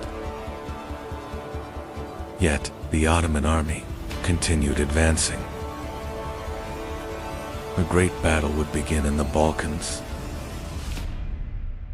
Balkan principalities began uniting against the Ottomans. The Ottoman army was preparing for a major campaign. The campaign order was issued from and the Ottoman army was marching toward a battle that would change history. The Ottomans were now entering a new era. The new objective was the heart of the Balkans. And the Ottoman army was marching toward Kosovo. Soon, history would change direction. The battle began with the archers' assault. Shield lines collided on the front line.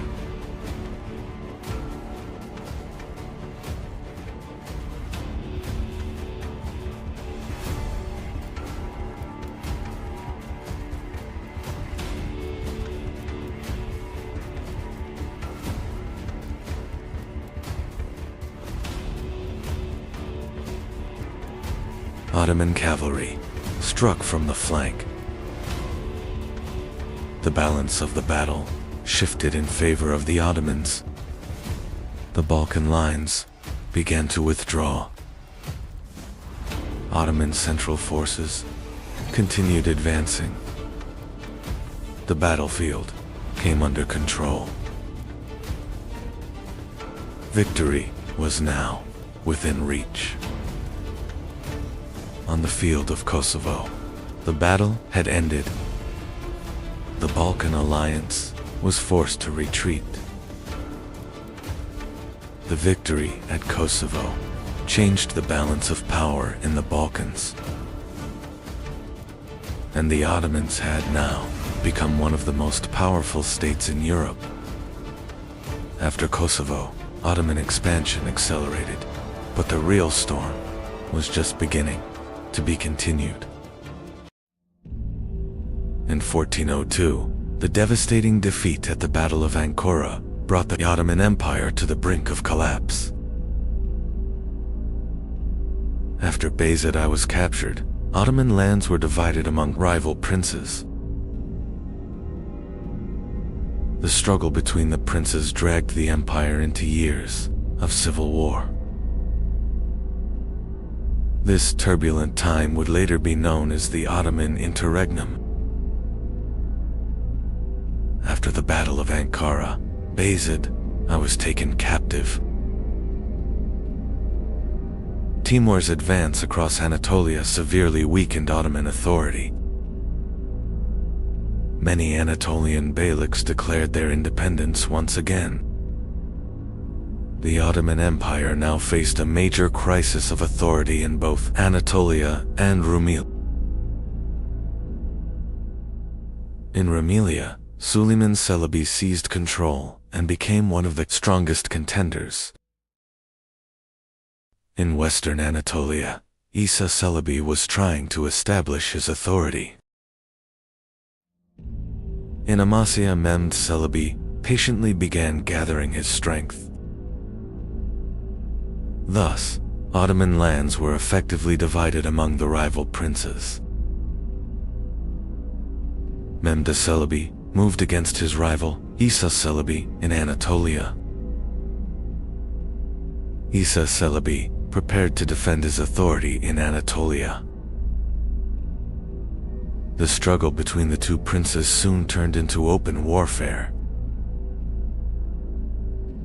At the end of these clashes, Mehmed Celebi gained the upper hand. In Rumelia, Suleiman Celebi had established strong authority. Mehmed Celebi was preparing to confront this powerful rival in Rumelia. The struggle for the throne now extended beyond Anatolia, into Rumelia. The struggle between the Ottoman princes was turning into a larger war. Despite his control in Rumelia, Suleiman Celebi's authority was gradually weakening.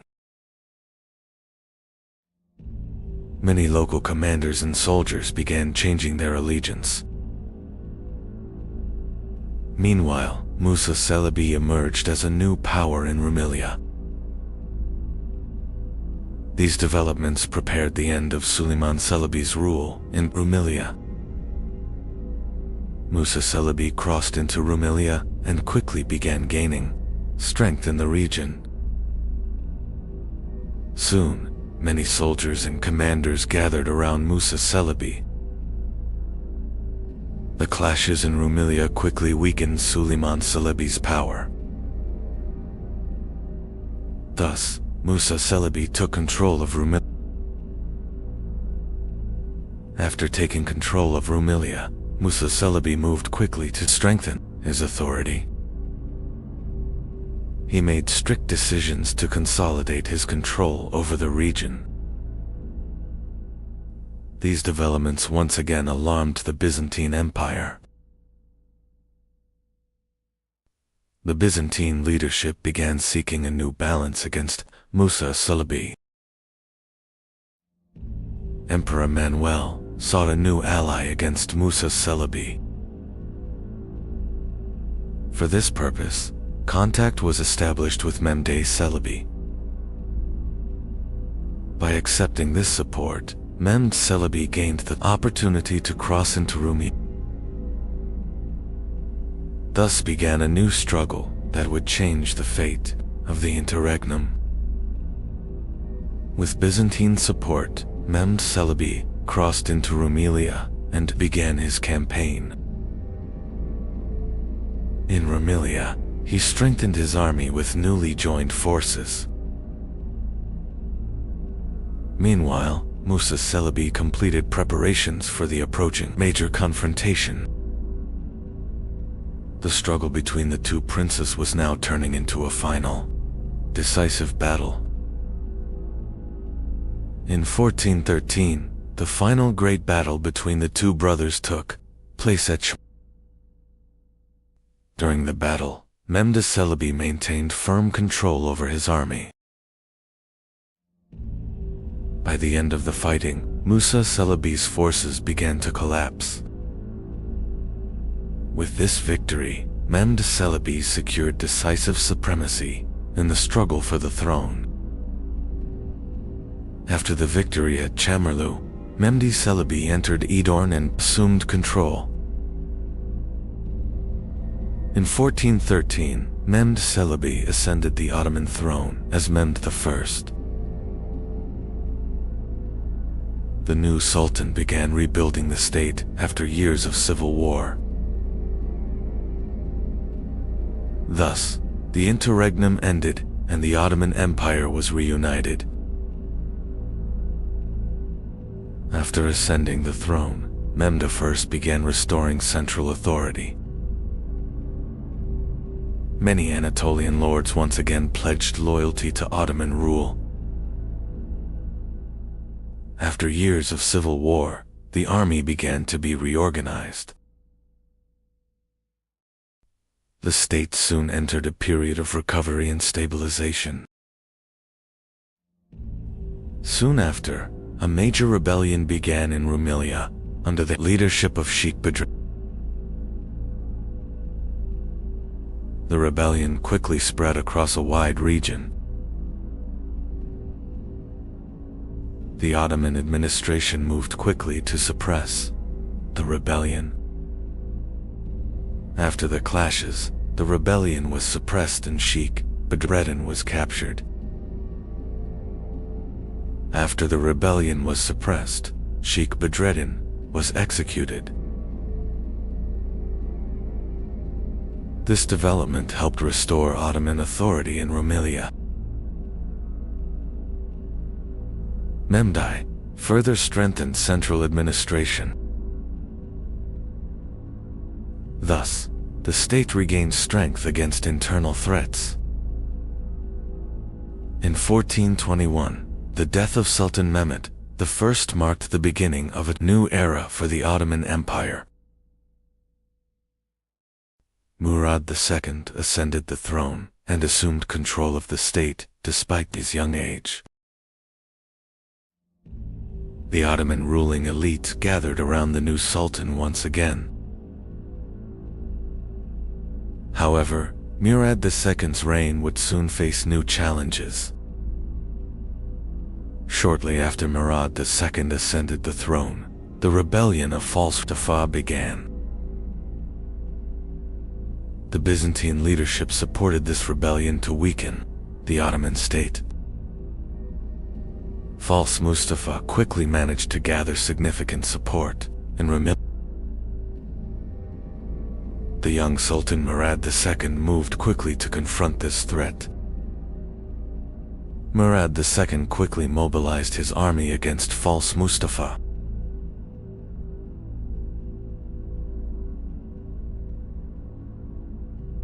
Clashes in Rumelia quickly intensified.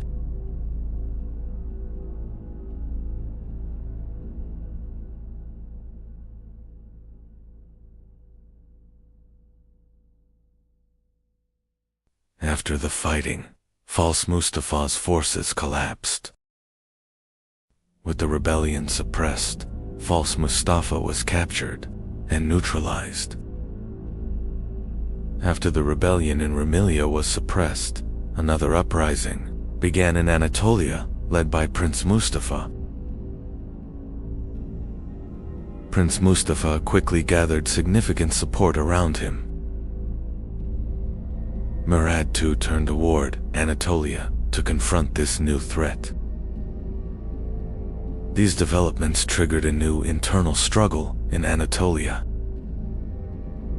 Murad II quickly moved to suppress the rebellion in Anatolia. Prince Mustafa's resistance soon began to weaken. Following these events, Prince Mustafa was captured. With this development, Murad II strengthened his authority in Anatolia. With the suppression of internal rebellions, Murad II re-established strong authority across Anatolia and Rumelia.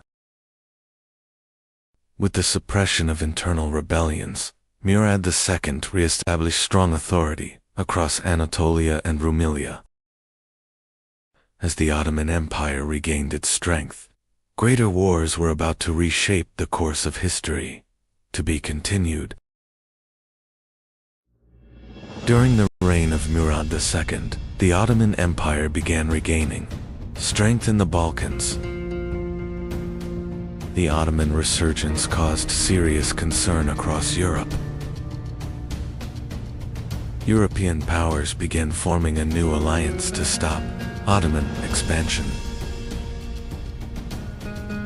Soon, a large Crusader army began marching toward Ottoman lands. In 1443, the Crusader army began advancing toward Ottoman territories through the Balkans. Ottoman forces began preparing defensive positions along the frontier against the advancing Crusaders. Heavy clashes took place between the two armies in the mountain passes of the Balkans.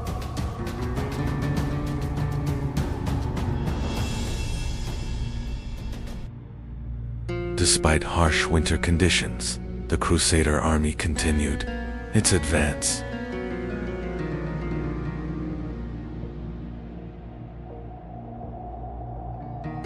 Facing the Crusader advance, Ottoman forces were forced to withdraw from several positions. During this time, Murad II reorganized his army and began preparing for a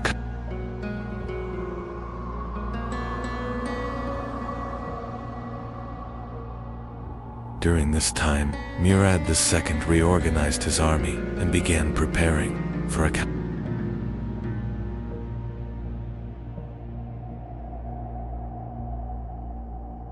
This situation gave the Ottoman army an opportunity to regroup. After prolonged fighting, both sides agreed to begin peace negotiations. After prolonged fighting, both sides agreed to begin peace negotiations. As a result of these negotiations, a temporary peace emerged in the Balkans.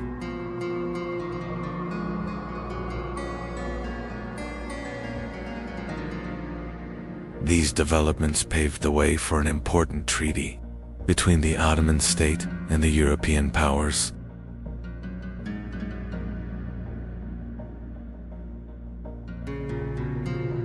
After the Treaty of Edirne-Segedin, the ruler made an unexpected decision and withdrew from power.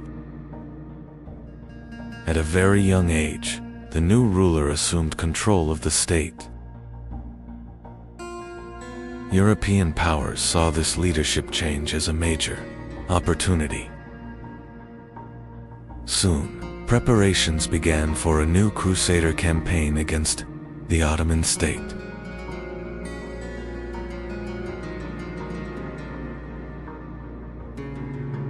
European powers soon broke the recently signed peace agreement. A new Crusader army began mobilizing once again toward Ottoman lands. This development caused serious concern within the Ottoman leadership.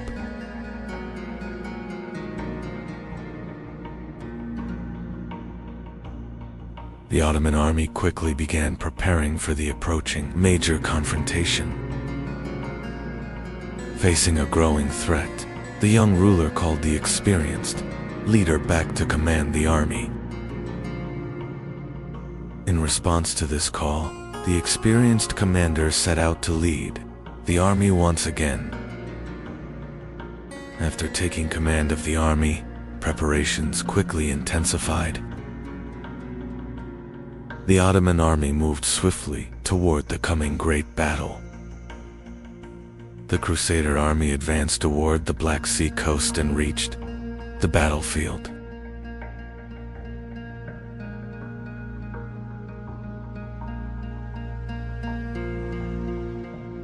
Soon after, the Ottoman army formed its battle lines in the same region.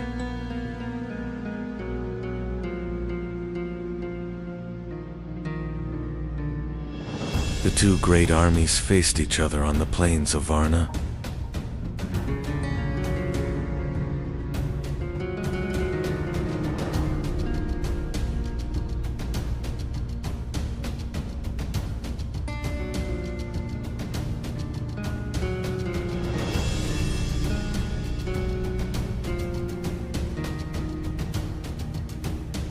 One of the most critical battles in history was about to begin. November 10, 1444, Battle of Varna. On November 10, 1444, the battle began on the plains of Varna.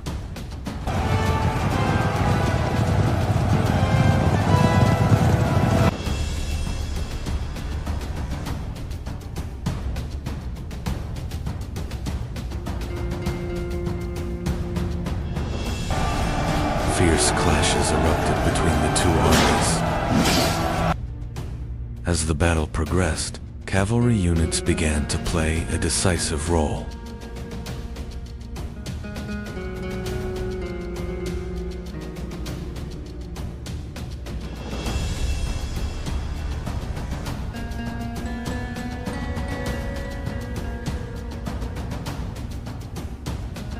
The balance of the battle began to shift.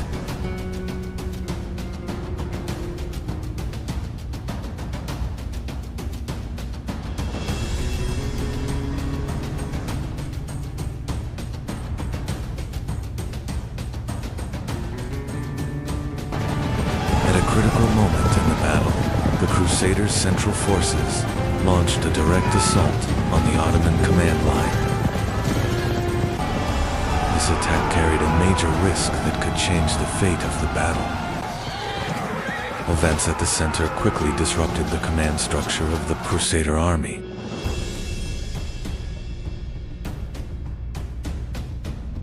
This development became one of the decisive turning points of the Battle of Varna. As the battle progressed, the resistance of the Crusader army began to collapse. Soon, the Crusader forces began withdrawing from the battlefield. The Battle of Varna ended with a decisive Ottoman victory. This victory strengthened Ottoman dominance in the Balkans once again. Despite the defeat at Varna, European powers did not abandon their goal of stopping Ottoman expansion.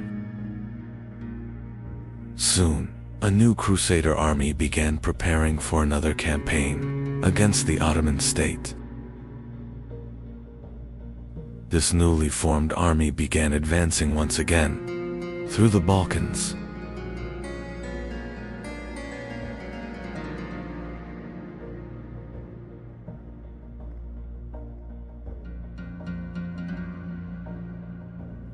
In 1448, the two armies were once again approaching confrontation on the plains of Kosovo. In 1448, the Ottoman and Crusader armies once again faced each other on the plains of Kosovo. Both armies formed their lines across a wide battlefield before the clash.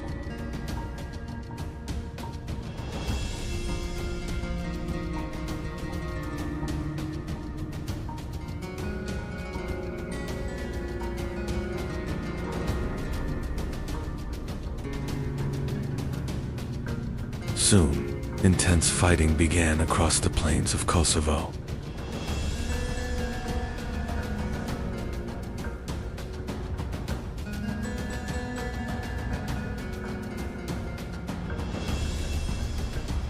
As the war progressed, the quality of military training began to play a significant role in combat.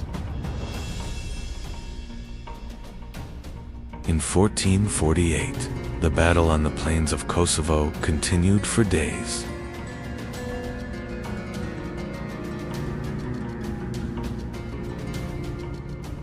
As the battle progressed, the resistance of the Crusader army began to collapse.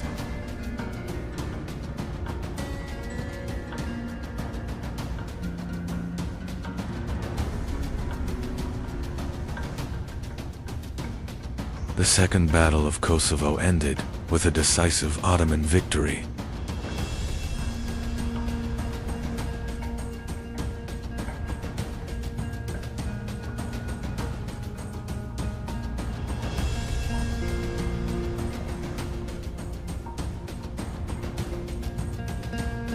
With this victory, Ottoman dominance in the Balkans was secured, and attention now turned toward Constantinople. To be continued. In 1451, Mehmed II ascended the throne at a young age. But his ambitions were far greater than those of an ordinary ruler. There was a city that had stood for centuries, and that city was Constantinople. Constantinople stood between Europe and Asia.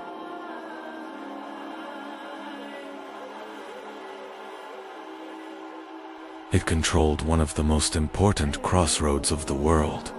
Its massive walls had protected the city for centuries.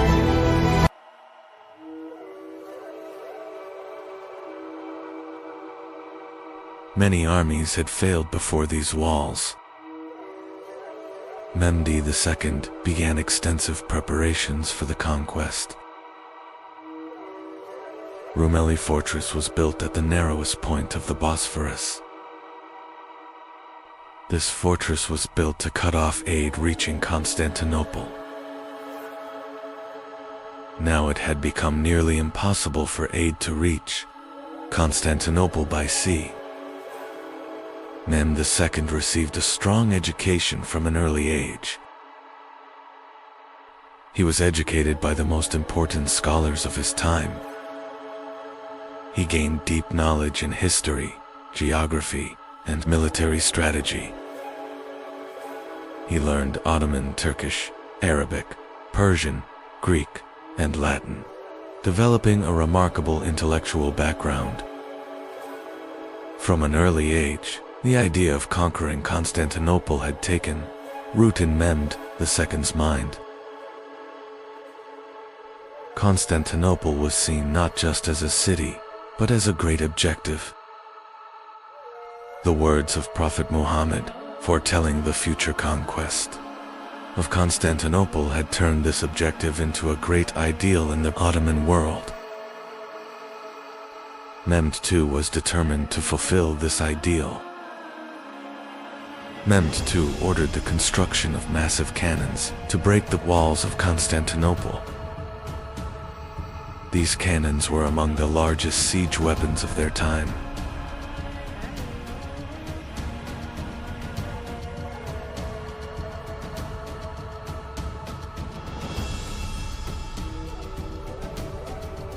The massive cannons were transported with great difficulty to the walls of Constantinople.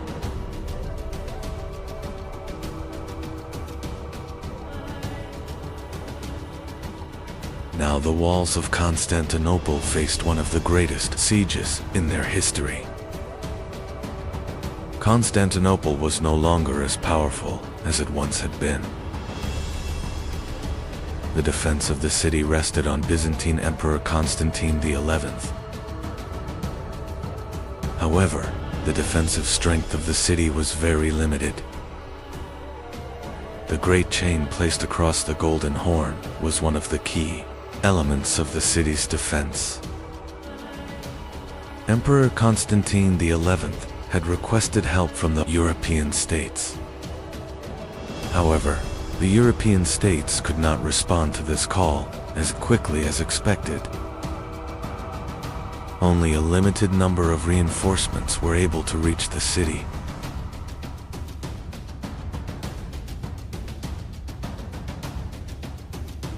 The Genoese commander, Giovanni Giustiniani, took an important role in the defense of the city. The Ottoman fleet advanced toward Constantinople to take part in the siege. However, the great chain across the Golden Horn prevented the Ottoman fleet from entering.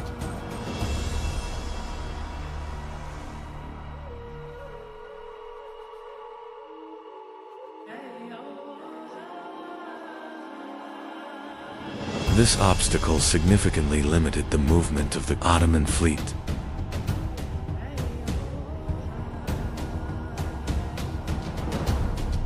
Mehmed II began preparing a new plan to overcome this obstacle. Mehmed II was searching for another way to reach the Golden Horn. For this purpose, a plan was made to move the ships overland.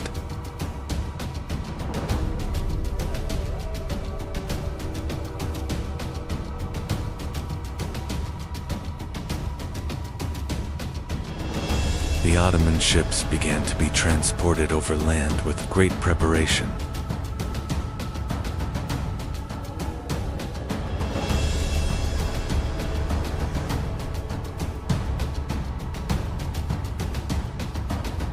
This move came as a great surprise to the defenders of Constantinople. The entry of the Ottoman fleet into the harbor changed the course of the siege.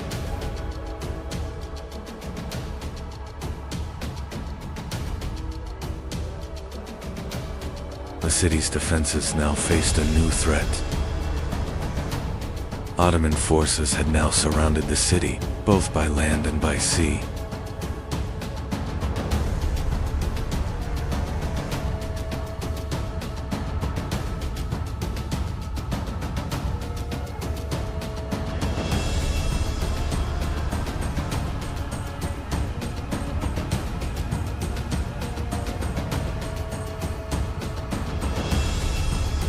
The balance of the siege was gradually shifting in favor of the Ottoman Empire.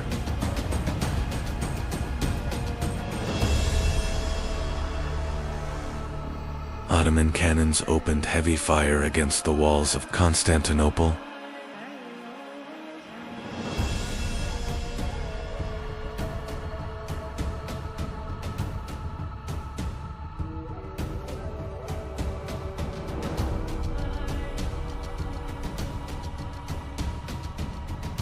The massive cannons continued, firing without interruption for days.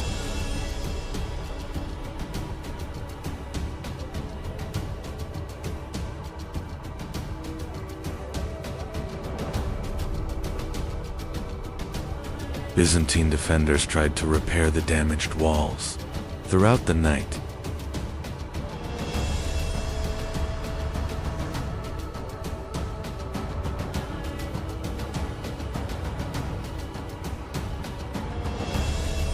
however, the walls were now struggling to withstand the massive assault.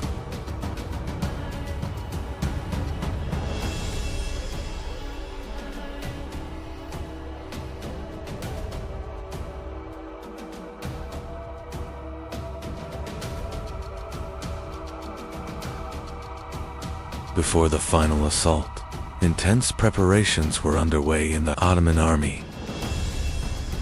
The soldiers prayed before the approaching great assault. Mehmed II personally inspected his army before the assault. A silent but historic night unfolded before the walls of Constantinople. On the morning of May 29, 1453, the Ottoman army launched the final assault.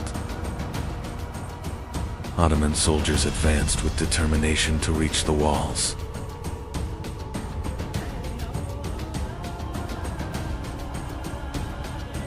The Byzantine defenders resisted with all their remaining strength on the walls.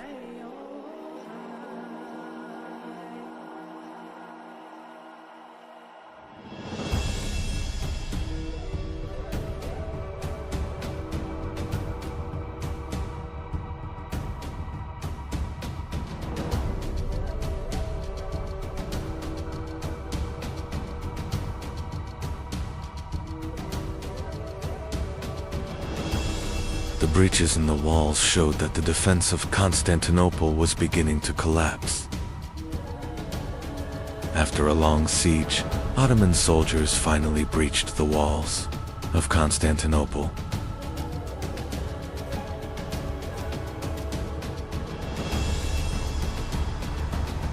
The defense of the city had completely collapsed.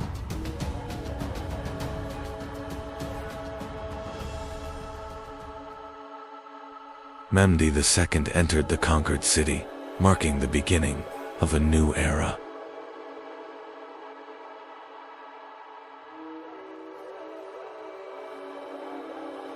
Constantinople would now become the capital of the Ottoman Empire. The conquest of Constantinople in 1453 marked not only the fall of a city, but the end of an era and the beginning of a new age. To be continued. Europe had lived for centuries under the shadow of wars, plagues, and fear. Cities were dark, the streets were silent, and death was everywhere. The church controlled the intellectual world of Europe, and people feared questioning it. But from this darkness, a new age would rise and change history forever. The Renaissance was born in Italy. Florence, Venice, and Genoa had become the centers of Mediterranean trade. Wealth arriving from the East was beginning to transform the Italian cities. And this wealth would begin the rebirth of Europe. In Florence, one family stood above the others. The Medici family had built immense wealth through banking. Artists, scientists, and thinkers were now supported by powerful families. And Florence was becoming the cultural heart of Europe. In 1453, Constantinople fell. Many Byzantine scholars began fleeing to Italy. They carried not only their belongings, but also the knowledge of the ancient world. And this knowledge would spark a great intellectual transformation in Europe. The people of the Renaissance were looking back to the past, especially to the worlds of ancient Rome and Greece. Ancient sculptures, architecture, and philosophy were being rediscovered. Europe was bringing the legacy of the ancient world back to life. And then, one of the greatest geniuses in history emerged. Leonardo da Vinci was not only a painter, he was also an inventor, engineer, and scientist.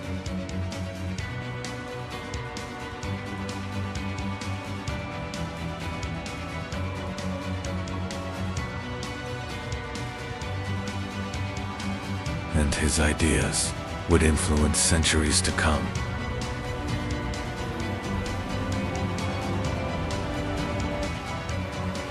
Renaissance scholars were trying to understand the human body. Muscles, bones, and organs were being studied in unprecedented detail. Knowledge was no longer coming only from ancient books, but from direct observation. And these studies would lay the foundation of modern science. The workshops of Italy were becoming the new centers of knowledge in Europe. Painters and artists had begun to recreate reality itself.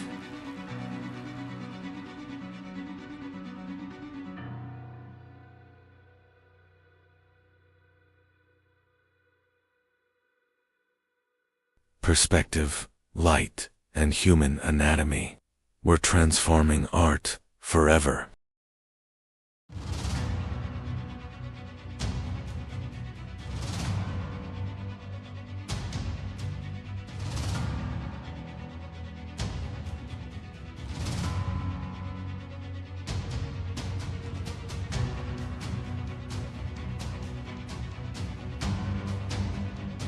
And art was becoming one of the greatest symbols of the Renaissance. The Renaissance was not only the rebirth of art, but also of science. People had begun to question the natural world. New ideas were spreading across Europe. And this transformation would lay the foundation of modern science. Scholars had begun to study the heavens.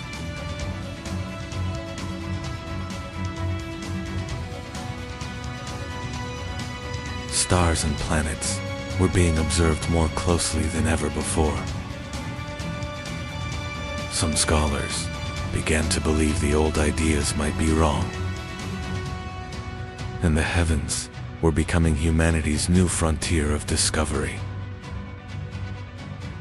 The Polish astronomer Nicolaus Copernicus introduced a revolutionary idea. Earth was not the center of the universe. Later, Galileo began observing the heavens through a telescope, and humanity's view of the universe began to change forever. But these new ideas had begun to threaten the church. Scientists were now questioning the old order, and this questioning would spark a great conflict across Europe. But the spread of knowledge could no longer be stopped. And then an invention appeared that would change everything. The printing press changed the speed of knowledge forever. Books could now be reproduced in massive numbers.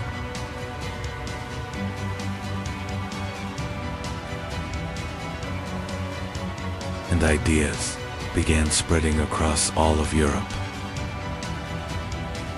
The Renaissance had given people a new idea. The world could be explored.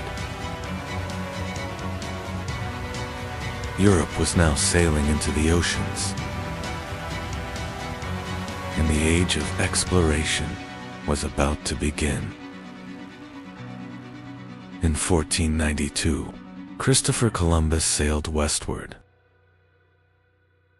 His goal was to reach India. But without realizing it, he had reached a new continent. And this discovery would change the fate of the world forever. European sailors were now reaching every corner of the world.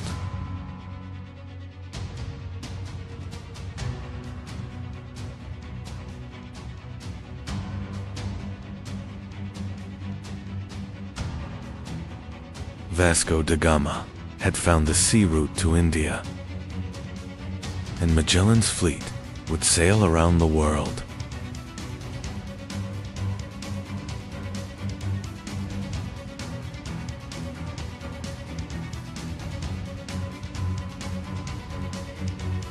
Europe was no longer just a continent, it was becoming a global power.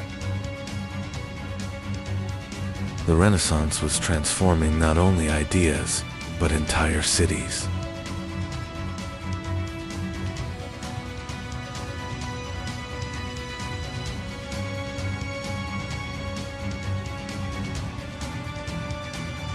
Massive domes, marble columns, and grand structures were rising everywhere.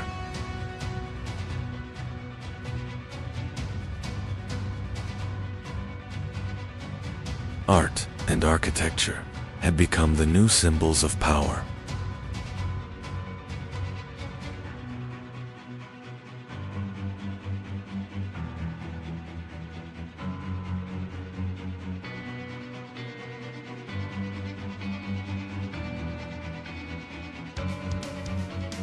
And Europe was being reborn. The Renaissance had completely transformed Europe. Kings were growing stronger, and new states were rising. Science, education, and ideas were shaping Europe's future.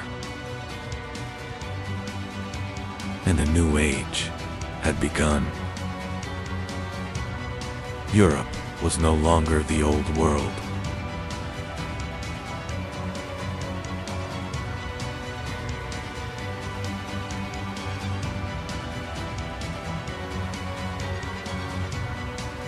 Science, art, and exploration were leading humanity into a new age.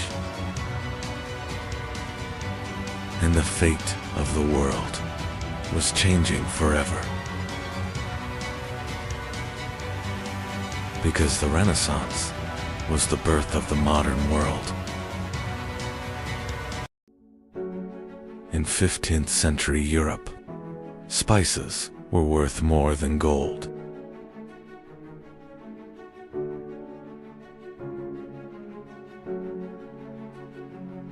The Ottoman control over trade routes forced Europe to search for new paths. And so the kingdoms of Europe turned toward the oceans. The greatest age of exploration in human history was beginning. The pioneer of the age of exploration was the Kingdom of Portugal. Prince Henry established schools for navigation and cartography. Portuguese sailors began exploring the coasts of Africa. Their goal was clear: to reach India by sea. In 1497, Vasco da Gama began his voyage to India. Throughout the long journey, the sailors fought against death. And finally, Europeans reached India.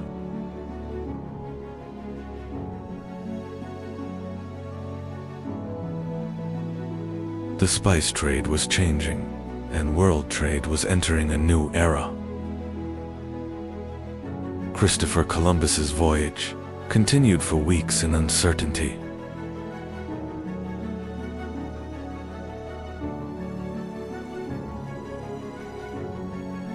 The crew was beginning to lose hope. And one morning, a new world appeared on the horizon.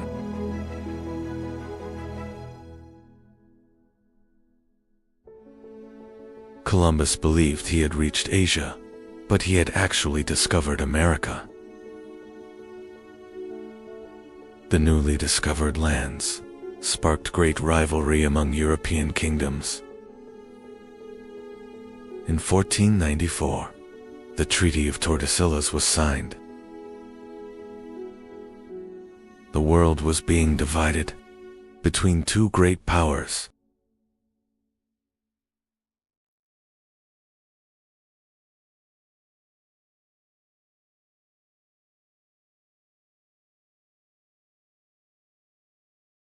Because of this agreement, Brazil came under Portuguese control. In 1519, Ferdinand Magellan began one of the greatest voyages in history. After months of searching, they discovered a hidden passage in the south.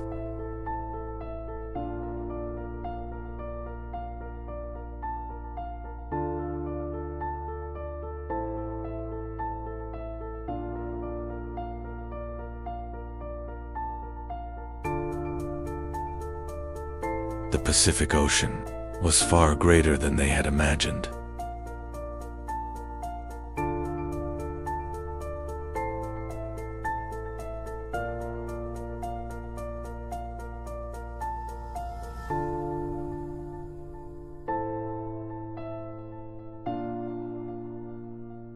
And finally, for the first time in history, the world had been circumnavigated. The Spanish did not only explore America, they also began conquering it.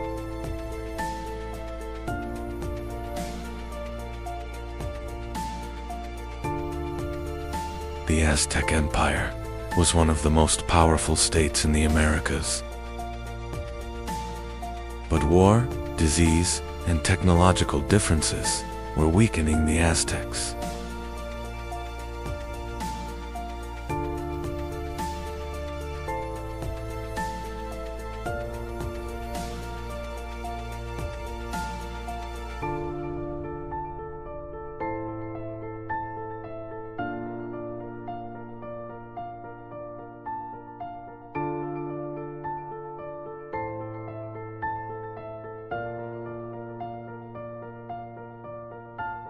and in the end, the Aztec Empire collapsed.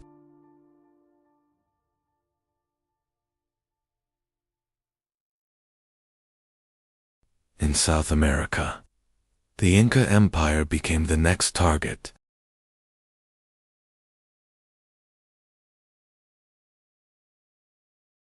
The Incas were one of the greatest civilizations of the Andes.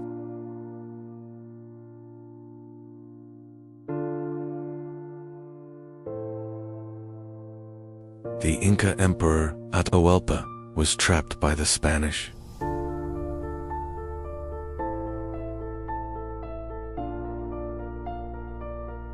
And soon after, the Inca Empire also collapsed. The age of exploration increased the wealth of Europe. The center of world trade had shifted to the Atlantic Ocean.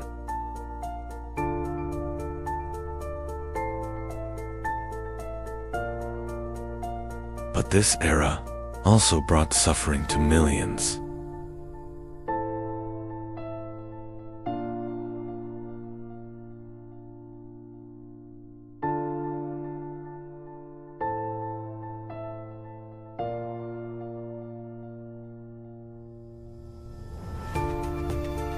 And the world had changed forever. Gold and silver from the Americas began transforming the European economy.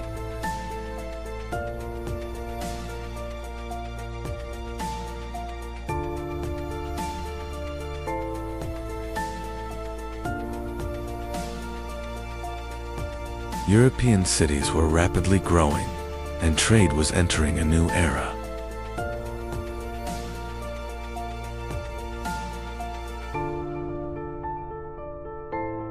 While Mediterranean ports declined, the Atlantic coasts were rising.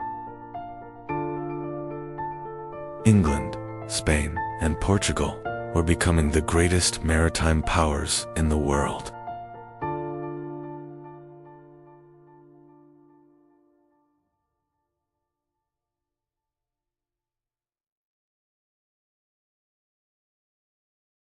The age of exploration also had a dark side.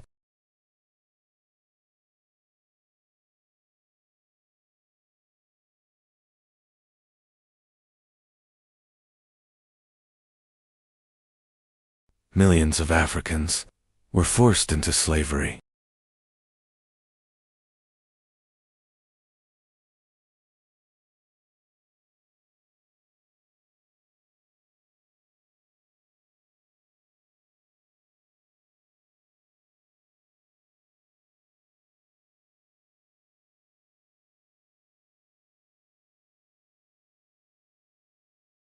The wealth of the New World was built on human labor and suffering.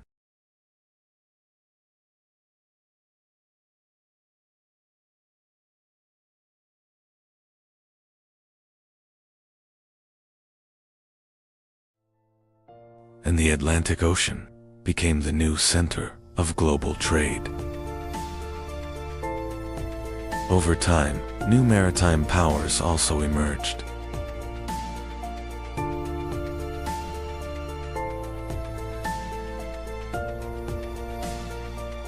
The Dutch and the English began rising in global trade.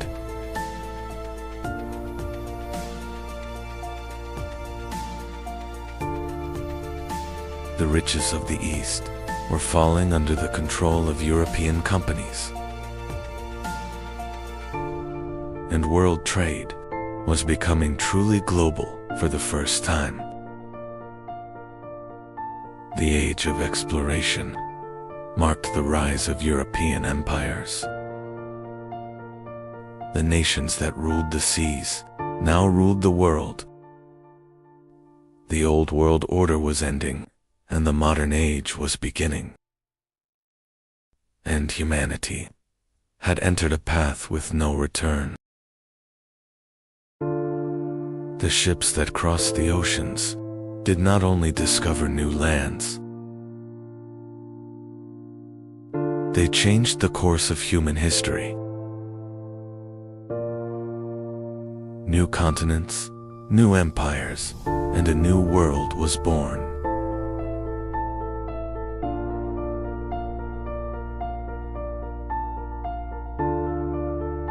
And the world would never be the same again.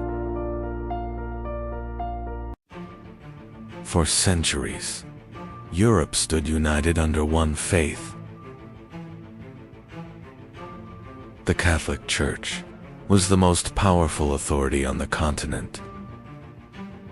Kings were changing, wars were ending. But the power of the Church remained above all else. People believed salvation could only come through the Church. Fear of damnation had spread across every corner of Europe. The Church controlled not only religion, but laws, education, and human life itself.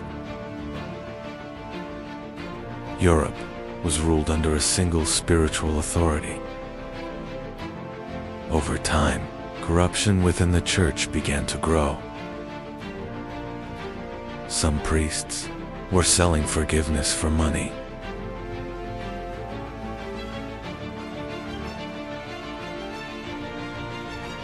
People were told that money could bring them closer to heaven. Fear had merged with faith. While the Church gathered immense wealth, the people of Europe lived in poverty. Anger was silently growing.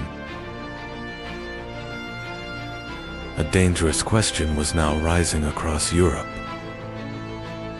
What if the Church had lost its way?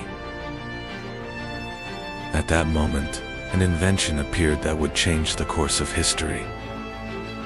The printing press.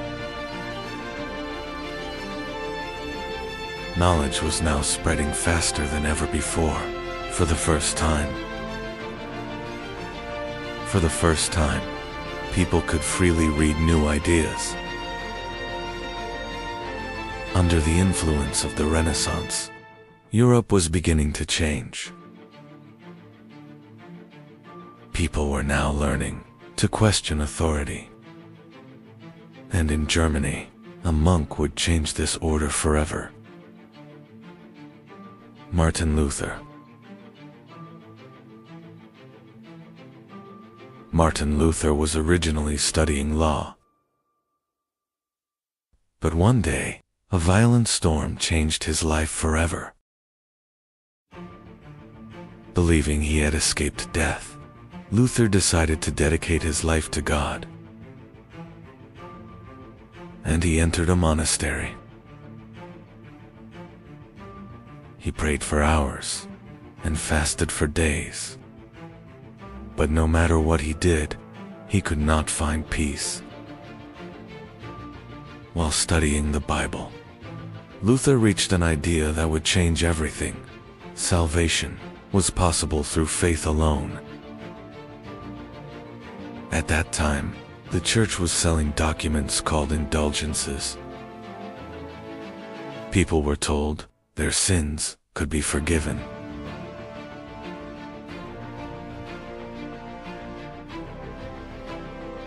Some preachers claimed that paying money could bring people closer to heaven. Fear was controlling the faith of the people. Pope Leo X was gathering enormous wealth for St. Peter's Basilica in Rome. And the sale of indulgences was spreading rapidly across Europe. Martin Luther grew furious as he witnessed these events, because to him, faith was not something to be sold. In 1517, Martin Luther wrote one of the most important documents in history, the 95 Theses. Luther nailed his theses to the door of Wittenberg Church, and the silence of Europe was broken. Thanks to the printing press, Luther's ideas spread across Europe within weeks. People were now openly questioning the Church. Rome was consumed with anger. For the first time, the authority of the Church was being seriously challenged. In 1521, Martin Luther was summoned to the Diet of Worms. The emperor and church officials demanded that he take back his words. But Luther refused to step back. "Unless proven otherwise, I cannot take back my words." The Pope excommunicated Luther, and the Holy Roman Empire declared him an outlaw. Now anyone could kill Martin Luther without punishment. But several German princes secretly began protecting him. Martin Luther continued working while hidden inside Wartburg Castle, and he began translating the Bible into German. This moment was a revolution in European history. For the first time, ordinary people could read the Bible in their own language. The Church's absolute control over knowledge was beginning to break. New ideas were spreading rapidly across Europe. The Reform movement was no longer limited to Germany. Europe was entering a new era. Luther's ideas began spreading across different regions of Europe. In Switzerland, Ulrich Zwingli was challenging Catholic traditions. Then, John Calvin emerged, and the Reformation movement became even more radical. According to Calvin, God had already determined the fate of mankind. This belief spread rapidly across Europe. Europe was no longer a single Christian world. Catholics and Protestants had begun seeing each other as enemies. As the Reformation grew, tension across Europe intensified. In Germany, the peasants began to revolt. For years, the people had lived under crushing taxes, and now they demanded freedom. Reformation ideas were turning into rebellion. But Martin Luther did not support the peasant uprising. He feared Europe would descend into total chaos.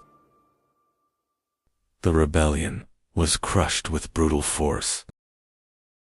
Tens of thousands of people lost their lives across Europe. Meanwhile, in England, a new crisis was emerging. King Henry VIII desired a male heir. But the Pope refused to annul Henry's marriage. And England found itself in conflict with Rome. In 1534, the king was declared head of the Church of England. And thus, the Anglican Church was born. Monasteries were closed, and church lands were seized. England was now entering a completely different path. The Catholic Church realized it was facing a massive crisis, and the Counter-Reformation began. The Council of Trent was assembled. The Church was trying to stop corruption within itself. During this period, the Jesuits emerged. They became one of the strongest defenders of Catholicism. The Jesuits built schools, educated people, and spread Christianity across the world. But the conflicts in Europe were far from over. The religious division in Europe soon turned into massive wars. Catholics and Protestants took up arms against one another. In 1572, Paris witnessed a horrific massacre. Thousands of Protestants were killed during the St. Bartholomew's Day massacre.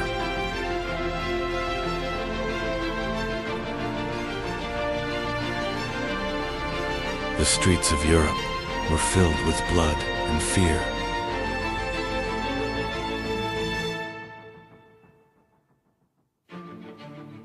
The religious wars were tearing the continent apart. In Spain, the Inquisition brutally punished religious dissent.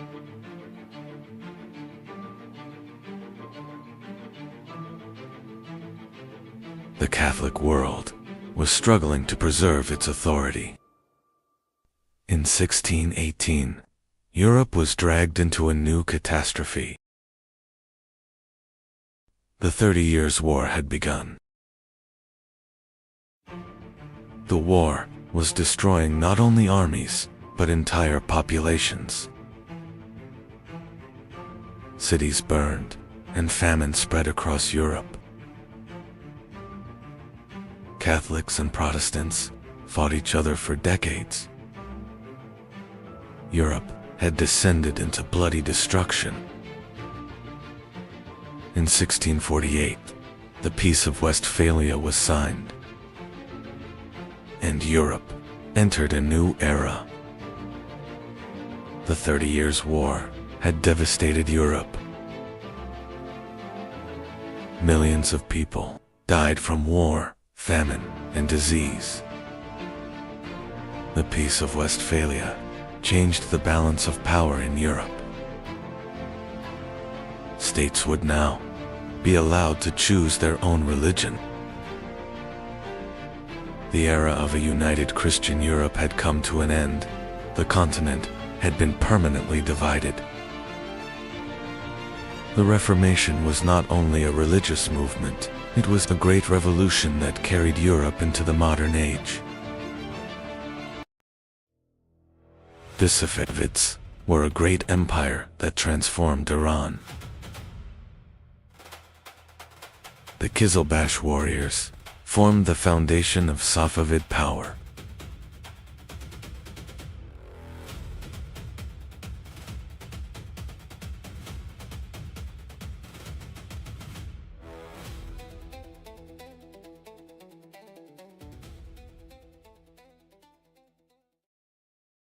The Safavids did not only fight wars, they also expanded Persian culture and art. And eventually, they entered one of history's greatest rivalries against the Ottomans.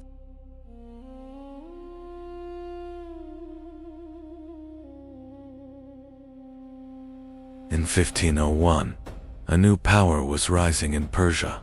A young leader was about to change the fate of the Middle East. That leader was Shah Ismail Safavi. At a very young age, he captured Tabriz and founded the Safavid Empire. The greatest power of the Safavids was the Qizilbash Turkoman warriors. They were not just soldiers, they were a fanatical force, loyal to Shah Ismail. The rise of the Safavids would become a major threat to the Ottomans, and soon, the two empires would enter a deadly struggle. The origins of the Safavids did not come from an empire, but from a religious order. Everything began in Ardabil. The founder of the order was Sheikh Safi al-Din Ardabili. At first, the Safaviya was only a mystical Sufi movement. But over time, the order began to grow. Turkoman tribes were gathering under the Safavid banner.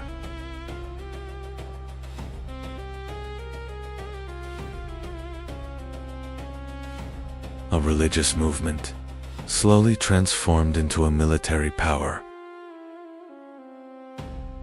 And eventually, the Safavids marched toward the throne of Persia.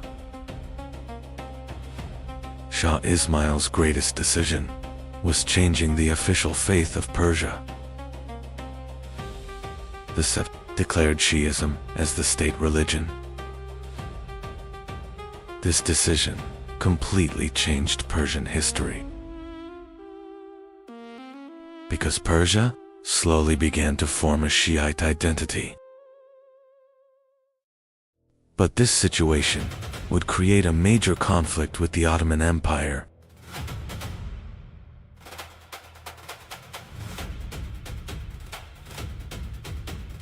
Now in the Middle East, two great powers stood against each other.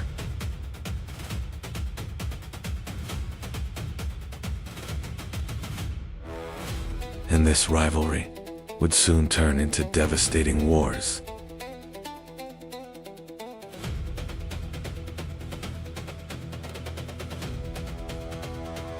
Shah Ismail was not only a religious leader, he was also a highly successful commander. The Qizilbash armies rapidly conquered much of Persia. Rival Turkoman states were falling one by one. Within a short time, the Safavid state became a vast empire.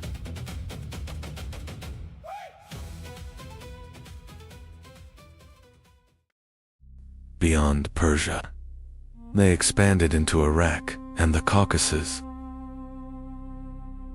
The rapid rise of the Safavids created great concern in the Ottoman palace, because in the east, a dangerous new rival had emerged. A harsh and determined ruler had now taken the Ottoman throne. Sultan Selim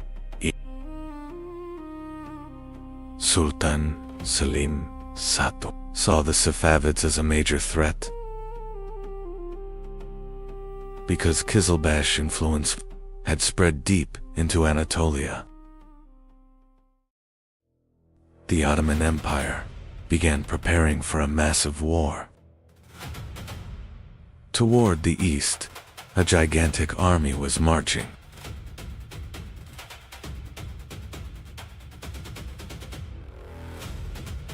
Now, war was inevitable. The Ottomans and the Safavids were preparing for one of history's greatest conflicts. War was now inevitable. In 1514, the two armies met on the plains of Chaldiran.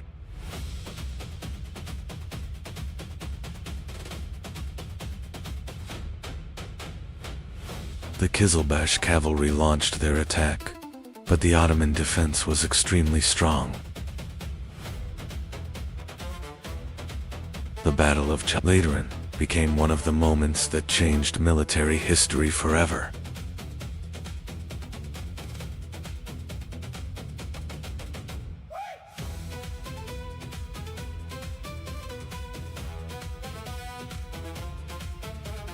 The Safavid army suffered devastating losses. Shah Ismail was forced to retreat. When Chaldiran marked the beginning of the Ottoman-Safavid rivalry.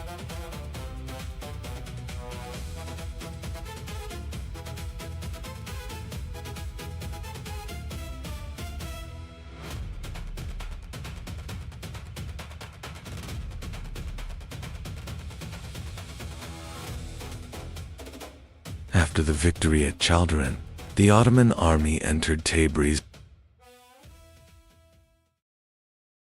This defeat left a deep impact on Shah Ismail. But the Safavids did not collapse. The empire slowly began rebuilding itself.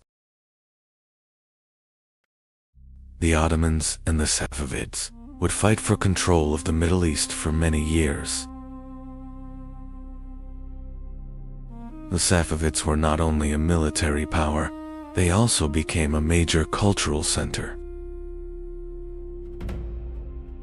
Art, architecture, and Persian culture flourished during this era.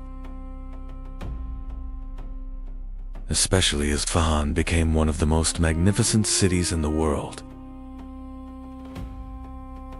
And the Safavid became one of the empires that changed Middle Eastern history forever. After the defeat at Chaldiran, Shah Ismail slowly began losing his former strength. But the Safavid Empire survived. New leaders kept the empire alive. Over time, Isfahan became the magnificent capital of the Safavid Empire. And the Safavid became one of the most powerful empires in Middle Eastern history. Years later, a powerful ruler rose to the Safavid throne. Shah Abbas completely transformed the military system. During his reign, Isfahan became one of the richest and most magnificent cities in the world. Art and science also flourished. Safavid culture influenced the entire region. But the Ottomans' favorite rivalry did not end.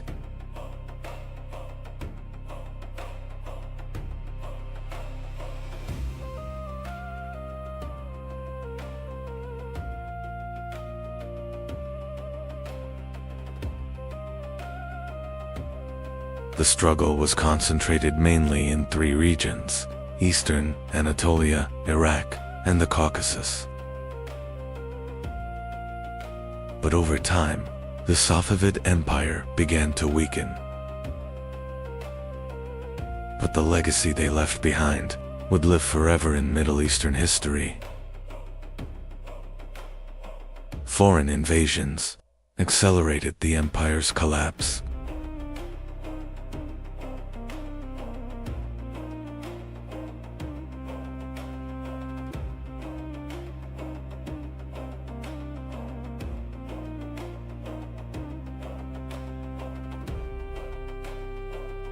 In 1722, the Safavid Empire effectively collapsed.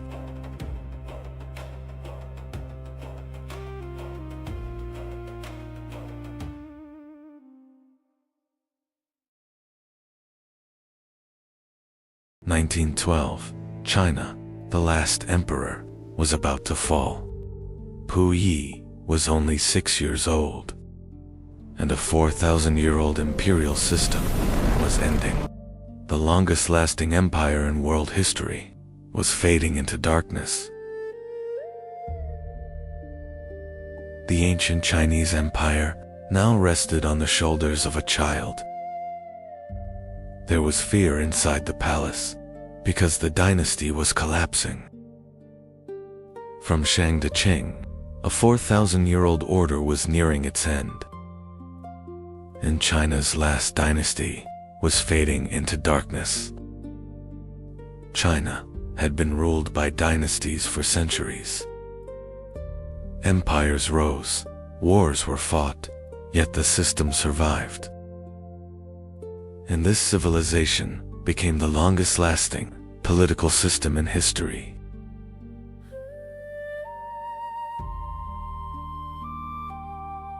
But now, that order was collapsing. 1368, a peasant seized the throne of China. Zhu Yuanzhang grew up in poverty.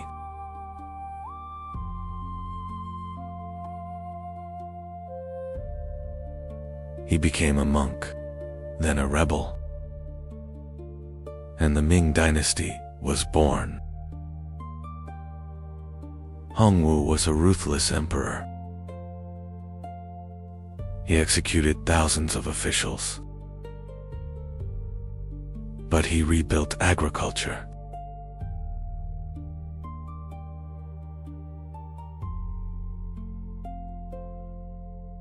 And China began to rise again. Yongle opened China to the seas. And Zheng He commanded the greatest fleet on earth.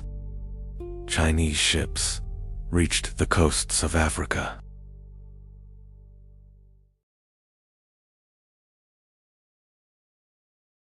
But then, China closed its doors to the world. Famine was slowly destroying China.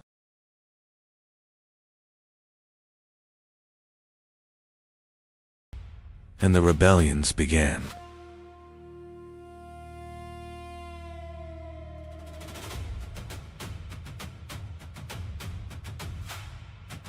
In 1644, the rebels entered Beijing,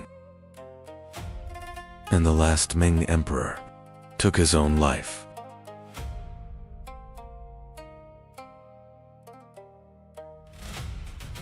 But the real threat came from the north.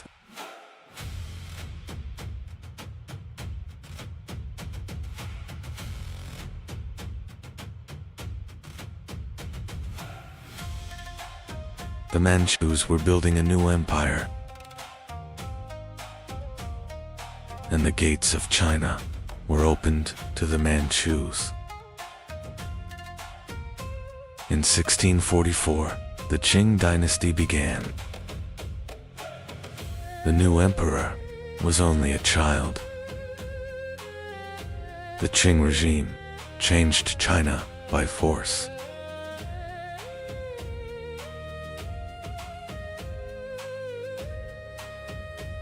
Cities that resisted were destroyed.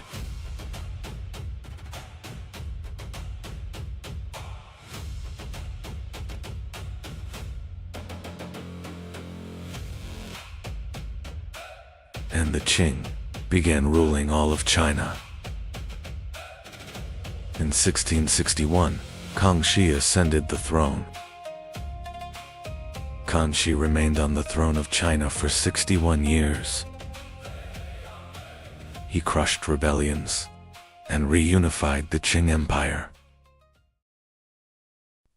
He was fascinated by science, especially astronomy and mathematics. And under Kangxi, the Qing once again became one of the world's greatest empires.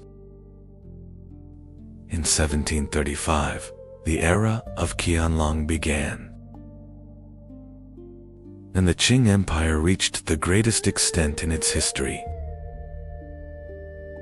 Art, porcelain, and imperial culture reached their peak.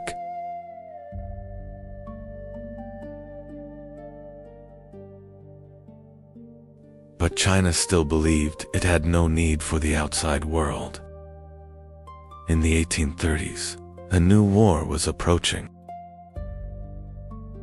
Opium addicted millions of people.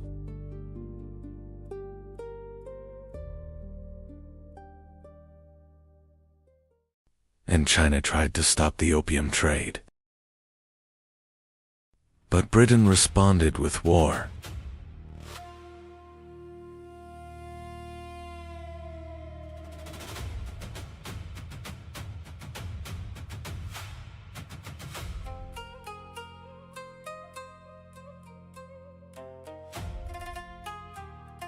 The Qing army was unprepared for modern warfare.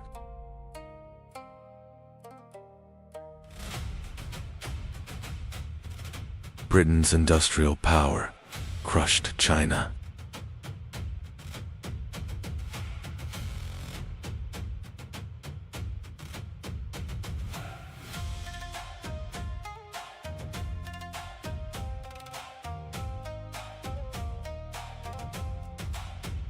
In 1842, the Treaty of Nanking was signed. Hong Kong now belonged to Britain. In 1860, Beijing fell.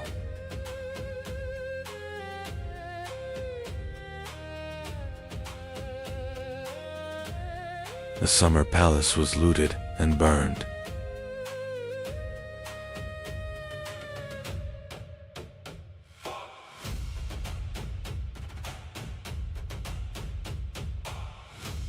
At the same time, China was falling into civil war. The Taiping Rebellion caused the deaths of millions. In 1894, the Qing entered war with Japan.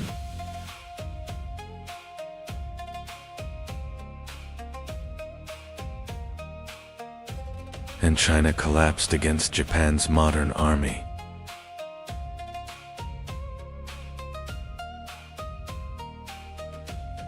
Taiwan was lost.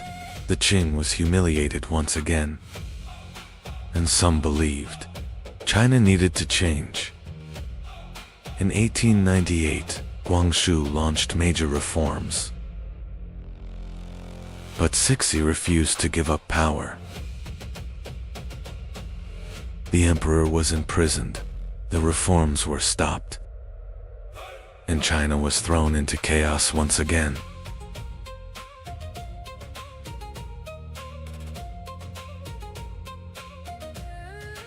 In 1900, the Eight-Nation Alliance marched toward Beijing. In 1900, the armies of Britain, Japan, Russia, Germany, France, America, Italy, and Austria-Hungary advanced toward Beijing. Cixi fled the capital. China was now under the pressure of foreign powers, and the Qing dynasty was living through its final days. China was occupied by foreign armies in its own capital. The Qing dynasty agreed to pay massive reparations, and the Chinese people began losing faith in the empire. Inside the army, revolution was now being discussed. In 1908, Empress Dowager Cixi died, and the Qing dynasty lost its last powerful ruler. The one who ascended the throne was only a small child, Pui, the last emperor of China. In 1911, the uprising began in Wuchang, and the revolution quickly spread across China.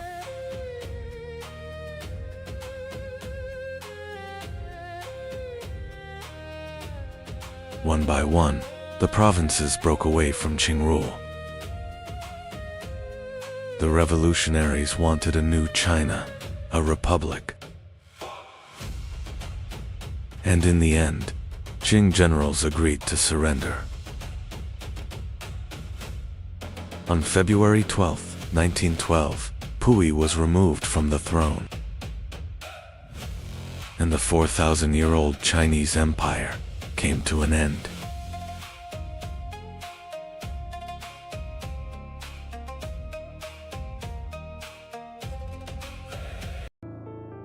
The story of Russia began with the Vikings.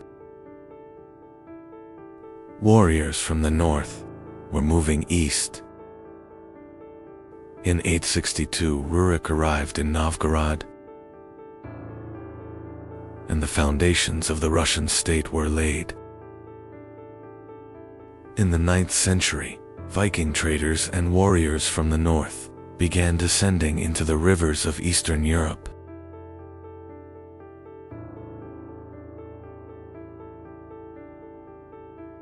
These warriors were called the Varangians.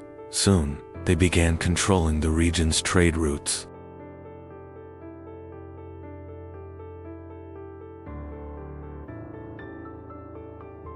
According to legend, the Slavic tribes invited the Viking leader Rurik to bring order to the region.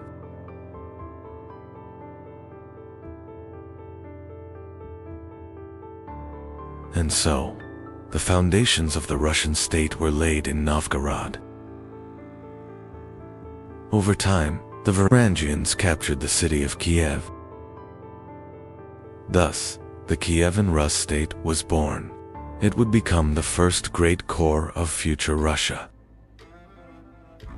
During the reign of Prince Oleg, Kiev became one of Eastern Europe's most powerful centers. Trade routes stretching between the north and Byzantium rapidly enriched the lands of the Rus. In the year 988, Prince Vladimir made a decision that would change history forever. Kievan Rus officially adopted Christianity, and Byzantine culture began spreading across the lands of the Rus. Orthodox Christianity became one of the foundations of Russian identity. Russia was no longer just a warrior society. A new civilization was being born. But a great disaster was approaching from the east: the Mongols. In the 13th century, Mongol armies led by Bata Khan began destroying Rus cities one by one.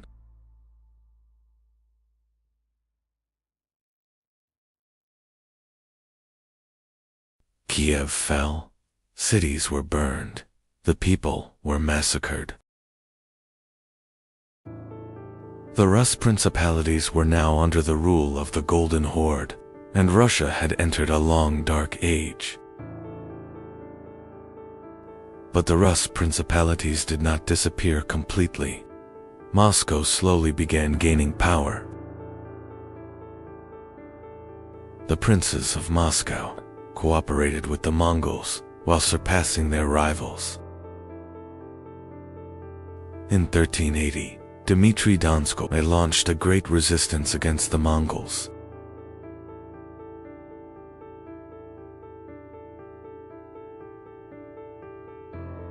The Battle of Kulikovo gave the Russian people hope for freedom for the first time.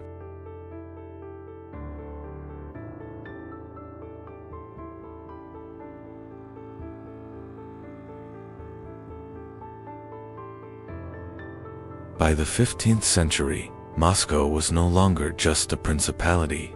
A new power was rising. Ivan III refused to pay tribute to the Golden Horde.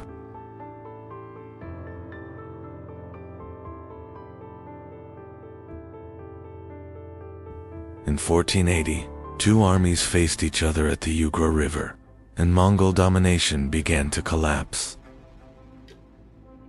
Moscow had now become the new center of the Russian world. In 1547, Ivan IV declared himself Tsar. This title symbolized Russia's transformation into an empire. But Ivan's rule became increasingly brutal. Fear became a tool to rule Russia. At the same time, Russia began a massive expansion into Siberia.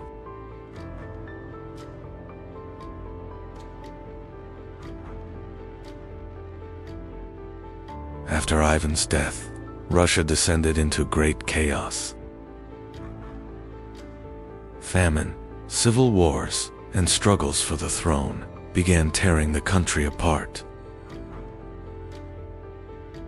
At one point, even Polish armies entered Moscow. Russia stood on the edge of collapse.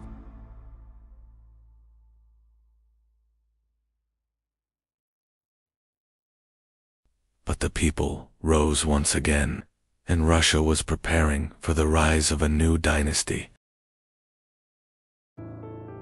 In 1613, the Romanov dynasty rose to the Russian throne. The new dynasty tried to end years of chaos. During the Romanov era, Russia began expanding once again. The endless lands of Siberia would change the future of the Russian Empire. During the early years of the Romanov dynasty, Russia slowly began rising again. Years of war and famine had devastated the country.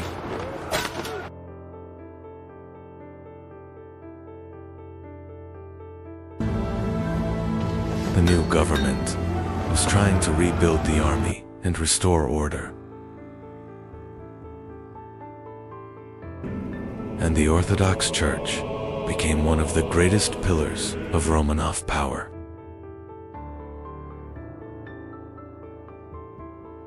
In 17th century Russia, religion was more than just belief. The Orthodox Church had become one of the most powerful institutions of the state. But life remained extremely difficult for the people. Peasants struggled under heavy taxes. Russia was growing, but the gap between nobles and common people was also deepening. Meanwhile, Russia continued expanding endlessly toward the east. Cossack units and explorers were advancing into the unknown lands of Siberia. Siberia was more than land. The fur trade was bringing enormous wealth to Russia. And with every passing year, Russia was becoming one of the largest land empires in the world. Born in 1672, Peter was very different from other Russian princes. From an early age, he was deeply interested in weapons, ships, and European technology. But intrigues inside the Kremlin never ended. Power struggles still shook Russia. Peter had already begun, dreaming about the wars of the future. One of the places that fascinated Peter the most was the foreign quarter of Moscow. There he met European engineers and soldiers. He realized how far behind Russia had fallen. But Peter's ideas disturbed the old Russian nobility. Peter's dream was clear: to turn Russia into one of Europe's great powers. In 1697, Peter left Russia and began his journey to Europe. But Peter did not travel simply to explore. He wanted to learn Europe's secrets. He studied shipbuilding, artillery, and modern armies. He was preparing to transform Russia completely. Peter now understood that Russia would never become a great power unless it changed. When Peter returned from Europe, he was no longer the same man. His first target was the old order. He began forcibly changing the traditions of the Russian nobility. The army was reorganized. Modern weapons and European-style discipline were introduced. And Peter's greatest dream was to give Russia a powerful navy. But a great obstacle stood before Peter: the Swedish Empire. At that time, Sweden was one of the most powerful states in Northern Europe. In 1700, at Narva, the Russian army suffered a devastating defeat. But Peter did not give up. This defeat would make Russia even stronger. After the defeat at Narva, Peter began rebuilding the Russian army from top to bottom. New cannons were forged, new weapons were produced, and for the first time in Russian history, a true war navy began to rise. Peter was no longer just a czar, he was becoming the architect of a new Russian empire. In 1703, Peter decided to build a new city on the Baltic coast.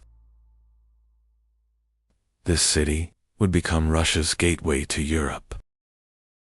But St. Petersburg rose through great suffering. Thousands died during its construction. And before long, Russia's new heart had been born. In 1709, Russia and Sweden faced each other in one final great battle.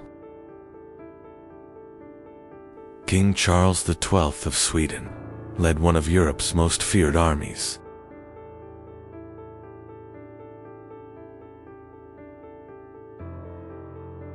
But at Poltava, everything changed. The Russian army achieved one of the greatest victories in its history.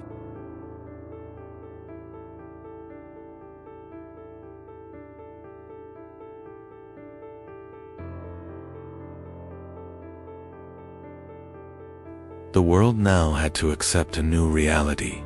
Russia had become a great power. After the victory at Poltava, Peter declared that Russia was now an empire. Russia was changing rapidly. European influence had spread throughout the royal court. New schools were opened. Science, engineering, and the navy were strengthened. Peter's dream had come true. Russia was now one of the world's great powers. What once began as small Viking principalities had become a vast empire. Russia's rise was only just beginning. In 1725, Peter the Great died. He left behind a powerful empire, but its order was fragile. Palace intrigues began once again. Now, power not blood would decide the throne. And Russia was being dragged into a new storm. The young German princess arriving in Russia did not yet know she would change history forever. This princess, named Sophie, converted to Orthodoxy and changed her name. But palace life was nothing like she expected. Intrigue and power struggles were everywhere. And young Catherine would soon begin dreaming of the Russian throne. In 1762, Russia was once again dragged into a palace coup. Catherine gained the support of the army and imperial guards. Tsar Peter III was removed from the throne, and the Romanov palace was stained with blood once again. Russia now had a new ruler, Catherine the Great. When Catherine ascended the throne, Russia was entering a new era. Her goal was not only to keep the throne, she wanted to make Russia the strongest state in Europe. During Catherine's reign, the Russian court became increasingly European in style. But behind the palace's luxury, millions of peasants lived under harsh conditions. One of Catherine's greatest goals was to give Russia access to warm seas. This goal brought Russia into direct conflict with the Ottoman Empire. The Black Sea was no longer controlled only by the Ottomans. The Russian navy was rapidly growing stronger. And eventually, Crimea became part of the Russian Empire. During Catherine's reign, Russia began expanding not only southward, but westward as well. Poland was divided, and Russia advanced toward the heart of Europe. European powers could no longer ignore Russia. Under Catherine the Great, Russia had become a true superpower. In 1796, Catherine the Great died. Russia was now a vast empire, but its future was uncertain. At that very moment, a new power was rising in Europe, Napoleon Bonaparte. And very soon, Russia and France would be drawn into one of history's greatest wars. In 1812, Napoleon marched into Russia with one of the greatest armies in history. Hundreds of thousands of soldiers were advancing toward the Russian Empire. Instead of fighting directly, Russian commanders chose to retreat. But the Russians left nothing behind. Fields, villages, even entire towns were burned. At last, Napoleon reached Moscow, but the city was silent. Soon, Moscow was consumed by flames. Russia was willing to burn even its own capital. Then winter arrived.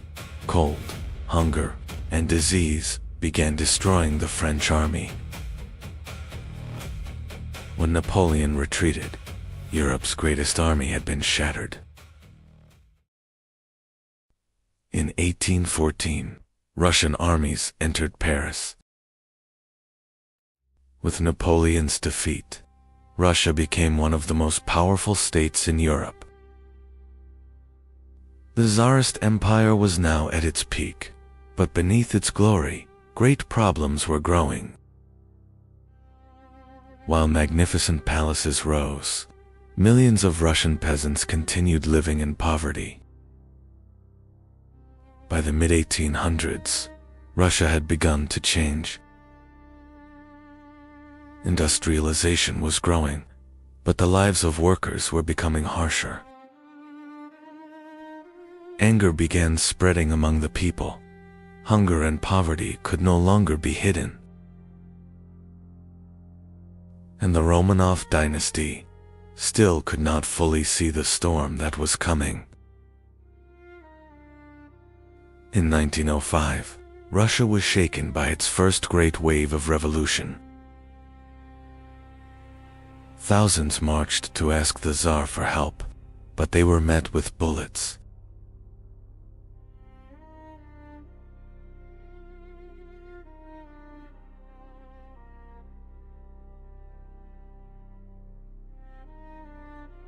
This event destroyed the people's trust in the Tsar. And now in Russia, revolution was no longer just an idea, but an approaching reality. In 1914, Russia found itself trapped in a new catastrophe.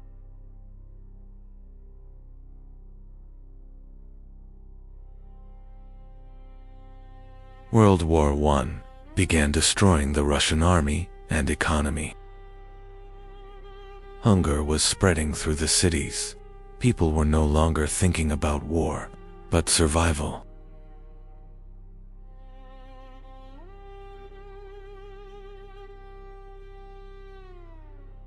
And the Romanov dynasty had reached the edge of collapse.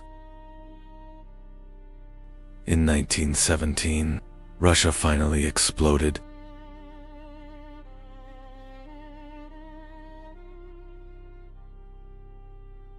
Even the soldiers no longer wanted to defend the Tsar. The empire was collapsing from within.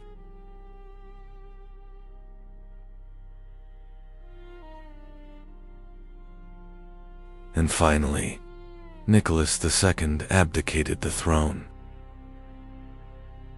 The 300-year Romanov dynasty had come to an end. Russia was now entering a path of no return. But the revolution was far from over, because a new leader was entering the stage. Vladimir Lenin. The Bolsheviks now wanted total power.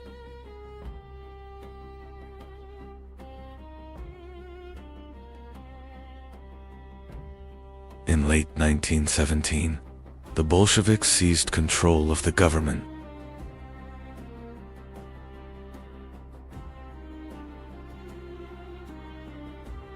And so, a new era began that would change world history forever.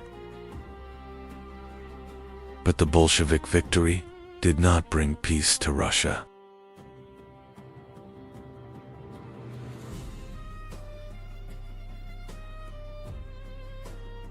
The country was soon dragged into civil war.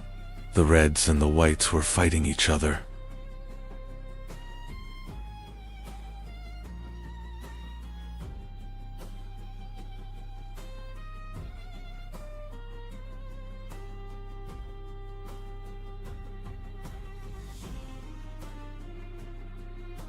Hunger, disease, and war destroyed the lives of millions.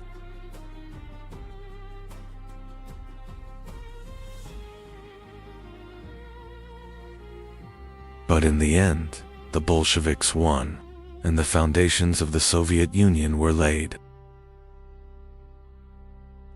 In 1924, Lenin died, but the real struggle for power in the Soviet Union was only beginning. The winner of this struggle would be Joseph Stalin. Under Stalin, the Soviet Union industrialized rapidly. Factories and massive projects spread across the country. But the price of this growth was terrible. Fear, oppression, and purges affected millions of people. In 1941, Hitler launched an invasion against the Soviet Union.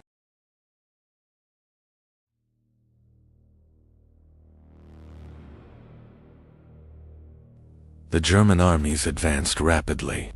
Cities began falling one after another.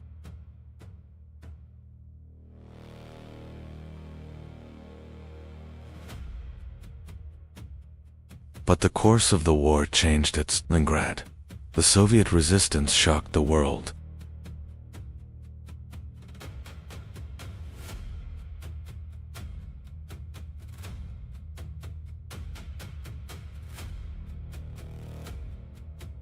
The Red Army had returned, and now the tide of the war was turning. In 1945, the Red Army reached Berlin. The Nazis' final defense had collapsed. The war in Europe was coming to an end.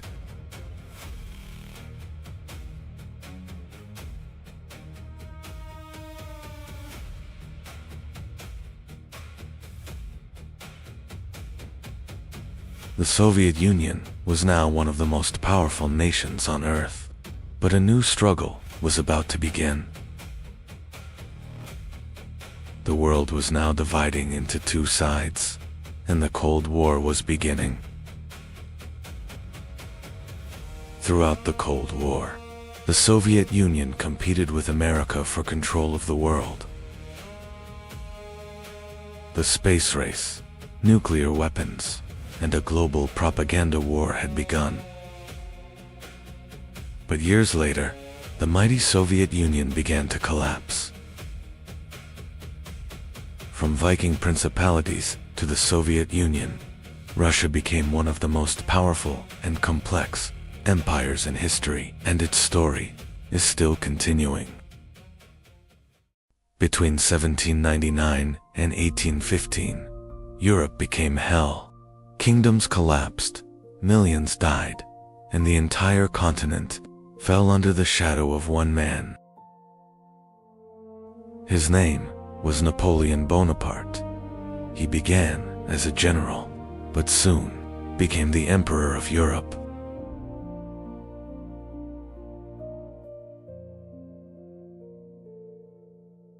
His armies could not be stopped until the frozen winter of Russia.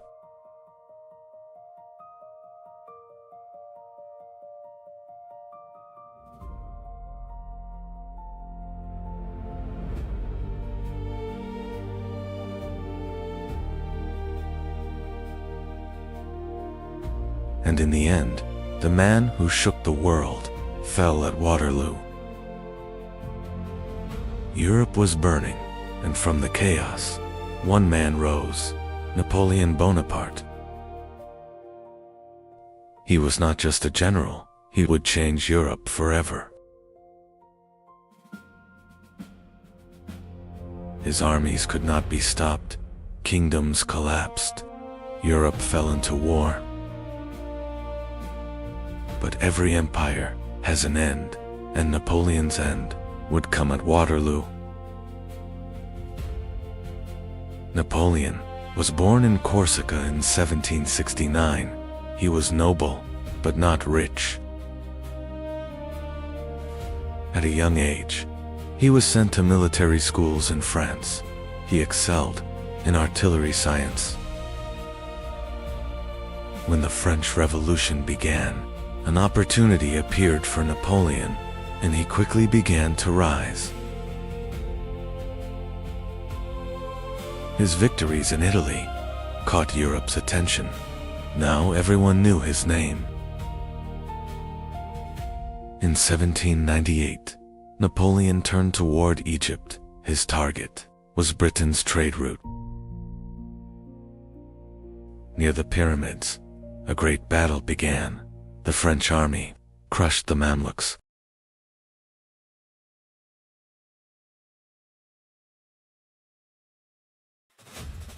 But soon after, the British Navy attacked. The French fleet was destroyed at Abu.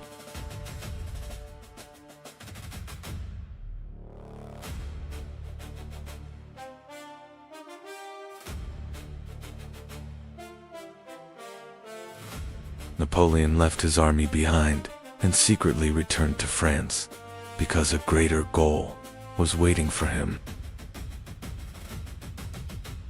France was in chaos. The people were exhausted. The government was collapsing. In 1799, Napoleon made his move and seized power through a coup. Now he was the first consul of France, but in reality, he was the nation's sole ruler. Napoleon's rise had begun, and Europe would soon change forever. By 1804, Napoleon wanted more, to become the sole ruler of France. A grand ceremony was held in Paris, and Napoleon placed the crown upon his own head. Europe's kings were shocked, because France now had a new emperor. Napoleon was no longer just a general, he had become the most powerful man in Europe. Napoleon's rise terrified Europe, and a great war began.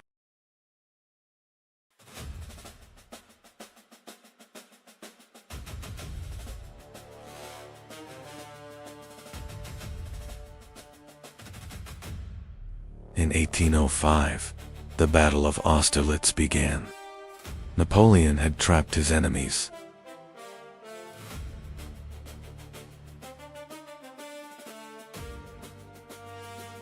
In 1805, the Battle of Austerlitz began. Napoleon had trapped his enemies.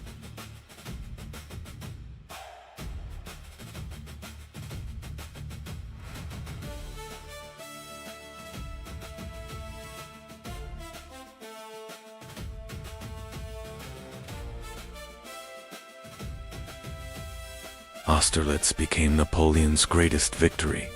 Now he ruled Europe.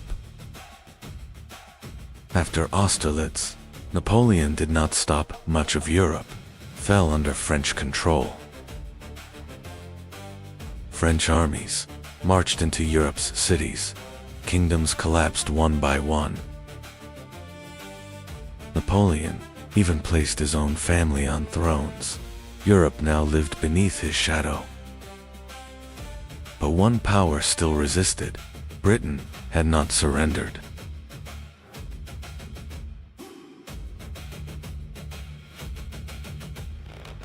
Napoleon could not defeat Britain at sea. The French navies suffered heavy losses. So instead, he created a new plan, the Continental Blockade. Europe received the order. Trade with Britain was forbidden, but the economy began to collapse. And eventually, a major crisis with Russia began. That crisis would become a disaster. In 1808, Napoleon invaded Spain, but the people did not surrender. Guerrilla warfare began. The French army was attacked everywhere.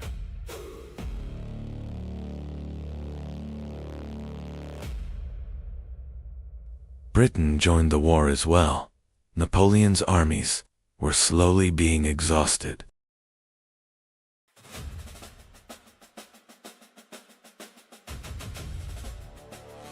And at that moment, a new crisis was rising in the east. Russia was the coming storm. In 1812, Napoleon marched into Russia. With him came hundreds of thousands of soldiers. But the Russians kept retreating.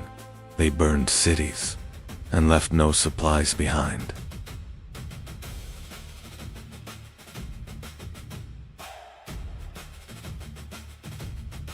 Napoleon finally reached Moscow, but the city was empty, and soon after, it was consumed by flames.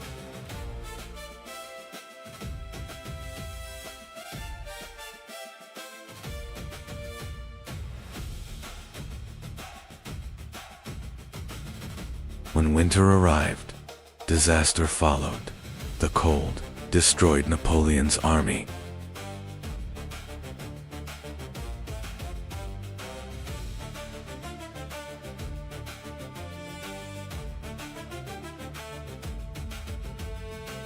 After the Russian disaster, Europe united once again and declared war on Napoleon. Russia, Prussia, Austria, and Britain gathered on the same side. In 1813, the Battle of Leipzig began. For the first time, Napoleon was truly stopped. Now he was retreating, and his empire had begun to collapse. In 1815, Napoleon escaped exile and returned to France. The soldiers joined him once again. Napoleon was back in power.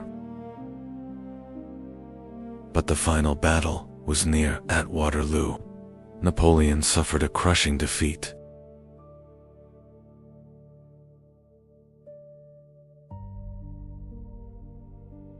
Napoleon was sent into exile, and years later, he died alone in the Atlantic. Napoleon died, but his influence continued across Europe.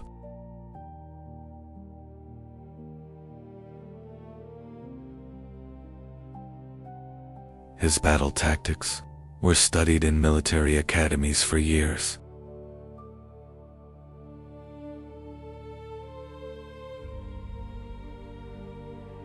The Napoleonic Wars accelerated the birth of modern Europe.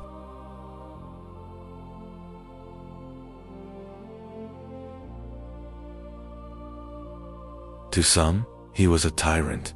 To others, a genius. But one truth remained: Napoleon changed the world. 1848. Europe was burning. Kings were afraid, and the people demanded freedom. Napoleon was dead, but the ideas he spread still haunted the streets of Europe. Europe's kings believed they had restored the old order, but they failed to see the coming storm.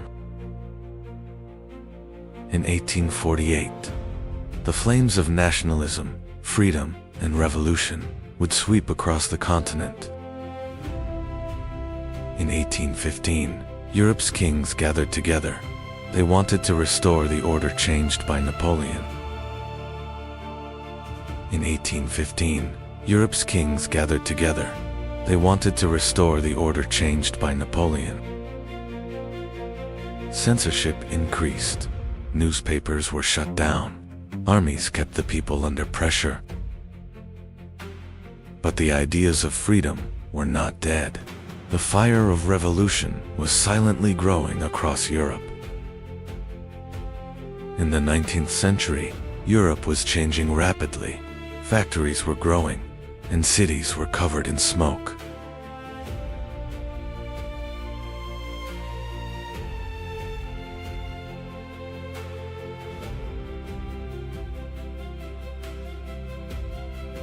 Workers labored for 14 hours a day.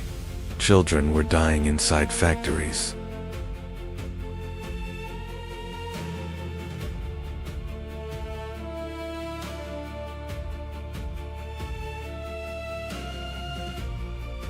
In the 1840s, an economic crisis began.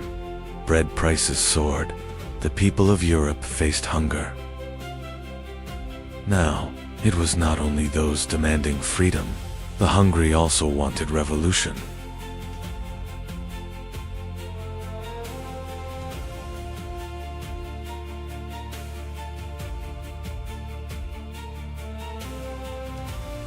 In 1848, the fire of revolution exploded in Paris. the streets quickly filled with barricades.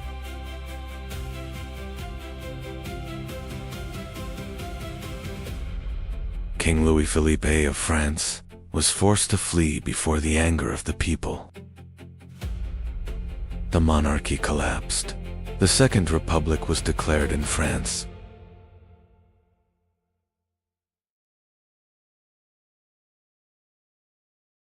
The revolution that began in Paris would soon spread across all of Europe.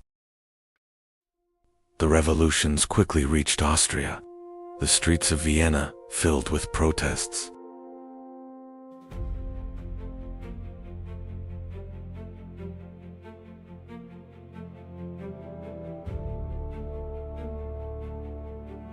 Students and workers built barricades in the name of freedom.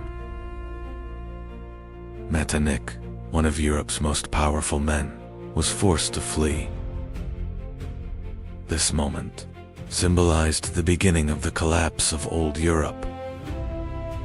During the revolutions of 1848, the German people also wanted unity. Germany was still divided into dozens of small states. The idea of nationalism was growing.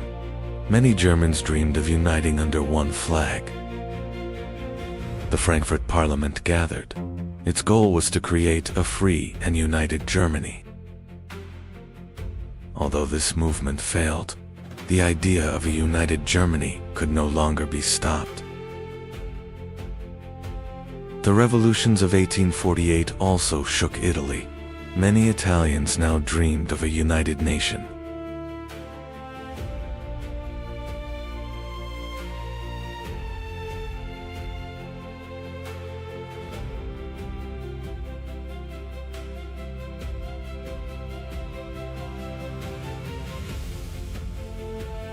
Revolutionaries like Giuseppe Mazzini began organizing the youth of Italy. In northern Italy, the people rose against Austrian rule.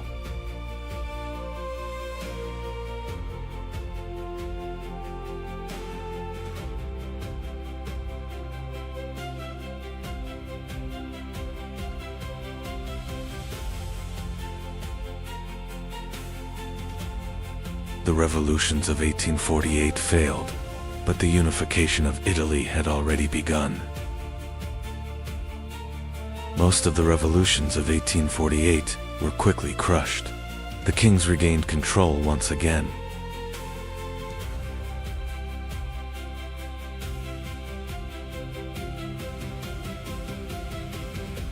The revolutionaries were divided among themselves. Workers, liberals, and nationalists did not share the same goals.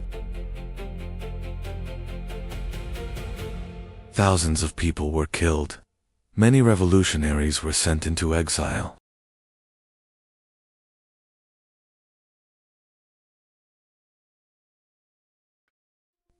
The revolutions appeared to have failed, but the ideas of freedom and nationalism could no longer be stopped.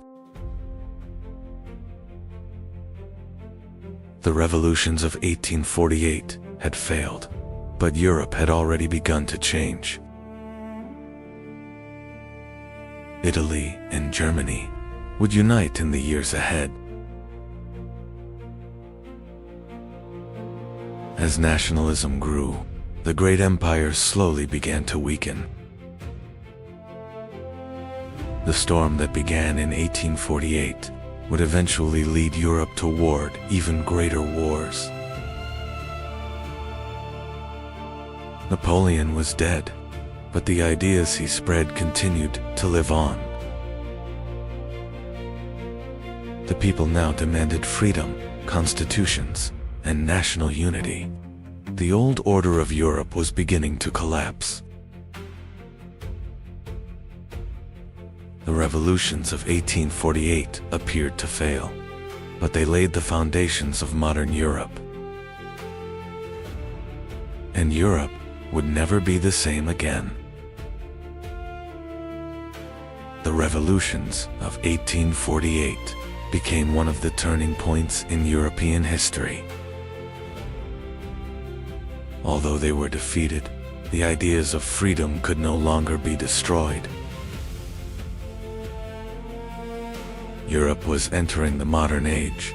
Industry, nationalism, and power struggles would reshape the world. And the changes that began in 1848 would one day lead to wars that changed the entire world. In 1848, people rose up across Europe. The continent was shaken by the fire of revolution. The ideas of freedom, constitutions, and nationalism inspired millions of people to rise. The kings crushed the revolutions, but the old order of Europe would never truly return. The revolutions of 1848 became the beginning of modern Europe and the great wars to come. The revolutions were over, but Europe was no longer the same.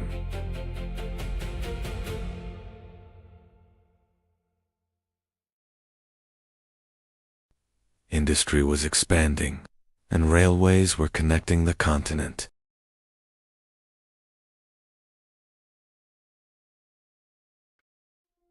Nationalism could not be stopped. Germany and Italy were moving toward unification. But a new rivalry was emerging across Europe. It would eventually affect the entire world. The revolutions of 1848 had failed, but some leaders had learned from them.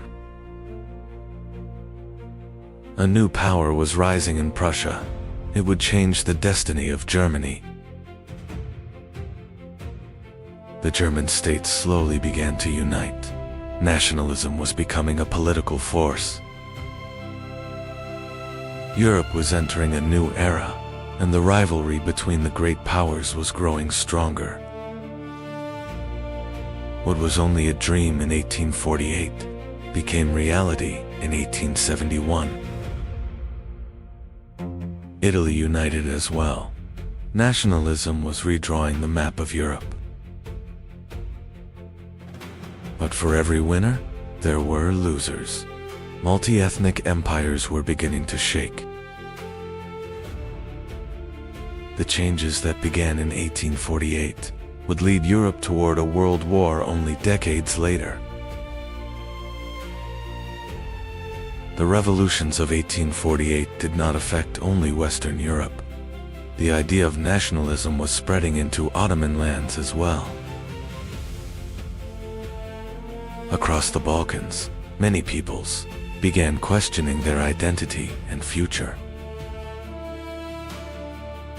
Similar challenges were emerging in the Austrian Empire. Different nations were demanding greater rights. This was the greatest legacy of 1848. Nationalism had become an unstoppable force across Europe. Historians gave the revolutions of 1848 a name: the springtime of nations. Because millions of people were demanding freedom, constitutions, and national unity. The revolutions were crushed, but the ideas survived. 1848 was not a failed revolution. It was the birth pain of modern Europe. After 1848, Europe began to change. No ruler could completely silence the voice of the people anymore. Many countries introduced constitutional reforms. Parliaments became increasingly important. Industry was growing, and cities were expanding. Europe was becoming the economic center of the world. But a new rivalry was emerging among the rising powers. This rivalry was preparing the stage for future conflicts. The transformation that began in 1789 had shaken all of Europe by 1848. Freedom, constitutional government, and nationalism became the most powerful ideas of the 19th century. But these ideas did not bring unity alone. They also created new rivalries and conflicts. The revolutions of 1848 came to an end, but their legacy continued to shape the 20th century and the modern world. Today, Germany, the economic engine of Europe, one of the world's most powerful industrial nations. But how did this great country come into existence? This story takes us back 2,000 years. Around 2,000 years ago, there was no country called Germany. Instead, hundreds of Germanic tribes lived among vast forests and rivers. Each tribe had its own leader.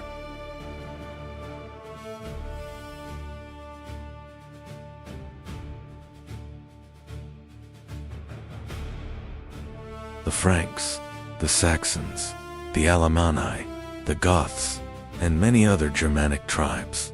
They were not united, yet the foundations of the future German people were slowly taking shape.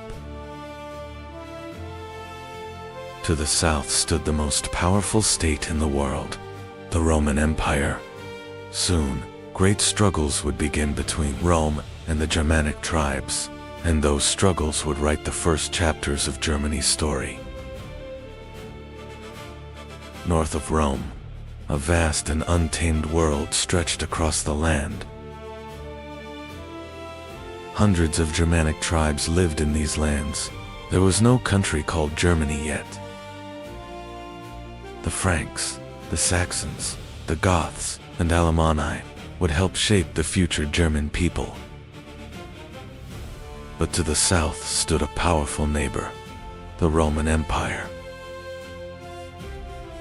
The Roman Empire was expanding northward. Its goal was to conquer Germania. The Romans built forts. They began bringing the region under their control. In 09 AD, a Germanic leader named Arminius emerged.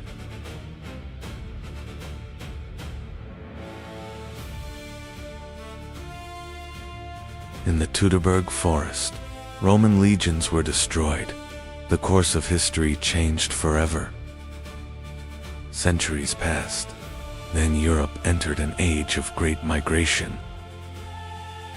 The Huns arrived from the east, forcing many tribes to move. The Goths, Vandals, and many others spread across Europe. In 476, the Western Roman Empire fell. A new era began in Europe. After the fall of Rome, new powers began to rise. The Franks quickly gained power. They united many Germanic tribes. The Frankish kingdom expanded. It became one of Europe's strongest states. And soon, a ruler named Charlemagne would emerge. By the late 8th century, Charlemagne had become Europe's most powerful ruler. His armies conquered vast territories. His empire expanded rapidly. In the year 800, the Pope crowned Charlemagne as emperor. This empire would become one of the foundations of Germany's future. After Charlemagne's death, the empire began to weaken. Charlemagne's grandsons were fighting over the empire. To end the conflict, they came to an agreement. With the Treaty of Verdun in 823, the empire was divided into 3 parts. East Francia would eventually become Germany. According to many historians, the core of Germany was born here. East Francia continued to grow. A new German power was emerging. In 9, Otto was crowned emperor.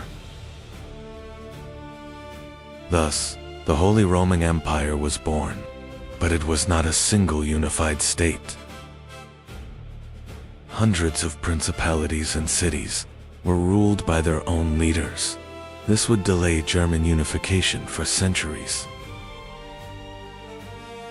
For centuries, German cities grew. Trade and craftsmanship flourished. Merchants traded with regions across Europe. The cities became increasingly wealthy.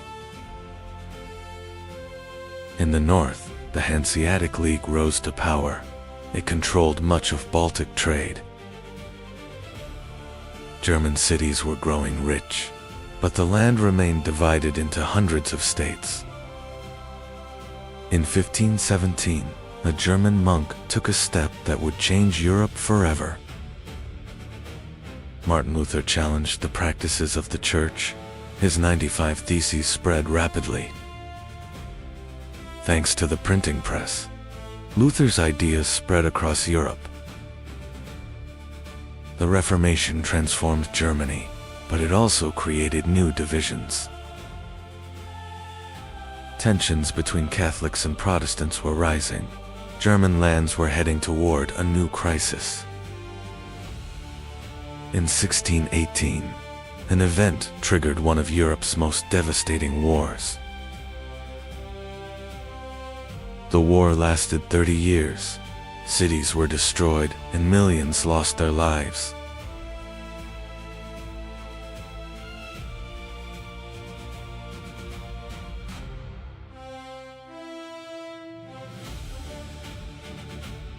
The war ended in 1648, but the German world lay in ruins. After the wars, a new German power began to rise. Its name was Prussia. It became famous for its discipline and army. Under Frederick the Great, Prussia became one of Europe's major powers.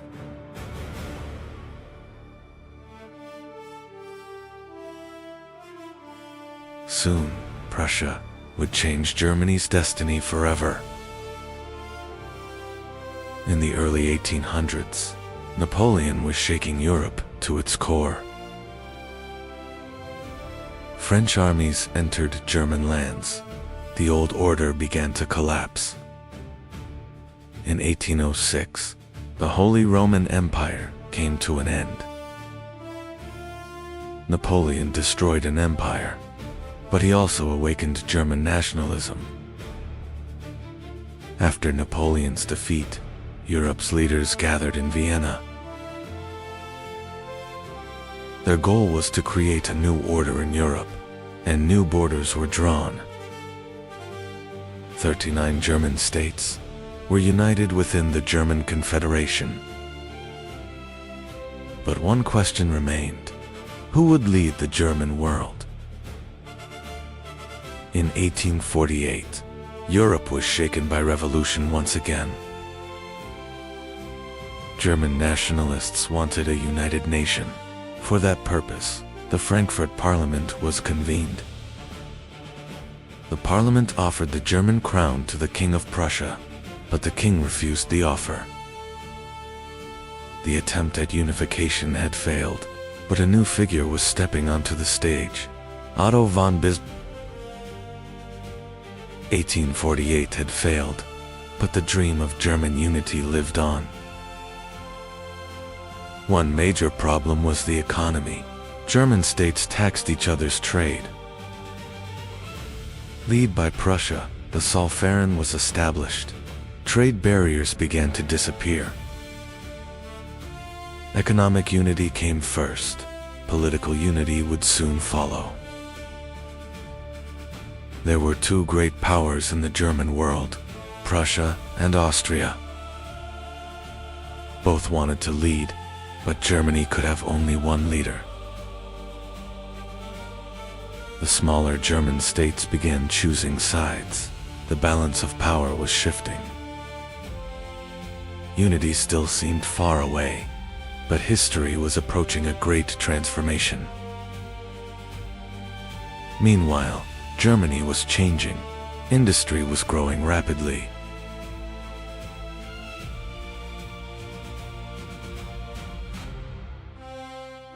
Railways connected cities together. Distances grew smaller every year.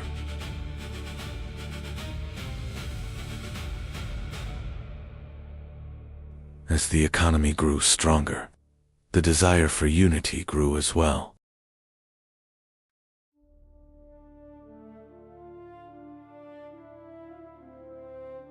Germany was ready for unity.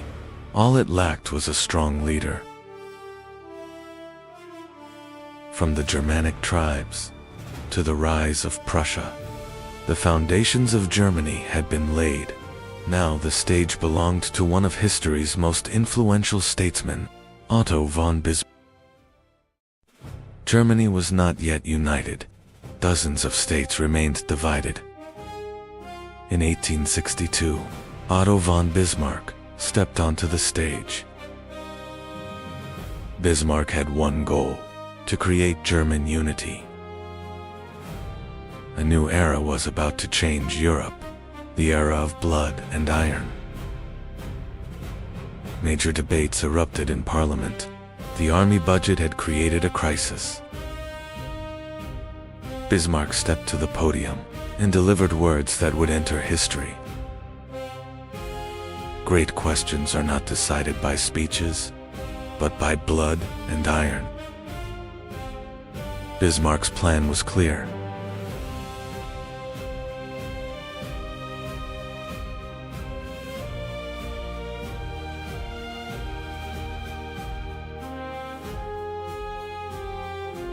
Unity would come through war. Bismarck made his first move. The target was Schleswig and Holstein. Prussia and Austria were allies. Together they marched against Denmark. War began in 1864.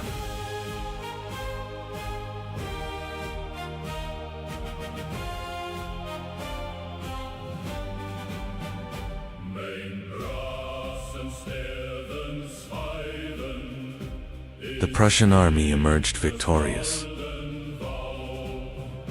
But another plan lay behind the victory.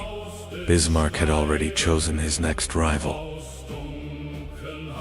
Denmark had been defeated. Now Austria was next. Disputes emerged between the allies. Schleswig and Holstein became a source of conflict. This was exactly what Bismarck wanted: to isolate Austria. As 1866 approached, Europe was moving toward another war.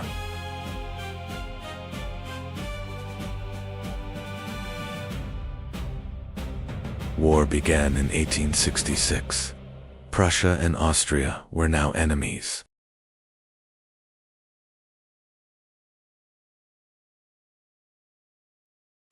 The Prussian army had more modern weapons.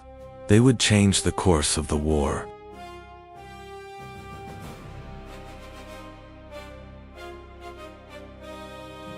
The decisive moment came at Königgrätz. Austria suffered a crushing defeat.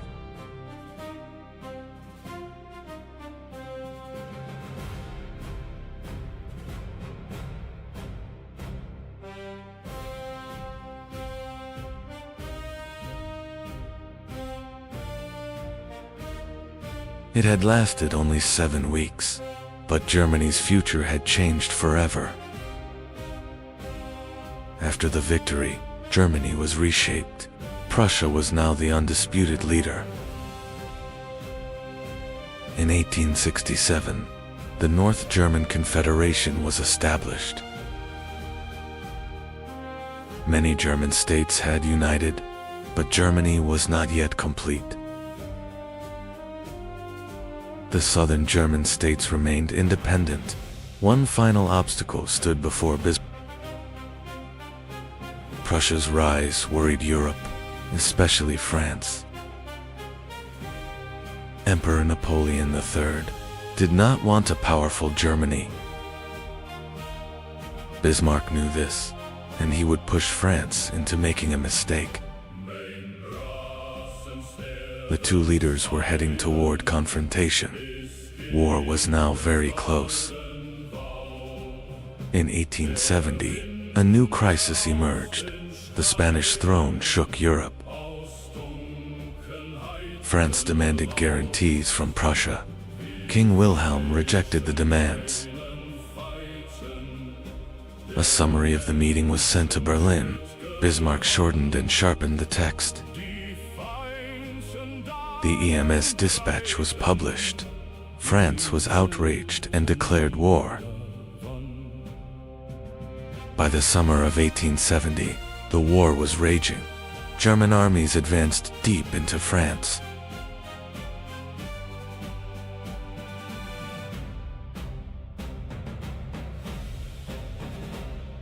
At Sedan, the French army was surrounded.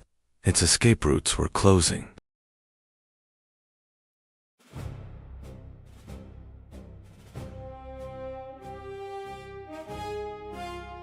Emperor Napoleon III was trapped inside the encirclement.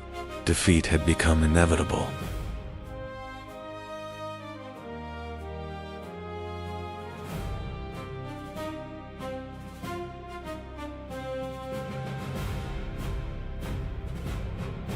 On September 2, 1870, Napoleon III surrendered.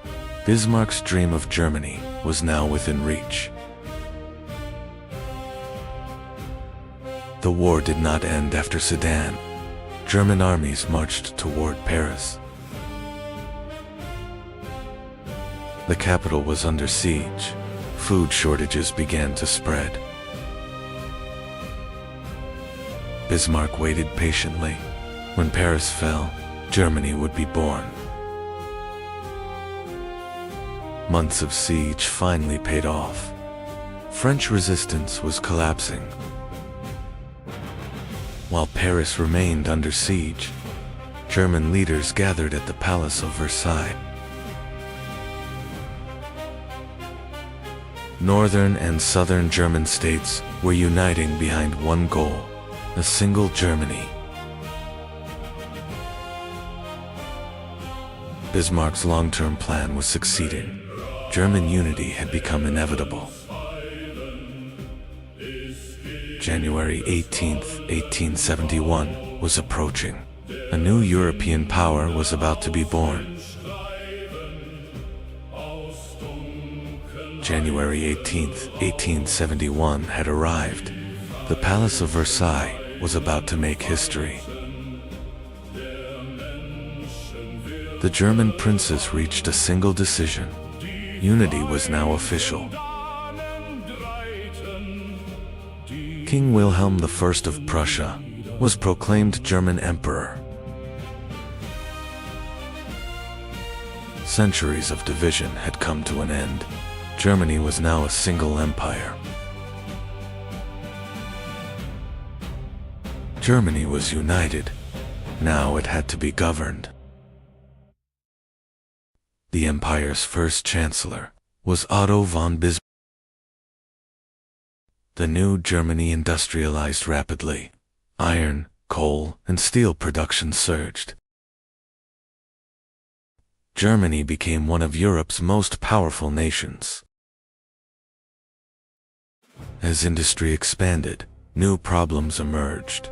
Millions of workers labored under harsh conditions. Bismarck saw the danger. The workers' movement was growing stronger.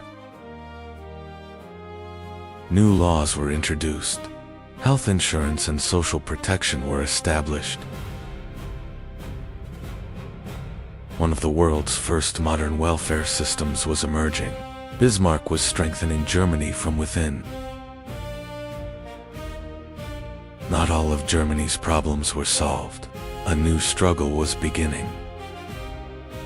Bismarck was concerned by the political influence of the Catholic Church. He believed the state should come first. New laws were introduced.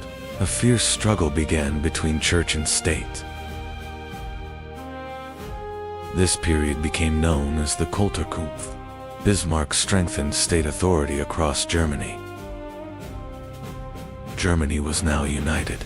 Bismarck's new goal was to preserve peace. France wanted revenge. Bismarck sought to keep it isolated. In 1873, the League of the Three Emperors was formed. Bismarck did not want war. He protected Germany's power through diplomacy. Bismarck continued expanding his alliance network. The balance of Europe had to be preserved. In 1882, a new alliance was formed. Germany, Austria-Hungary, and Italy joined together. During this period, Germany grew rapidly. Its economy and industry rose to the top of Europe.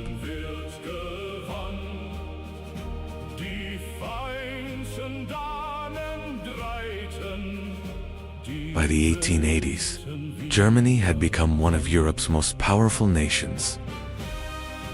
The year 1888 became a turning point for Germany. Emperor Wilhelm I passed away. His son Frederick III succeeded him, but he was gravely ill. Just 99 days later, Frederick also died. Wilhelm II ascended the throne. The young emperor had different ideas. A clash with Bismarck was inevitable. Wilhelm II did not want to be a symbolic ruler. He wanted to govern Germany himself. The disagreement between Bismarck and Wilhelm grew. Two powerful personalities stood opposed. In 1890, Bismarck was forced to leave office. The architect of Germany was leaving the stage. A new era was beginning. Bismarck was gone. Wilhelm II gave Germany a new direction. Industry expanded. The military grew stronger. Germany became a world power. But Europe was dividing once again. Alliances and rivalries were growing rapidly. United Germany had been born, but soon the world would face one of the greatest wars in history. To be continued, from Germany to World War. In 1815, an era that had reshaped Europe came to an end. With Napoleon's defeat, a new order began to emerge across the continent. But for Italy, the future remained uncertain. Because Europe's leaders were about to decide Italy's future once again. In 1815, Europe's most powerful nations gathered in Vienna. Their goal was to build a new order after Napoleon. Italy's future was also being reshaped during these meetings. But the decisions would not create a united Italy. After the Congress of Vienna, Italy was divided into small states once again. Piedmont, the Papal States, and the Kingdom of the Two Sicilies controlled different parts of the peninsula.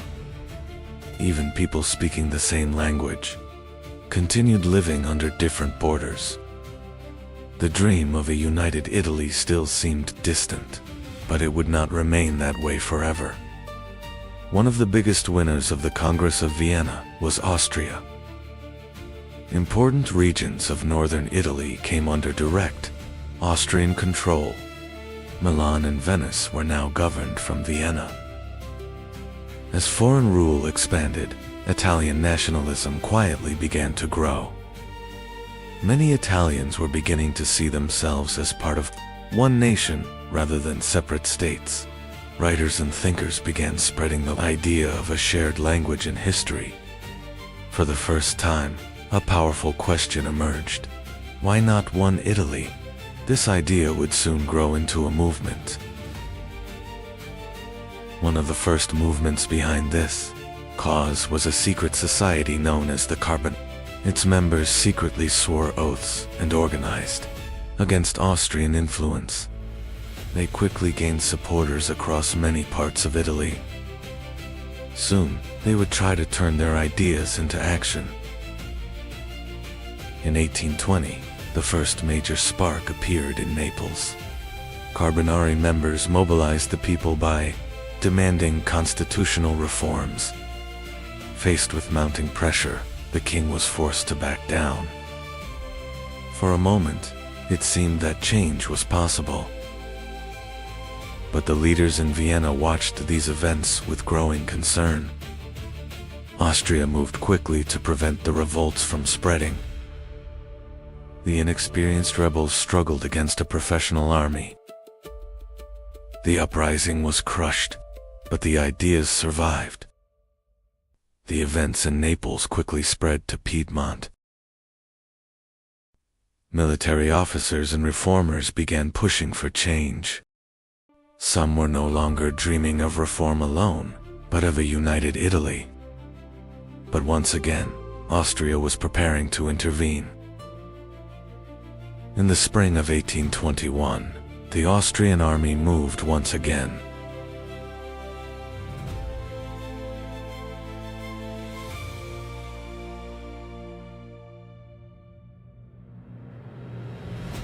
The rebels were outmatched in both numbers and experience.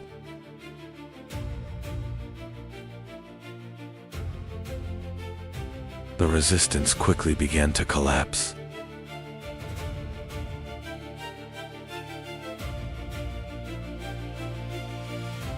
Once again, hopes for change had been postponed. After the uprisings, a harsh period of repression began.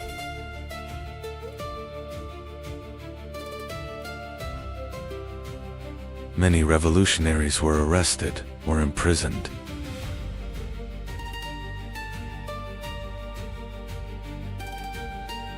Others left Italy and began lives in exile.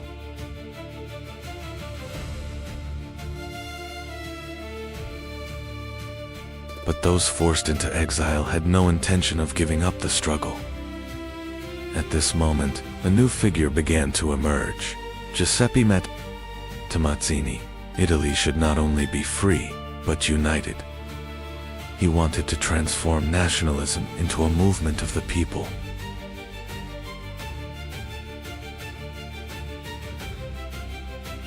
Soon, his ideas would echo across the entire peninsula. In 1831, Mazzini founded the Young Italy movement.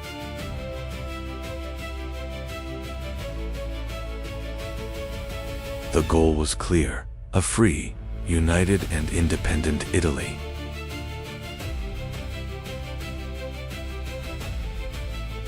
The ideas began crossing borders.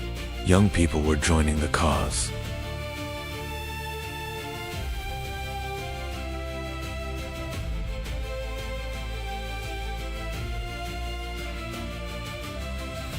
For the first time, the dream of a united Italy was reaching the masses. Mazzini's calls soon began turning into action. Throughout the 1830s, several uprisings erupted across Italy.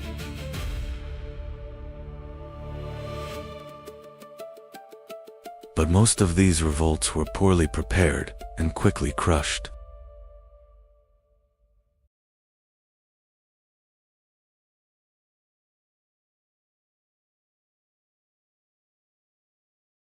Defeats continued, but the idea of unification could no longer be stopped.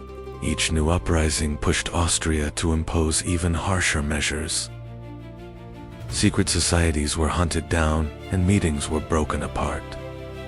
Hundreds of nationalists were imprisoned or forced into exile.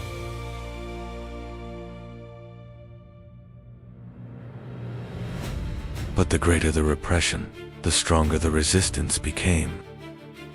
During the 1830s and 1840s, Europe was changing rapidly.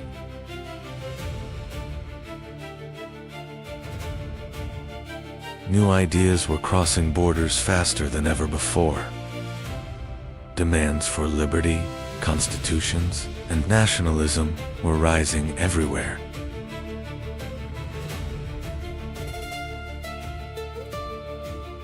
Italy too was beginning to feel the approach of a great storm. In 1848, Europe erupted once again.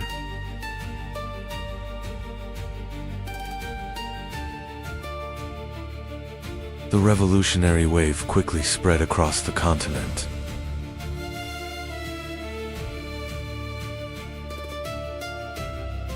Italian nationalists believed this was the opportunity they had been waiting for.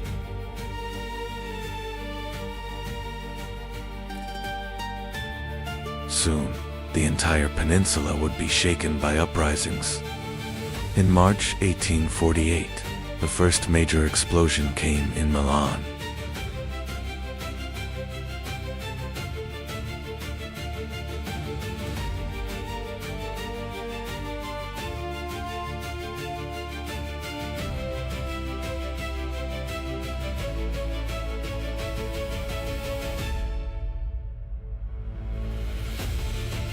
After days of fighting, Austrian forces withdrew from the city. Soon afterward, Venice also rose against Austrian rule. For the first time, unification seemed like a real possibility. King Charles Albert of Piedmont decided he could wait no longer. He sent his army to fight against Austria.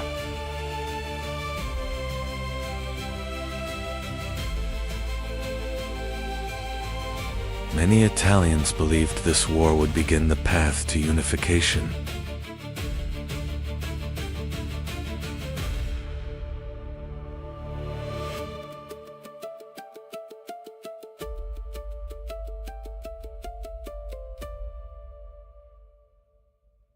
But Austria was far from accepting defeat. By 1849, the first attempt at unification had suffered a major setback.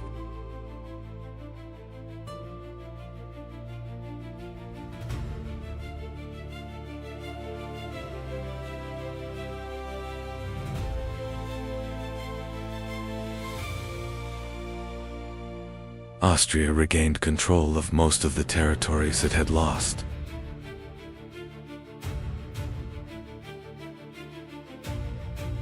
But the nationalism that had grown for decades could no longer be reversed.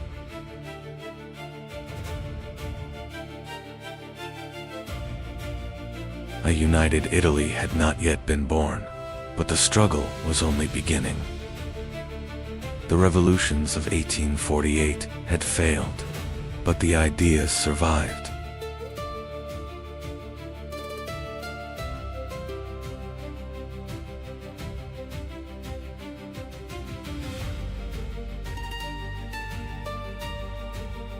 A new generation refused to abandon the dream of a united Italy.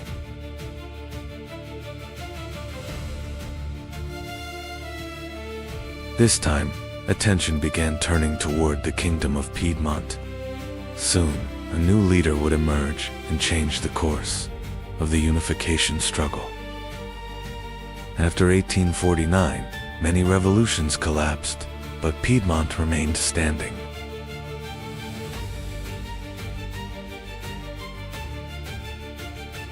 King Victor Emmanuel II chose to preserve constitutional government. This turned Piedmont into the natural center of Italian nationalism.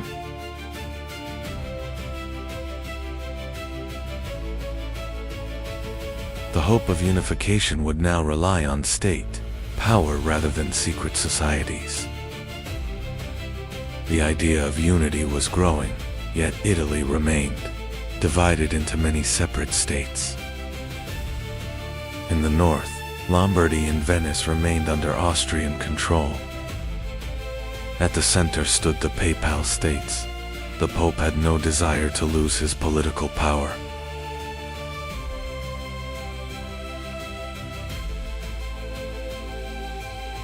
The Kingdom of the Two Sicilies was equally determined to preserve its rule. The road to unification would be far more difficult than it seemed. By the 1850s, Italy was still divided. But the struggle no longer rested solely on the shoulders of revolutionaries. Soon, three men would change the course of history: Cavour, Victor, Emmanuel, and Garibaldi. A united Italy was still a dream, but the day that dream would become reality was no longer far away. The story of Italian unification continues. Don't forget to subscribe to Chronology of Existence. 1815. Napoleon was defeated, but his greatest legacy was not his army, it was an idea.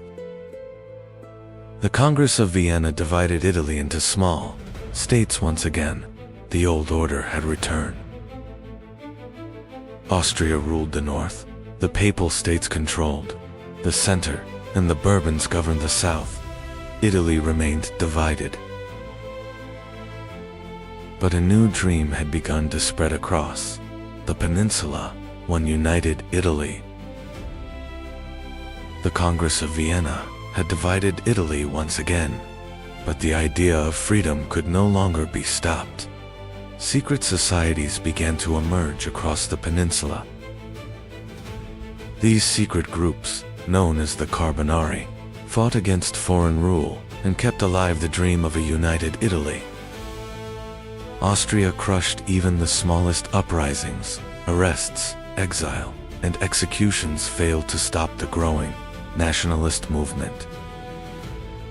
Every failed rebellion created new heroes, and the dream of one Italy grew stronger in the hearts of the people. In 1831, a young visionary emerged. His name was Giuseppe Mazzini. He believed Italy should not only unite, but become a free nation. Mazzini founded the Young Italy movement. Its mission was to unite the people under a single flag. His ideas quickly spread across the peninsula. Young Italians embraced the dream of a united Italy. A symbolic map of Italy, slowly glowing as city lights connect from north to south. Hopeful sunrise, cinematic masterpiece, ultra-realistic, 16:9. Mazzini's call soon sparked uprisings, but Italy was not yet strong enough to unite. The Austrian army crushed the revolts. Hundreds of revolutionaries were killed or imprisoned.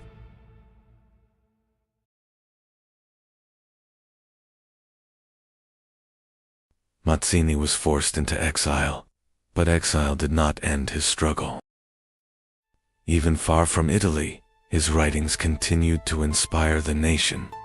The dream of unity had become impossible to erase. In 1848, Europe erupted once again. From Paris to Vienna, Berlin to Milan, revolution swept across the continent. The people of Milan rose against the Austrian army. 5 days of street fighting turned the world's attention toward Italy. King Charles Albert of Sardinia made a historic decision. By declaring war on Austria, he took the first major step toward Italian unification. For the first time, thousands of volunteers from different Italian states marched side by side. A nation was beginning to take shape. In the summer of 1848, the Sardinian army confronted Austria at Custassa. Italy's future would be decided on this battlefield.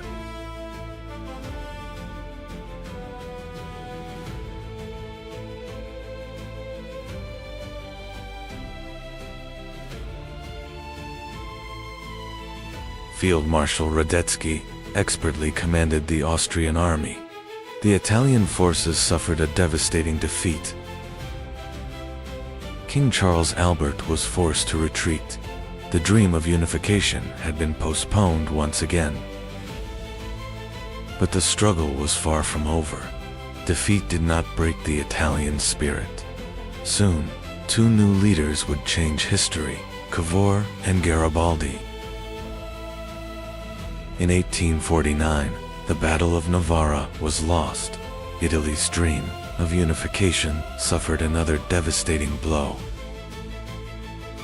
After the defeat, King Charles Albert abdicated. His son, Victor Emmanuel II, became the new king. The new king refused to surrender. The kingdom of Sardinia became the strongest hope for a united Italy. At that moment, an extraordinary statesman stepped onto the stage. Camillo Cavour was preparing the strategy that would change Italy's destiny. In 1852, Camillo Cavour became Prime Minister of Sardinia. He believed Italy could be united not only through war, but through smart diplomacy. He strengthened his kingdom first. Railways expanded, factories were built, and Sardinia quickly became a modern, European state. Cavour began winning the support of Europe's great powers against Austria. The battle would now be fought through diplomacy as well. Soon, a secret meeting with Emperor Napoleon III of France would take place. That agreement would change Italy's destiny forever. In 1858, Cavour secretly met Emperor Napoleon III in the town of Plummeters. Their meeting would change the future of Europe. Under the agreement, France would support Sardinia if Austria attacked. In return, Nice and Savoy would be ceded to France. Cavour had a clear objective: provoke Austria into striking first, forcing France into the war. The plan worked. Austria delivered an ultimatum to Sardinia. Europe stood on the brink of another war. In the spring of 1859, war began. French and Sardinian forces advanced together against Austria. At the Battle of Magenta, Austria suffered a major defeat. The gates of Lombardy were finally opened. Then came the Battle of Solferino. Tens of thousands of soldiers clashed in one of Europe's bloodiest battles. The horrors of Solferino changed more than the course of war. They inspired the creation of the Red Cross years later. Despite the victories, an unexpected turn followed. Napoleon III signed the Armistice of Villafranca with Austria. The decision enraged Cavour, believing Italy's chance for unity had been lost.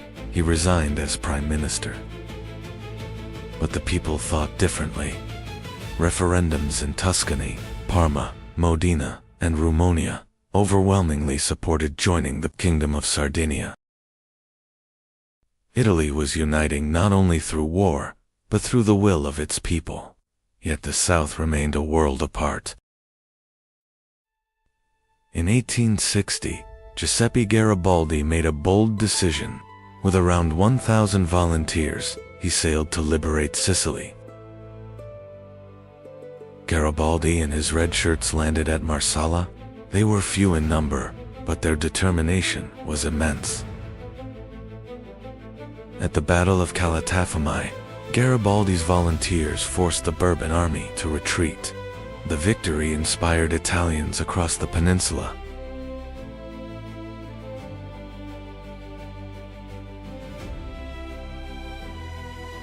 The people of Sicily welcomed Garibaldi as a liberator.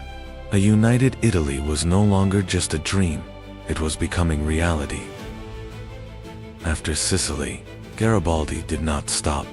He crossed the Strait of Messina with his volunteer army and reached mainland Italy. The Bourbon government rapidly collapsed. Garibaldi entered Naples with little resistance. King Francis II left the capital. Bourbon rule in southern Italy was nearing its end.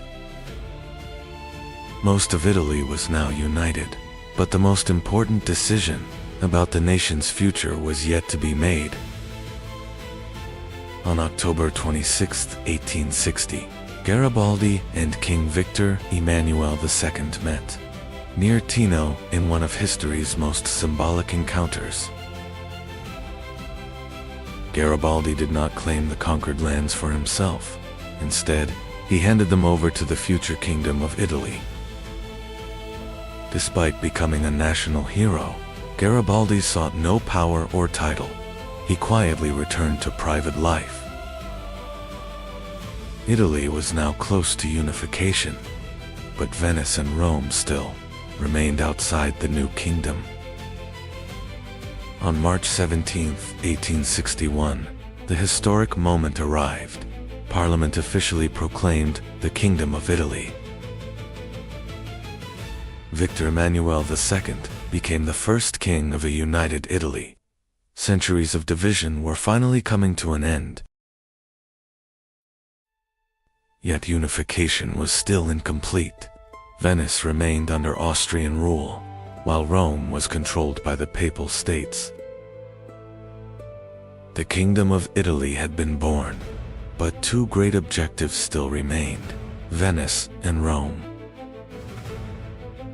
In 1866, Europe was once again at war.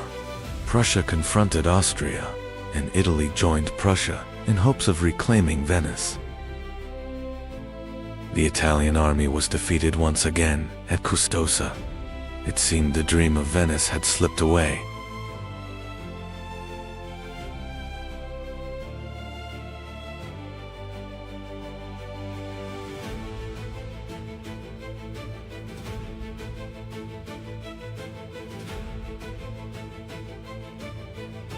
But Prussia changed the course of the war. At Königgrätz, Austria suffered a crushing defeat and was forced to seek peace. After the peace agreement, Austria ceded Venice to Italy. Only one goal remained: Rome. In 1870, war broke out between France and Prussia. France was forced to withdraw the troops protecting Rome. Italy seized the opportunity. The royal army marched toward Rome. On September 20, 1870, the walls at Porta Pia were breached. After brief fighting, Rome came under Italian control. After centuries of division, Italy was finally complete. Rome had become the heart of a united nation. In 1871, Rome was officially declared the capital of the Kingdom of Italy. The long-awaited unification was finally complete. Not everyone accepted the new reality. Pope Pius IX refused to recognize the Kingdom of Italy and withdrew into the Vatican. Political unity had been achieved, yet deep economic and social divisions between northern and southern Italy still remained. Italy was finally one nation, but the journey toward becoming a strong and united country had only just begun. Italy's unification changed more than the peninsula. A new European power had emerged. Italy's success also accelerated Germany's path to unification. Europe had entered the age of nationalism. But the rise of new nations also brought rivalry. Industrialization, colonial competition, and militarization were pushing Europe toward a new era. Italy had finally united, but even greater storms awaited Europe. A new century would bring wars that would reshape the world.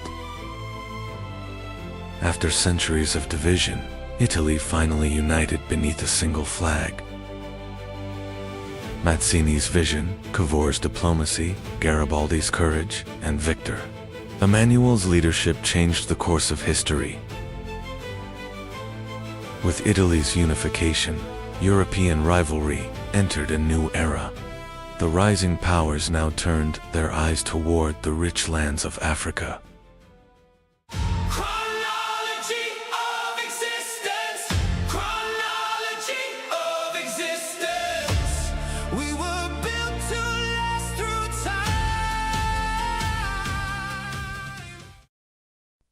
The meeting in Berlin had ended, but for Africa, the real storm was just beginning.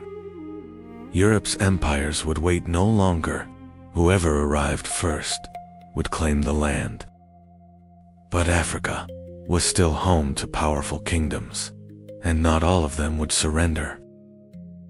The Zulu warriors, the Ashanti kingdom, the Mahdiist armies, and Ethiopia were preparing to fight for Africa's future.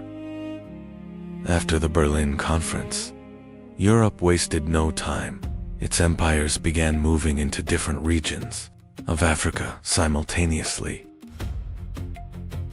Britain expanded from north to south. France pushed inland from the west, while other European powers searched for their own share. But Africa was never an empty continent. Powerful kingdoms had stood here for centuries. And some of these kingdoms were determined to defend their lands. Africa's resistance was about to begin. In southern Africa, there stood a kingdom far stronger than Europe expected, the kingdom of Zulu. Under King Sechueo, the Zulu army was renowned for its discipline and courage. They had no intention of surrendering their homeland. Every warrior was trained from childhood. The Zulu army was one of the most disciplined military forces in Africa. But very soon, this powerful kingdom would face the British Empire. January 22nd, 1879, the British Army had established a camp beneath Isandwana Mountain. Everything appeared calm. Beyond the horizon, thousands of Zulu warriors moved silently. The British had no idea what was approaching. The Zulu commanders used a battle formation that would become legendary. The Buffalo Horns formation was closing around the British camp. Within hours, one of the world's most powerful armies would suffer one of the greatest shocks in its history. By the end of the day, the British camp at Isandwana had fallen. The British Army had suffered a defeat it never expected. The news reaching London shocked the British Empire. No one had expected the Zulu army to achieve such a victory. This victory became one of Africa's greatest military successes against a European power. The Kingdom of Zululand had demonstrated its strength to the world. But the British Empire would not accept this defeat. A much larger army was already on its way to southern Africa. The defeat at Isandwana was unacceptable to the British Empire. London dispatched thousands of reinforcements to southern Africa. This time, British commanders would not repeat their mistakes. Every movement was carefully planned. Within months, the British Army advanced once again. Their objective was the heart of the Zulu kingdom. King Sechueo knew the final battle was approaching. At Ulundi, the fate of the Zulu kingdom would be decided. July 4th, 1879. The two armies met for one final battle on the plains of Ulundi. The Zulu warriors advanced once again with extraordinary courage, but this time they faced an army fully prepared for battle. Britain's new tactics and superior firepower changed the course of the battle.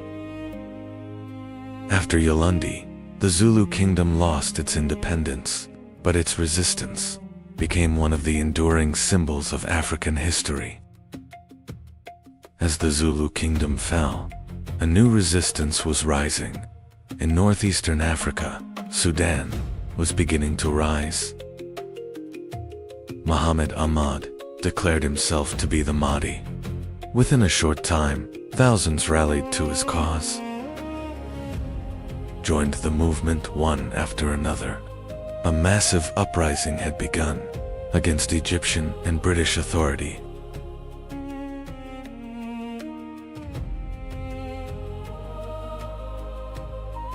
The objective was clear: Khartoum, and one of the most important sieges in African history.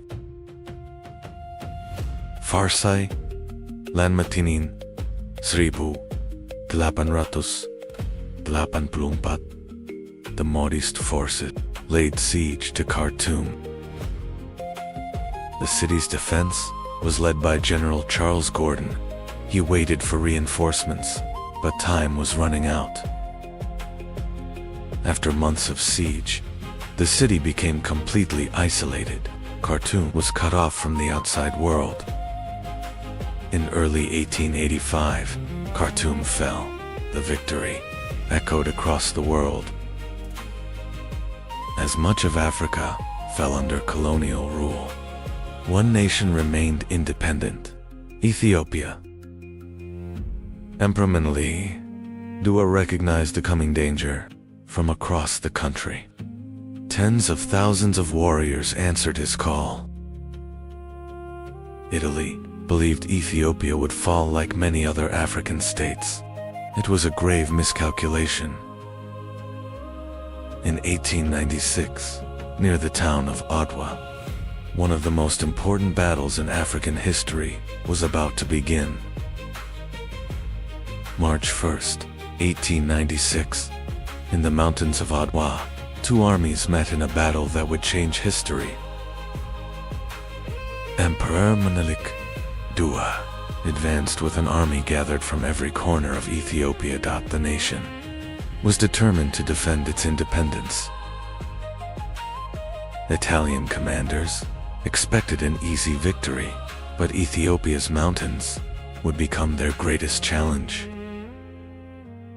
By the end of the day, victory belonged to Ethiopia. Adwa became a symbol of Africa's fight for freedom. The victory at Adwa became more than Ethiopia's triumph.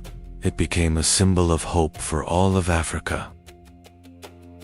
The news quickly spread across Europe. The world was talking about an African nation defeating a European army.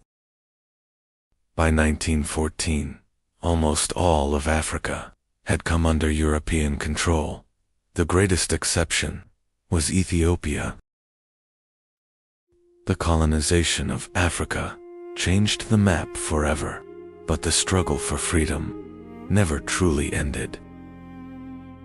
While wars continued across Africa, in the Congo, a quieter, yet far more ruthless system was taking shape. Every village was required to collect fixed rubber quotas, month after month. Those quotas kept increasing. People spent most of their days deep in the forest, fields were abandoned, and village life began to change.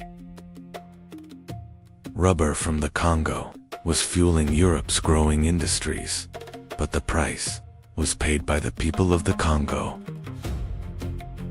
As rubber quotas increased, village life began to collapse.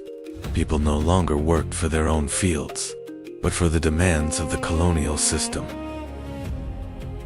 Fields were left empty, food became scarce, hunger and disease began spreading through many parts of the Congo. This was not only economic exploitation, the daily life of a society, its families, its security, and its future were being torn apart. English, in Europe, rubber symbolized the modern world, but in the Congo, that same rubber became a symbol of unimaginable suffering for millions. Britain's ambition was far greater than acquiring new territory.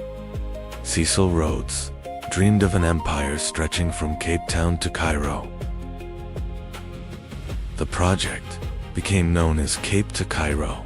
Its goal was an unbroken British corridor across Africa. Railways, telegraph lines, and new colonial outposts would become the foundation of this grand vision. But standing in the way was another European power, France. The two empires were about to confront each other in the heart of Africa. In 1898, a small town in Africa captured the world's attention. Its name was Fashoda. On one side stood the British Army, on the other, the French expedition. Two great empires claimed the same land. Across Europe, war seemed possible. A single wrong decision could have ignited and international conflict. In the end, France agreed to withdraw.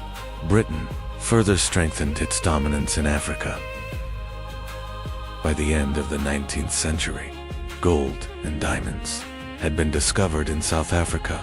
Almost overnight, the region became one of the world's most valuable territories. These lands were home to the Boer republics. Britain wanted control over this immense wealth. In 1899, war erupted. Britain launched a massive military campaign to seize control of the region. When the war ended, Britain emerged victorious, but the cost was immense for both the Boer people and Africa. At the beginning of the 20th century, Germany was expanding its African colonies. One of its most important possessions was German Southwest Africa. Land seizures and harsh colonial policies deepened the anger of the Herero and Nama peoples. The conflict that began in 1904 displaced thousands of people. The humanitarian catastrophe is regarded by many historians as one of the cursed genocides of the modern era. By 1914, almost the entire African continent had been divided. Only Ethiopia and Liberia remained independent. By 1914, nearly 90% of Africa was under European colonial rule. Borders changed. Kingdoms disappeared. New colonial administrations emerged. Yet those borders would continue shaping Africa for generations.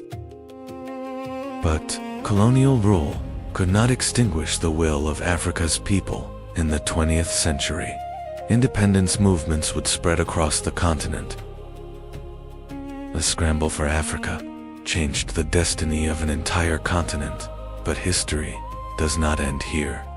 In the next episode, we will witness Africa's long road to independence. Chronology of existence. Chronology of existence.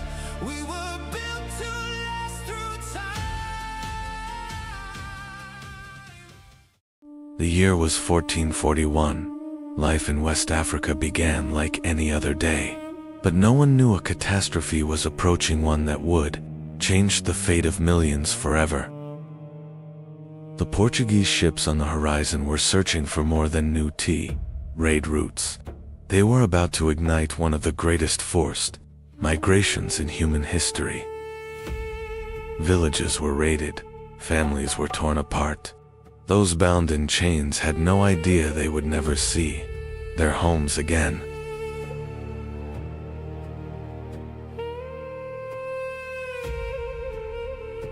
Over the next 4 centuries, millions of Africans would be forced across the Atlantic in chains. This was more than a slave trade, was a turning point that reshaped continents. Slavery was as old as civilization itself. From ancient Egypt to the Roman Empire, countless societies relied on forced labor, but the system that emerged in the 15th century would surpass anything the world had seen before. This time, it was no longer about a handful of captives. A vast trading network linking Europe, Africa, and the Americas was taking shape. Millions would become human cargo bound for lands across the Atlantic. In 1441, Portuguese sailors reached the coast of West Africa seeking gold and new trade routes. Before long, they discovered a trade they considered even more profitable, the trade in human lives. As sugar, tobacco, and cotton plantations expanded, so did the demand for labor. That demand would reshape the lives of millions of Africans over the next 4 centuries. The Portuguese were not alone on the West African coast. They established trade with powerful African kingdoms and merchants. At first, the focus was gold, ivory, and spices. Soon, however, human lives became part of the negotiations. Europeans offered firearms, gunpowder, textiles, and manufactured goods. In return, they received prisoners of war, criminals, and captives taken from rival tribes. The trade rapidly expanded.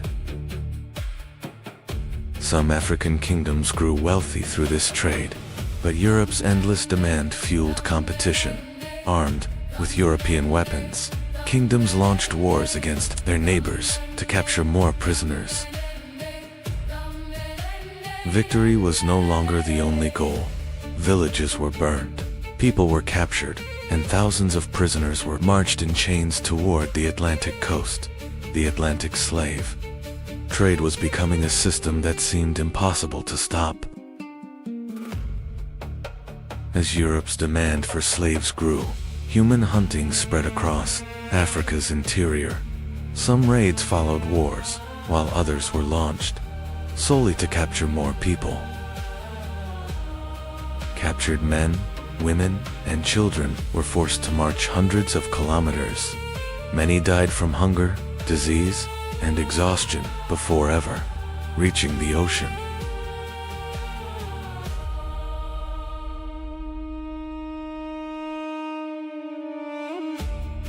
Those who survived were taken to slave forts along the Atlantic coast. These fortresses became the last places where millions would ever know freedom. Inside dark stone dungeons, captives waited for days, or even weeks. Chained together, they had no idea where they were going or if they would survive. For many, this was their final glimpse of freedom. Once they reached the Atlantic coast, captives were no longer seen as people, but as merchandise. Negotiations lasting for days exchanged human lives for firearms, textiles, gunpowder, and other trade goods. Slave traders inspected every captive individually. Teeth, muscles, age, and physical condition were examined as the strongest individuals were selected to fetch the highest prices. Before boarding the ships, many captives were shaved and branded with hot irons. The mark declared that they were no longer free people, but the property of a slave trader. Then came the most heartbreaking moment. Families were torn apart as chained captives were forced aboard waiting ships. For most, it would be the last time they ever saw their homeland or their loved ones. The ship's lower deck was transformed into cramped wooden compartments where even breathing was difficult.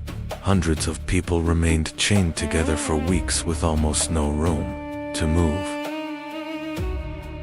Crossing the Atlantic often took 1 to 3 months. Storms, disease, and starvation claimed thousands of lives before the journey was even over. Each day, captives were briefly brought onto the deck.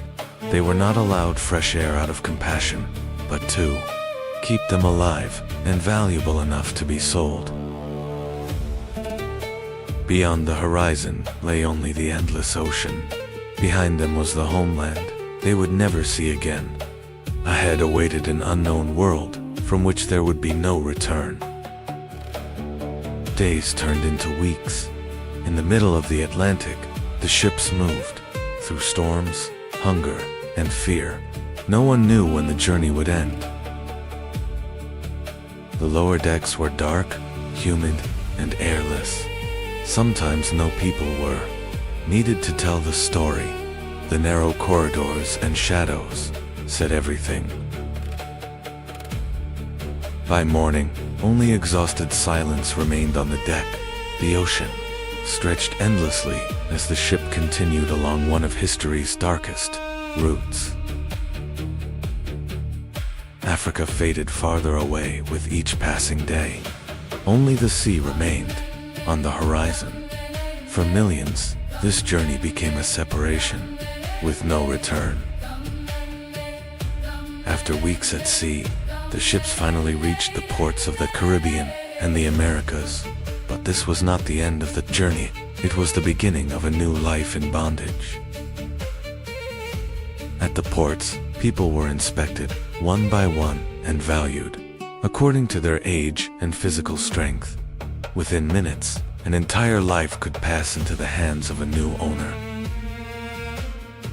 The auctions were more than places where people were sold.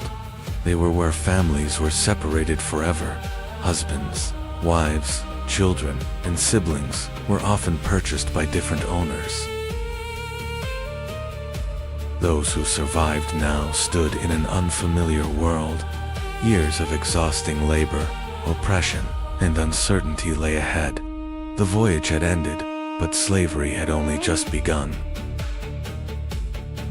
Across the Americas, vast plantations of sugarcane, tobacco, and cotton stretched for miles. Their entire economy depended on forced labor.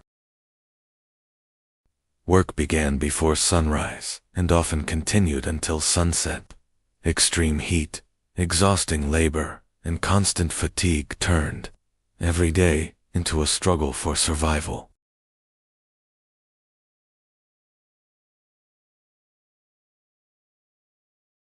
Freshly cut sugarcane was rushed to the mills, where it was crushed and processed into one of Europe's most valuable commodities. Human labor powered an expanding global economy. Even when the day ended, freedom did not begin. The next sunrise would bring the same fields, the same routine, and the same struggle. For many, this cycle lasted a lifetime. Not everyone accepted their fate under the cover of darkness. Some escaped into the forests. Ahead lay the unknown wilderness. Behind them, the fear of capture. Those who escaped established hidden communities deep within mountains and forests. There, they struggled for years to protect the freedom they had reclaimed. Plantation owners organized armed patrols to stop escapes. Capturing fugitives became a way to intimidate everyone who remained. Despite unimaginable oppression, the hope of freedom never disappeared. Some escaped, some resisted, and others fought, so future generations might one day live free. Despite everything, they refused to forget their past. At night, elders passed down their language, stories, and traditions to the next generation. Music and rhythm were more than entertainment. They preserved hope and united people who shared the same suffering. Every sunrise brought the same hardships, yet the dream of freedom never completely disappeared. Meanwhile, across the Atlantic, the trade continued to expand. Hundreds of ships followed the same route each year, making the slave trade one of the most profitable systems in the global economy. The Atlantic slave trade became one of the largest trading systems in history. Ships sailed from Europe to Africa, transported enslaved people to the Americas, and returned to Europe carrying plantation goods. As sugar, cotton, coffee, cocoa, and tobacco reached European ports, immense fortunes were created. Behind every shipment stood plantations, sustained by forced labor. Ports such as London, Lisbon, Bordeaux, and Amsterdam grew, wealthy through this trade. Every ship crossing the Atlantic became part of an expanding global economy. On one side stood growing wealth, on the other, endless human labor. The Atlantic slave trade transformed not only millions of lives, but also the course of the global economy. Despite years of oppression, the desire for freedom never disappeared. Secret meetings were held, escape plans were made, and resistance continued to grow. At the same time, powerful voices against slavery began to emerge across Europe. Newspapers, books, and pamphlets questioned the morality of the slave trade. After years of debate, several nations began banning the slave trade. Yet even after new laws were passed, illegal trafficking continued for many years. As the Atlantic slave trade slowly came to an end, it left behind millions of shattered lives. Its consequences would outlast the ships themselves by generations. In 1807, Britain outlawed the Atlantic slave trade. The Royal Navy began intercepting illegal slave ships across the Atlantic, but the law did not end the trade overnight. Despite the ban, illegal trafficking continued for years. Under the cover of darkness, ships unloaded their human cargo at remote colonial harbors. Although the trade declined, the plantation system remained. Millions were still denied their freedom as entire economies continued to rely on their labor. After decades of struggle, slavery was abolished in many countries. Yet what remained behind were not only broken chains, but wounds that would last for generations. Over 4 centuries, millions were taken from Africa. Entire regions lost population, productivity, and opportunities for future development. The consequences lasted for generations. Across the Atlantic, Europe was rapidly industrializing and growing, wealthier. Expanding ports, trade routes, and factories reshaped the balance of the global economy. As the slave trade declined, Europe's interest in Africa did not disappear. This time, the goal was no longer people, but the continent itself and its vast natural resources. The Atlantic slave trade had come to an end, but for Africa, a new chapter was just beginning. Soon, the European powers would return not to buy people, but to divide an entire continent. Chronology of existence. Chronology of existence. We were built to last through time. In 1492, the world stood on the edge of change. No one knew that a small fleet sailing into the Atlantic would forever alter the course of human history. Christopher Columbus sailed west, hoping to reach Asia. Instead, he was about to encounter something far greater than he had ever imagined. At the time, Europeans did not truly know the shape of the world, or what lay beyond the ocean. Their maps were incomplete, and the unknown inspired both fear and curiosity. This voyage would lead to far more than the discovery of new lands. It would raise empires, destroy civilizations, and lay the foundations of the modern world. For centuries, Europe's wealth depended on the East. Silk, spices, and precious goods traveled thousands of kilometers before reaching European markets. After the Ottoman conquest of Constantinople in 1453, Europe's trade routes changed dramatically. Commerce with the East became more expensive and increasingly difficult. Europe's kingdoms searched for another solution. If the overland routes to Asia had become difficult, perhaps the ocean offered a new path. Portugal explored the coast of Africa. At the same time, Spain prepared to support a far bolder idea, sailing west across the Atlantic. For years, many rulers rejected Columbus's proposal, but in 1492, King Ferdinand and Queen Isabella of Spain decided to give him one final chance. Columbus believed the Earth was smaller than it actually was. He was convinced that sailing west would lead directly to Asia. In August 1492, the Santa Maria, Pinta, and Nina left the harbor. No one aboard knew what awaited them beyond the Atlantic. Columbus was searching for Asia. Instead, his voyage would unknowingly change the destiny of 2 worlds forever. Days turned into weeks. As the ships crossed the endless Atlantic, the crew slowly began to lose hope. Many sailors demanded to return. Others believed only death awaited beyond the ocean. The threat of mutiny grew stronger each day. Columbus refused to change course.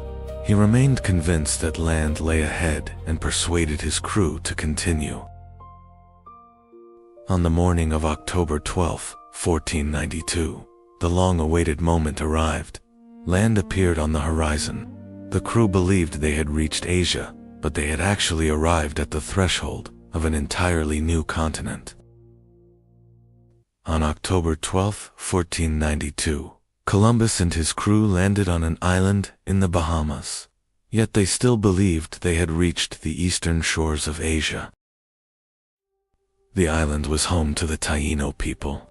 They welcomed the newcomers peacefully, offering food, water, and small gifts. What caught Columbus's attention most was gold. Every rumor of greater riches pushed him to continue exploring. Columbus continued exploring the islands for months. Without realizing it, he had opened the gateway to an entirely new world for Europe. After months at sea, Columbus returned to Spain. His news electrified not only the royal court, but all of Europe.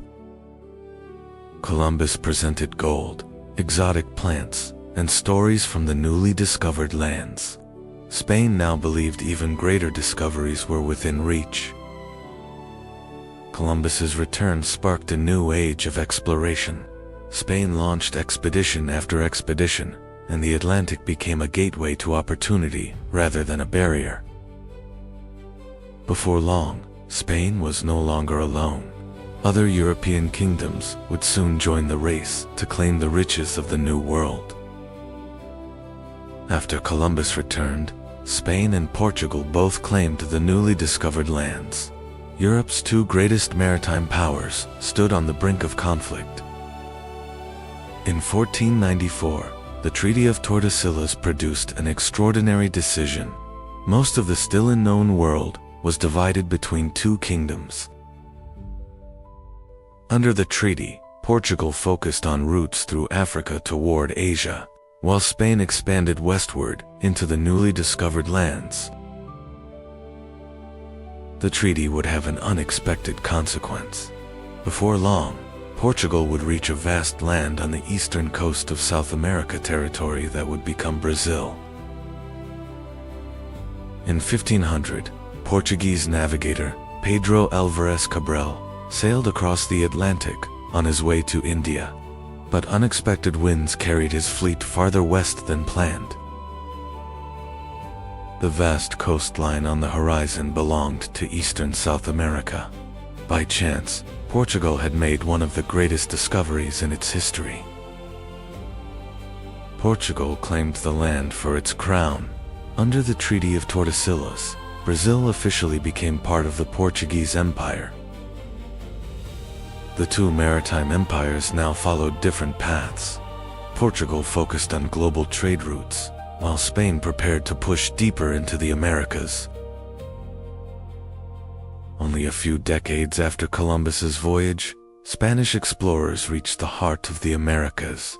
There they encountered one of the greatest civilizations of the age, the mighty Aztec Empire. In Iwo-Jima, Hernancourts, and only a few hundred soldiers, began one of history's boldest expeditions. Though vastly outnumbered, they set their sights on the powerful Aztec Empire. Emperor Moctezuma too watched the newcomers carefully. The first meetings appeared peaceful, but neither side truly understood the other's intentions. Gold captured the Spaniards' attention above all else. That wealth would soon ignite one of the greatest conquests in history. Courts did not fight alone. Many indigenous nations that opposed Aztec rule joined the Spanish. Their alliance would change the course of history. In 1521, Tenochtitlan came under siege. After weeks of relentless fighting, one of the greatest cities in the Americas began to fall. War was only part of the disaster. Disease and famine devastated the empire as well. The mighty Aztec state disappeared into history. With the fall of the Aztec Empire, Spain took its first great step toward becoming the dominant colonial power in the New World. But this was only the beginning. Far to the south, an even larger empire still stood. After the fall of the Aztec Empire, Spanish ambitions turned south. High in the Andes stood one of the greatest civilizations of the Americas, the Inca Empire. In 1532, Francisco Pizarro entered Inca territory with only a few hundred soldiers. Waiting ahead was an empire of millions. Emperor Atahualpa agreed to meet the strangers. But what seemed like diplomacy would become one of history's greatest ambushes. The attack at Cajamarca lasted only a few hours. Atahualpa was captured, and the fate of the Inca Empire was changed forever. To secure his freedom, Atahualpa offered one of the greatest ransoms in history. He promised to fill one room with gold and 2 more with silver. 4 months, Inca treasures were collected. Priceless works of art were melted into gold bars, ready to be shipped across the Atlantic. Despite the ransom being paid, Atahualpa was never released. After a brief trial, he was executed, leaving the Inca leadership in ruins. With the fall of the Inca Empire, Spain became the dominant power across much of the Americas. These conquests transformed not only continents, but also the global balance of wealth and power. Spain gained far more than new territories. Gold and silver flowing from the Americas began to reshape the global economy. Precious metals were not the only things crossing the Atlantic. Potatoes, maize, tomatoes, cacao, and tobacco transformed European agriculture and daily life forever. In return, horses, cattle, wheat, and new farming practices reached the Americas. The 2 continents were now transforming one another forever.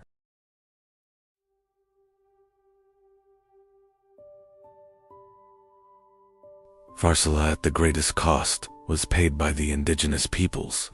Diseases brought from Europe claimed millions of lives, permanently transforming the population of the Americas. Spain's enormous wealth did not go unnoticed. Soon, England, France, and the Netherlands also crossed the Atlantic, determined to claim their share of the New World. In 1607, England founded Jamestown, its first permanent colony in North America. This small settlement marked the beginning of a nation yet to be born. In 1620, the Pilgrims arrived aboard the Mayflower and settled at Plymouth. Their search for religious freedom helped fuel the rapid growth of England's colonies. Over the following decades, the English colonies spread rapidly along the Atlantic coast. Their expansion would soon lead to a decisive struggle with France for control of North America. By the mid-18th century, North America was divided between 2 great European powers. Britain dominated the eastern coast, while France controlled the vast interior. War erupted in 1754. Britain and France were not alone. Both sides fought alongside indigenous allies in a struggle that would shape the future of North America. The fall of Quebec in 1759 changed the course of the war. Soon after, France was forced to surrender most of its North American territories to Britain. Britain had won the war, but victory came at an enormous cost. To pay its massive debts, the British government turned its attention to the American colonies. After the war, Britain faced enormous debt. The government in London decided that the American colonies should help pay the cost of victory. The new taxes sparked outrage across the colonies. The colonists believed it was unjust to be taxed by a parliament in which they had no representation. In 1773, hundreds of chests of tea were thrown into Boston Harbor. The protest became an open challenge to British authority. The chances for compromise were fading fast. The colonies began preparing for war, and within a few years, one of history's most significant struggles for independence would begin. On the morning of April 19, 1775, two armies faced each other at Lexington, Massachusetts. No one knew that within minutes, history would change forever. When the first shots were fired, there was no turning back. The battles of Lexington and Concord marked the beginning of the American Revolutionary War. Representatives of the colonies gathered once again in Philadelphia. Their goal was no longer simply to defend their rights, but to shape a common future. Congress created the Continental Army and appointed George Washington as its commander. Ahead lay a long and difficult war against one of the world's most powerful empires. On July 4, 1776, the Continental Congress gathered in Philadelphia to proclaim not just a rebellion, but the birth of a new nation. Written by Thomas Jefferson, the Declaration of Independence proclaimed that governments derive their power from the consent of the governed, and that people possess fundamental rights. Once the signatures were placed on the document, there was no turning back. The 13 colonies had formally declared their separation from the British Empire. The Declaration of Independence was more than the founding document of the United States. It became one of history's most influential statements on popular sovereignty and individual rights, inspiring democratic movements around the world. After years of war, the decisive moment arrived. In 1781, American and French forces surrounded the British Army at Yorktown. The surrender of General Charles Cornwallis changed the course of the war. Britain had largely lost its chance to regain control of the colonies. The Treaty of Paris in 1783 officially recognized the independence of the United States. After years of conflict, a new nation had entered the world stage. The war had been won, but the greatest challenge was only beginning. The young republic now had to transform its hard-won independence into a stable and enduring nation. Independence had been won, but the new nation still needed a government. In 1787, delegates gathered in Philadelphia to draft one of the most influential constitutional systems in modern history. The new Constitution established a balance between the legislative, executive, and judicial branches, creating a strong federal government for the young republic. In 1789, George Washington took the oath as the first president of the United States. The new nation had become a functioning state, not just an idea. America's story did not end here. Ahead lay westward expansion, civil war, and the rise of a global superpower. That journey continues in America, Part 2. America had won its independence, but the greatest challenge was only beginning. The young republic would either disappear into history or change the world forever. The war was over, but winning freedom was far easier than building a nation strong enough to survive. In the 1790s, America was nothing like the nation we know today. It was a narrow strip of land along the Atlantic, surrounded by powerful empires. Ahead lay unexplored lands, wars, and impossible choices. This journey would transform a small republic into a global power. In 1789, George Washington took the oath as the first president of the United States. The hero of the Revolution now faced the challenge of shaping a new nation. The new Constitution was now in effect. But building a stable government would not be easy. Congress and the presidency were working together for the very first time. The young republic remained fragile. Britain controlled the north, Spain held the south, and the vast Louisiana territory blocked America's path to the west. As America looked westward, a new leader was rising in Europe. A single decision he would make would forever change the destiny of the United States. By 1803, Europe stood on the brink of another great war. Napoleon Bonaparte was preparing to focus all of France's strength on the battles ahead. France controlled the vast Louisiana territory, stretching from the Mississippi River to the Rocky Mountains. It was one of the most strategic regions in North America. War was draining France's treasury. Napoleon urgently needed money, and defending distant lands across the Atlantic was becoming increasingly difficult. At that moment, an extraordinary opportunity emerged. A single agreement between the United States and France would redraw the map of North America forever. For President Thomas Jefferson, the Mississippi River was more than a trade route. The future of the young republic depended on controlling it. The American diplomats traveled to Paris hoping to purchase only the port of New Orleans. Instead, Napoleon made an unexpected offer. In 1803, the Louisiana Purchase transferred more than 2 million square kilometers of land to the United States for about $15 million, nearly doubling the nation's size overnight. Versailles-Metz was far more than a land purchase. The greatest obstacle to America's westward expansion had disappeared. Beyond the frontier, an unknown continent awaited. After the Louisiana Purchase, President Jefferson wanted to uncover the secrets of America's new frontier. He sent Meriwether Lewis and William Clark on one of history's greatest expeditions. The expedition crossed lands that had never been carefully mapped by the young nation.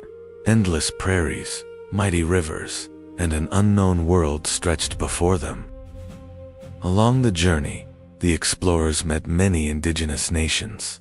Their most valuable guide was Sacagawea, whose knowledge helped lead the expedition safely across the continent. After more than 2 years of exploration, the expedition reached the Pacific Ocean. America had not only expanded, had begun to envision a future stretching across the entire continent. America was growing, but the British Empire still refused to fully accept the young republic as an equal power. Once again, tensions would erupt into war. War broke out in 1812.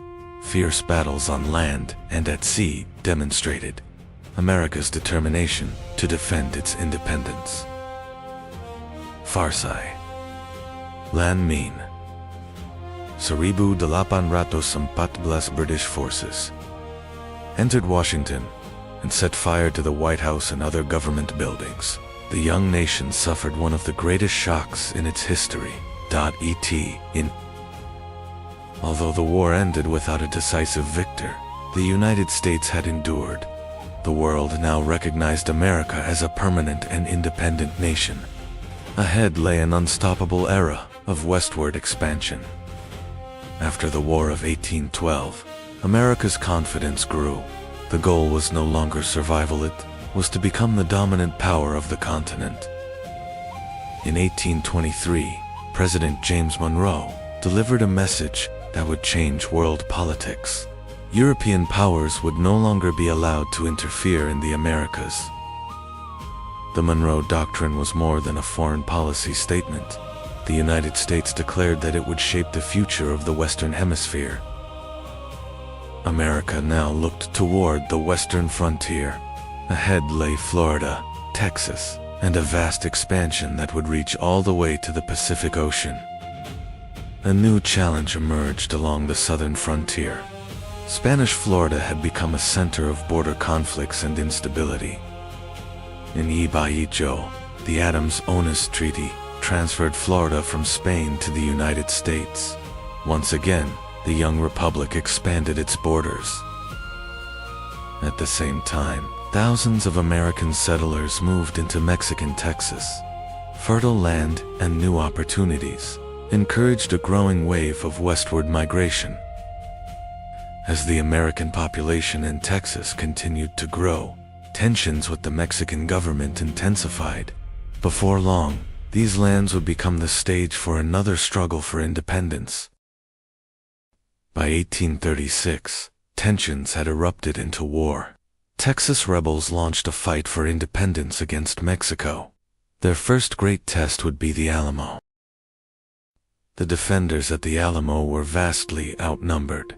After days of siege, the fortress fell, but their resistance became one of the most enduring symbols in American history. After the Alamo, General Sam Houston rebuilt his army.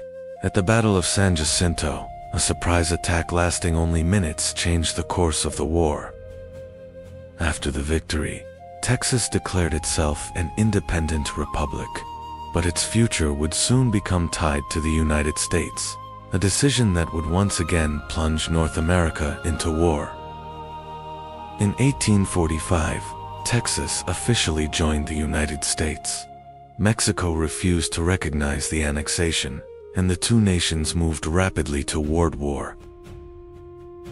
War broke out in 1846. American forces advanced rapidly, gaining control over much of northern Mexico within a short time. In 1847, American troops entered Mexico City. The outcome of the war was now clear, and Mexico was forced to seek peace. The Treaty of Guadalupe Hidalgo in 1848 gave the United States California, New Mexico, and vast western territories. The nation had expanded once again, but no one yet knew that unimaginable wealth would soon be discovered in these lands. In January 1848, an ordinary discovery was made at a small sawmill in California. A few flakes of gold found in a river would change America's future forever. News of the gold spread rapidly across the world. Thousands left everything behind and headed for California. Then tens of thousands, and soon hundreds of thousands followed. Versailles, 1849. California had become a massive gold camp. Fortune seekers arrived from every corner of the world in search of unimaginable wealth, and the gold rush transformed more than lives, it transformed cities. San Francisco grew from a small port into one of America's fastest growing cities. But as the nation expanded, another issue grew with it: slavery. America was expanding rapidly, but every new territory raised the same question: would slavery spread into these new lands? While the North rapidly industrialized, the South relied on vast cotton plantations worked by enslaved labor.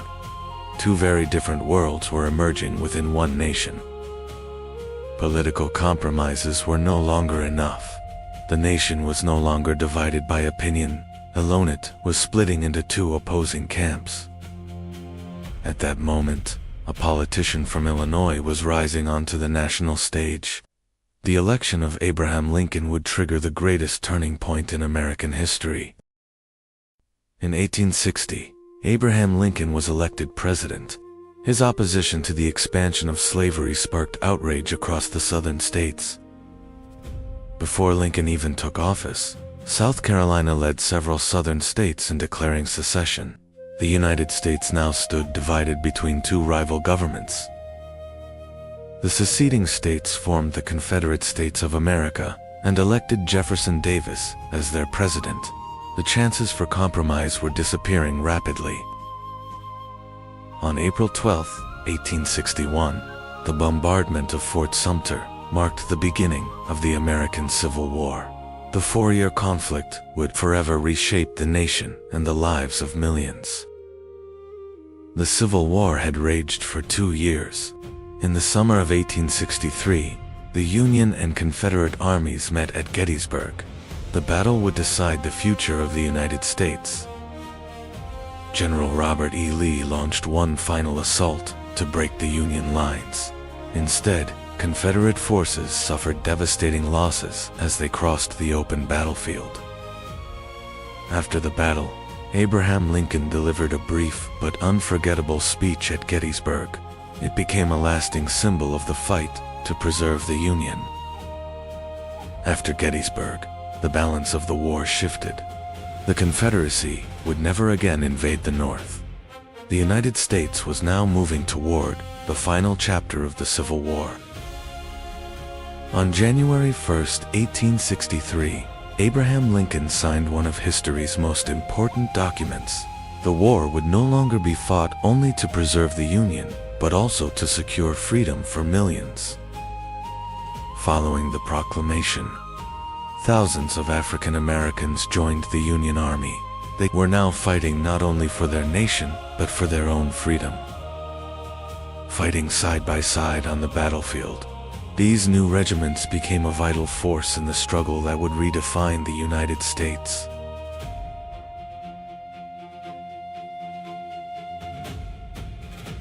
The centuries-old system of slavery had begun to collapse, but the war was not yet over. The final battle that would determine America's future still lay ahead. By 1865, the Confederacy was exhausted. General Ulysses S. Grant launched the final offensives, forcing Southern armies into retreat. The Confederate capital of Richmond had fallen. After 4 years of war, the end was now inevitable. On April 9, 1865, General Robert E. Lee surrendered to General Grant at Appomattox Courthouse. The bloodiest war in American history had finally come to an end. The Union had survived. Slavery had come to an end, but the nation was left with hundreds of thousands of dead, devastated cities, and the enormous task of rebuilding itself. The war was over, and America was preparing to reunite. But only days after victory, the nation would be shaken by an unimaginable tragedy. On the night of April 14, 1865, Abraham Lincoln was assassinated. By the following morning, America had lost one of its greatest leaders. Varsia Lincoln's funeral procession traveled thousands of kilometers across the nation. Millions gathered to bid farewell to the president who had preserved the Union and met. Lincoln was gone, but the legacy he left behind transformed America forever. The Union had survived, slavery had come to an end, and the nation stood united once more. But this was not the end of America's story. It was only the beginning of its rise to a global superpower. America had survived, but it had not yet healed. The Civil War was over, the Union had been preserved, and slavery had been abolished. Yet half the nation lay in ruins, and millions faced an uncertain future. Returning soldiers no longer faced battlefields. They returned to shattered homes, ruined towns, and an economy that had completely collapsed. The Old South had disappeared forever. Nearly 4 million formerly enslaved people were now free. But freedom did not guarantee security.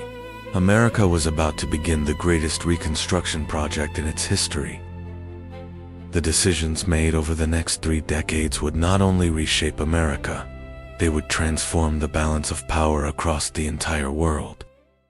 How did a nation rise from the ashes of civil war to become the world's greatest industrial and economic power? America's greatest transformation begins now. With the Civil War over, America faced one critical question. How would the defeated South return to the Union? President Andrew Johnson sought to reunite the nation as quickly as possible. Johnson proposed allowing the former Confederate states to rejoin the Union after pledging loyalty. But in Washington, many believed the South should face much harsher consequences. Radical Republicans argued that allowing the South to return unchanged would make the sacrifices of the war meaningless. Reconstruction had become not just a rebuilding effort, but a fierce political battle. America stood between 2 futures. One sought to restore the old order, while the other aimed to build an entirely new nation.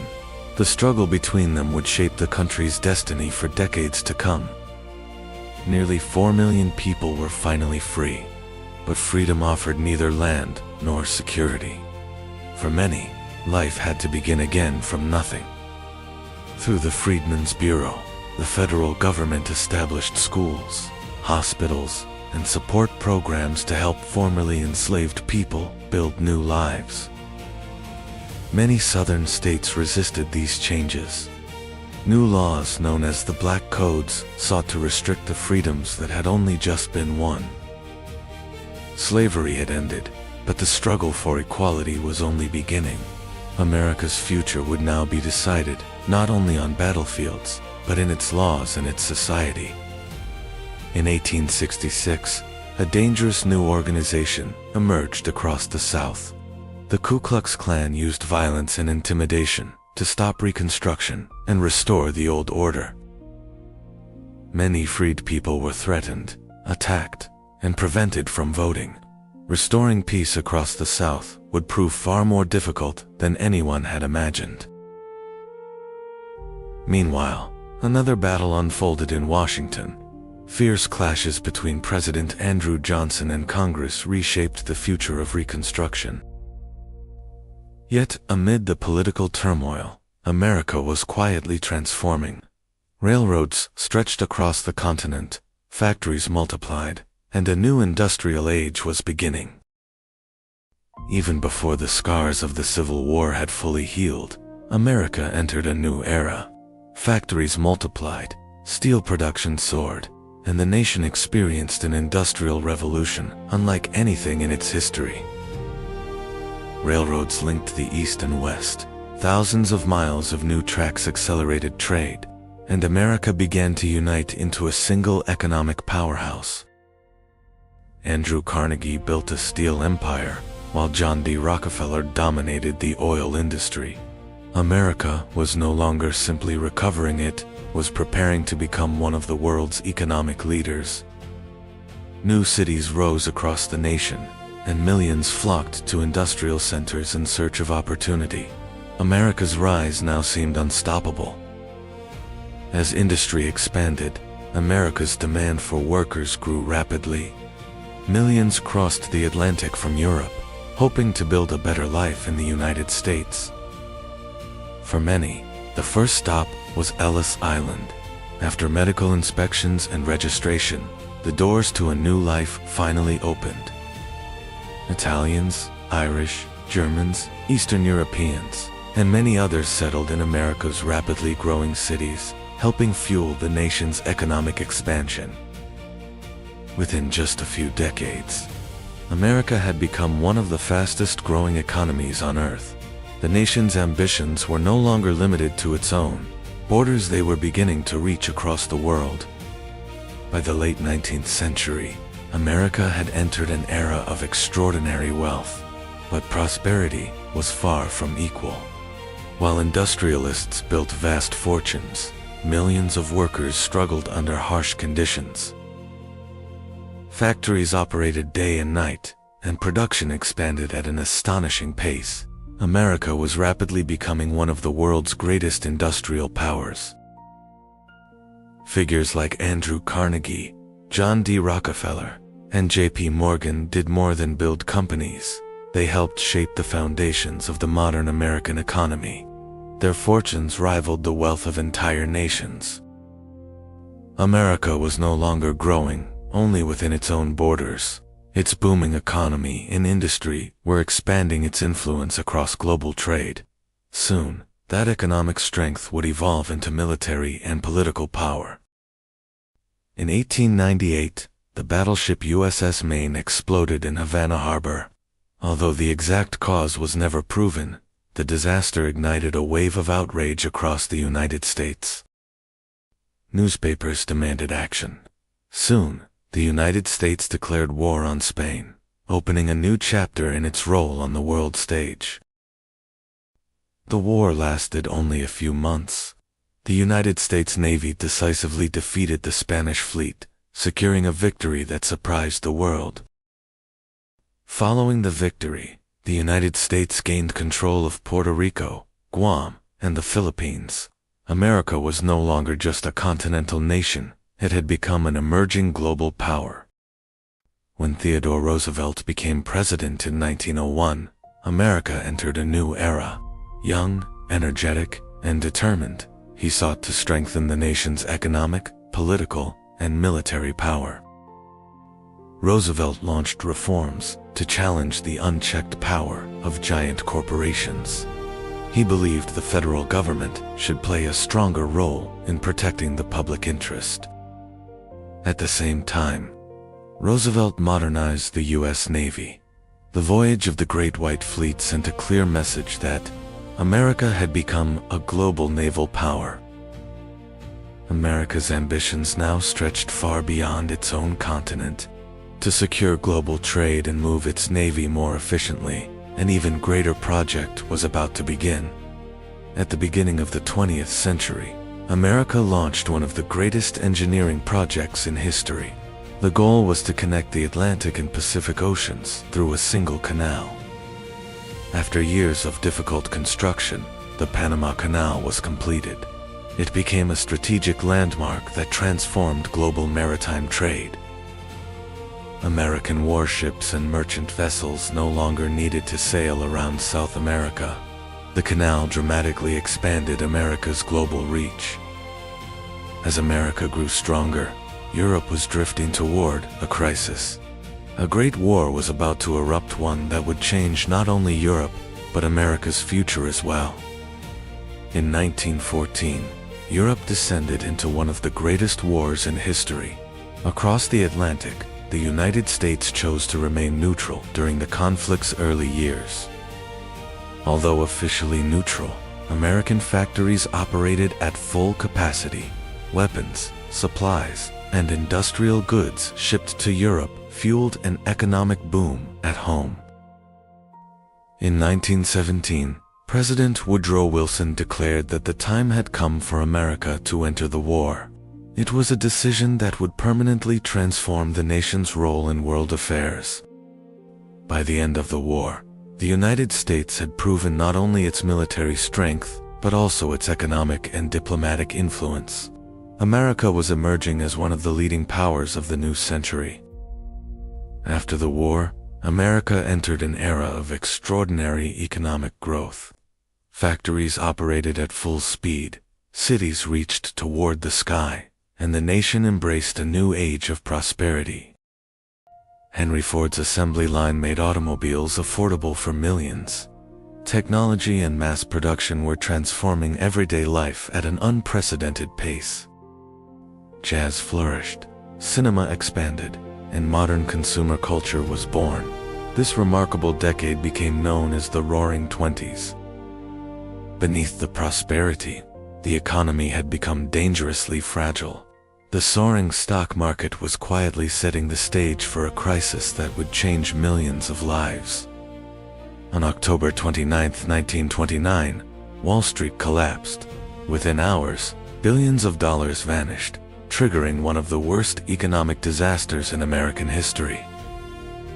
Thousands of businesses failed, banks closed, millions lost their jobs, and families depended on bread lines and soup kitchens just to survive. The nation that had once led the world's economic boom was now trapped in a devastating depression. America's future suddenly seemed uncertain. Just as hope seemed lost, a new leader emerged. Franklin D. Roosevelt promised to rebuild the nation, preparing to launch reforms that would change America's future forever. When Franklin D. Roosevelt took office in 1933, America was still trapped in the Great Depression, but the new president believed the nation could recover. Through the New Deal, millions found work building dams, roads, bridges, and public projects that reshaped the nation. As the economy slowly recovered, confidence returned. America had begun to find its way out of the worst economic crisis in its history. While America was recovering, the rest of the world was moving toward another war. Rising tensions in Europe and Asia signaled a global conflict that would soon change history once again. On December 7, 1941, the attack on Pearl Harbor ended America's neutrality. The United States was now fully involved in the Second World War. American industry rapidly shifted to wartime production. Factories operated around the clock, turning the nation into the industrial backbone of the Allied war effort. After the war, a new world order emerged. The United States was no longer just a powerful nation, it had become one of the leading forces in global politics and economics. In less than 80 years, America had transformed from a nation scarred by civil war into one of the world's greatest powers. But its story was far from over. New challenges and global rivalries would continue to shape its future. America's rise was more than the story of one nation. It helped shape the 20th century and the modern world. In our next documentary, we'll witness how these events transformed history on a global scale. 541 million years ago, Earth did not resemble the world we know today. In the depths of the oceans, life suddenly began to multiply. Predators appeared. The First Great War began beneath the seas. And within just a few million years, Earth transformed into an alien world.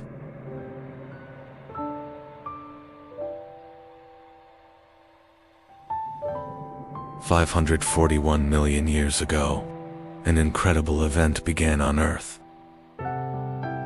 Today, scientists call it the Cambrian explosion, because life began to diversify faster than ever before.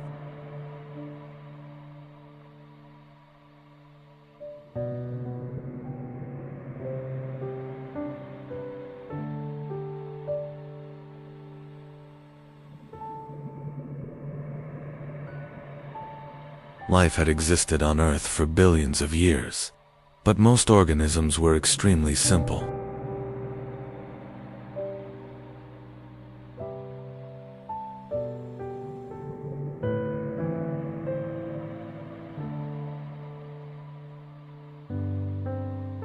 Microscopic organisms, soft-bodied creatures, primitive forms of life.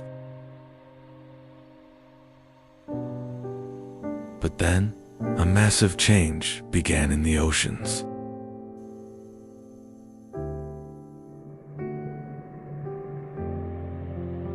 The atmosphere was changing. Oxygen levels were rising.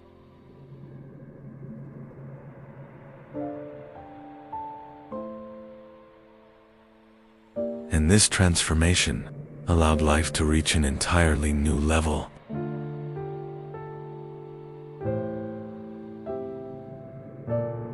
For the first time, complex eyes evolved. Hard shells appeared. Powerful muscle systems developed. Creatures could now move efficiently.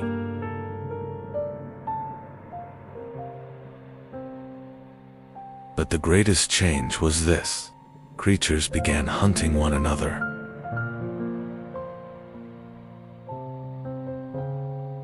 And so, Earth's first great predators emerged.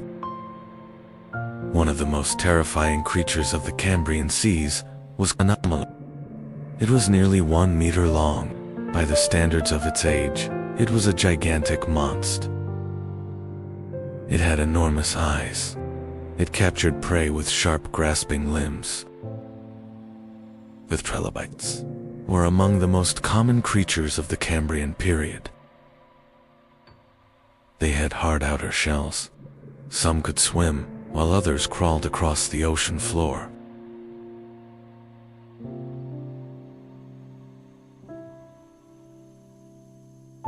And for millions of years, they dominated the oceans.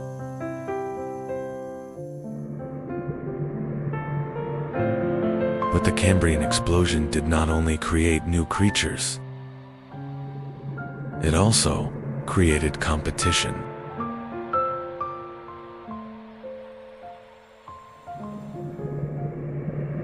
To survive, creatures had to become faster. They had to become stronger.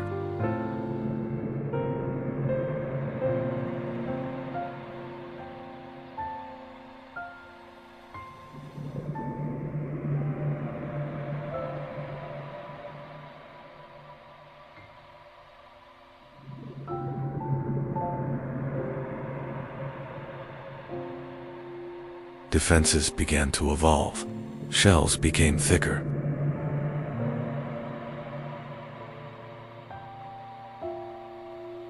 Spikes appeared. Camouflage began to evolve. Earth's first great evolutionary arms race had begun. The Cambrian oceans were extremely dangerous. Predators were everywhere. Strange creatures roamed the seas.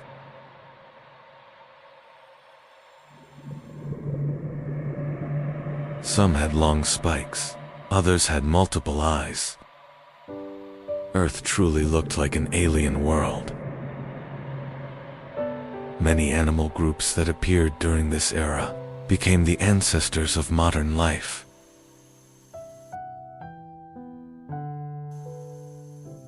Scientists still ask one question: why did the Cambrian explosion begin?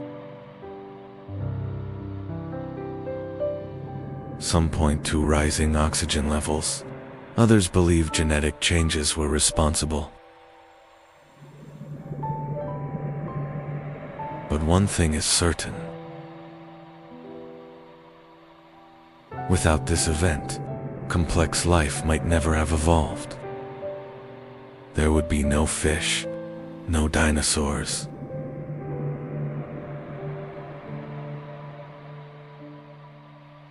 Because the Cambrian explosion was the beginning of Earth's great story of life.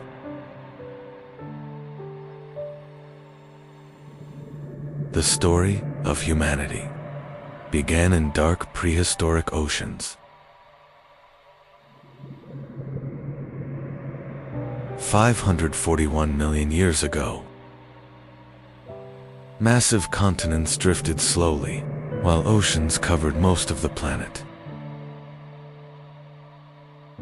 On land, there was still great silence. The oceans were the true center of life. Strange colonies of organisms spread across the seafloor. Sponge-like creatures, primitive worms, and bizarre soft-bodied organisms.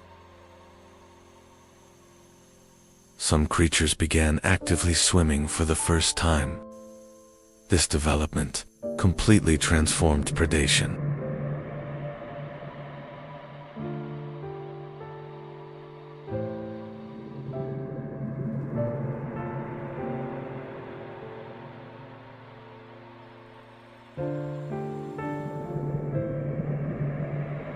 Now, hiding was no longer enough.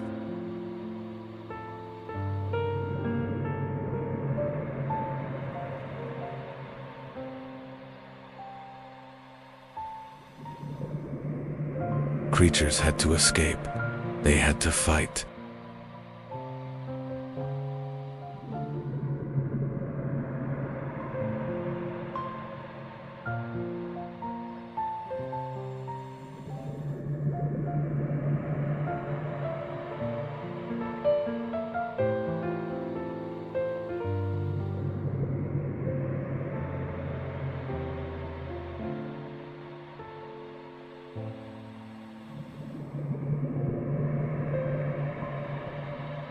During the Cambrian explosion, evolution accelerated dramatically.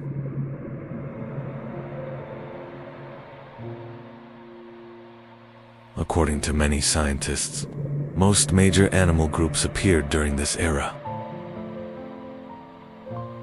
The first arthropods, the first advanced predators, the first complex nervous systems. Nature was becoming far more complex.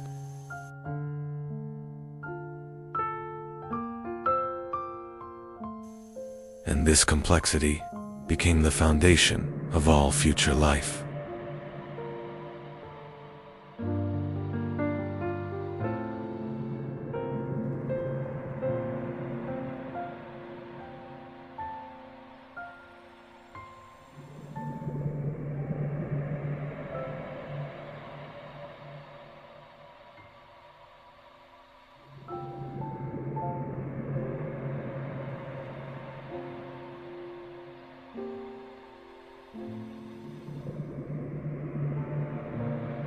The eyes we use today, our movement systems, even basic body structures,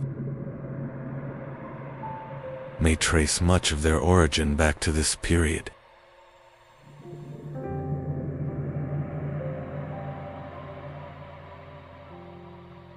Life in the Cambrian seas was brutal. A predator could attack at any moment. That is why organisms were forced to evolve constantly.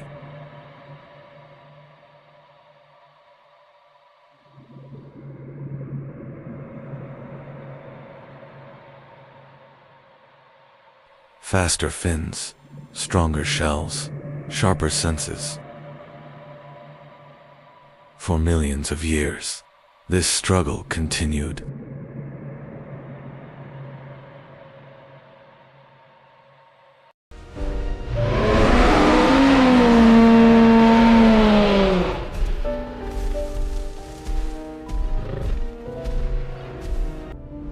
Long before dinosaurs walked the earth,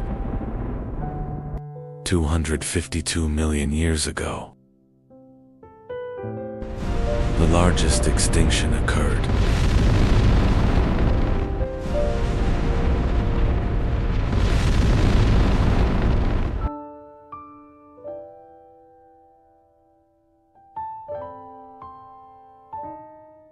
World. The world experienced hell. Giant volcanoes. The atmosphere became toxic.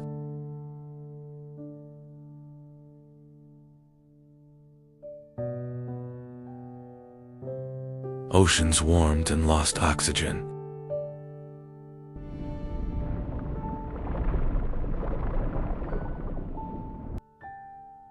Nearly 90% of species went extinct. The Earth began to reshape.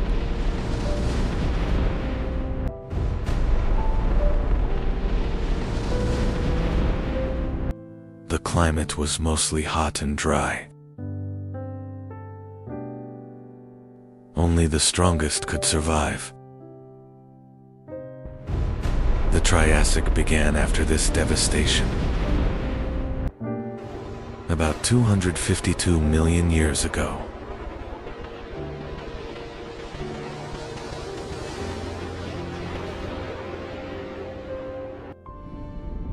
End of the Permian period. Pangea. Our world is still a single continent. 252 to 247 million years ago. Early Triassic begins. Earth is still extremely hot. Life struggles to recover. Inland areas are dry and desert-like. 240 million years ago. Archaea.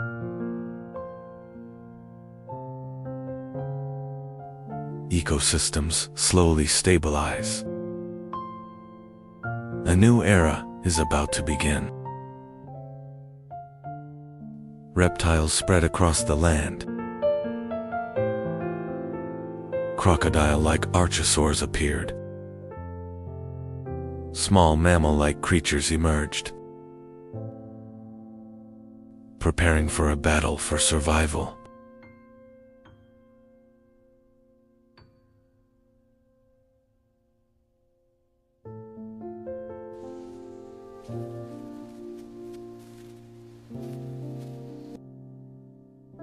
Giants had not appeared yet. Survival was the priority. The formerly dominant species had become extinct. The ecosystems were empty. This gap, it's an opportunity for new life. Resistant strains have begun to proliferate. Competition was low. Resilient species had an advantage.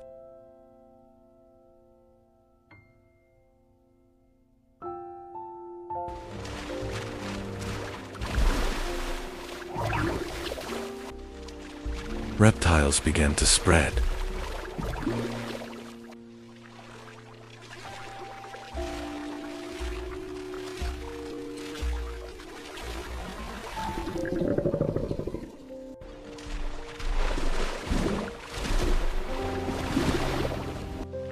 Some lived in water.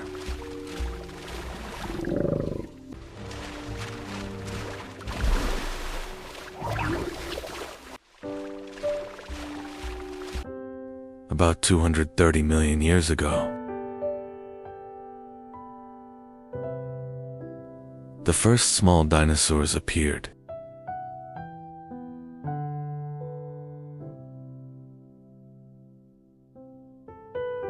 They were small in size.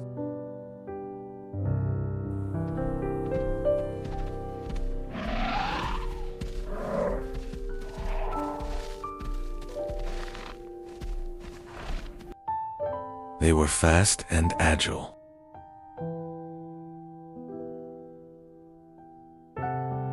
They were not dominant yet.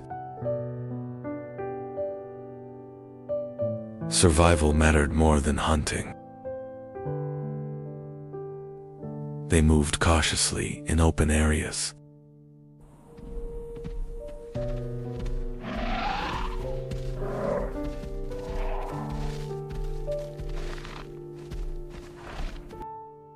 Being small was an advantage.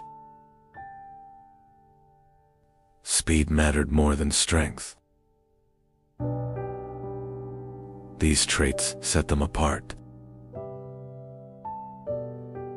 But they were still few in number. The age of dinosaurs had not begun yet. 225 million years ago, Earth was slowly changing. Large reptiles struggled. Small dinosaurs used these gaps. They could reproduce quickly. They adapted more easily.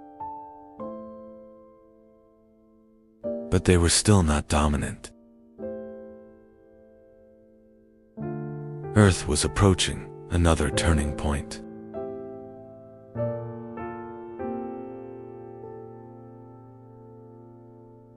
"215 million years ago, the climate became more stable. Rainfall increased. Plants spread across the land.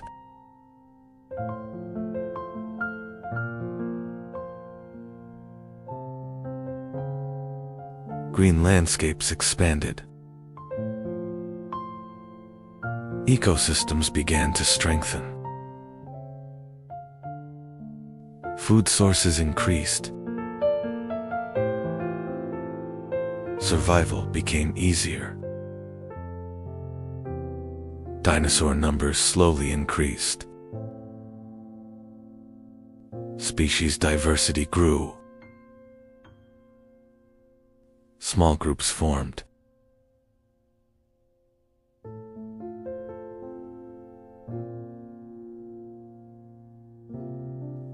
Competition became more balanced. Earth became more humid. Dinosaurs adapted to their environment.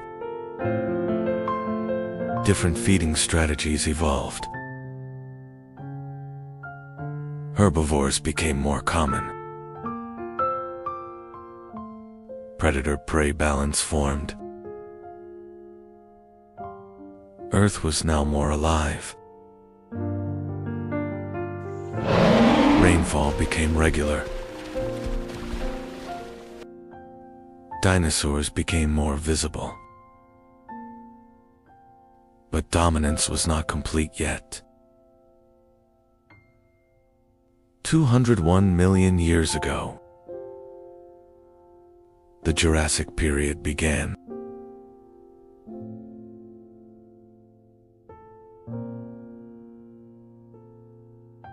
Climate stabilized. Plant diversity increased.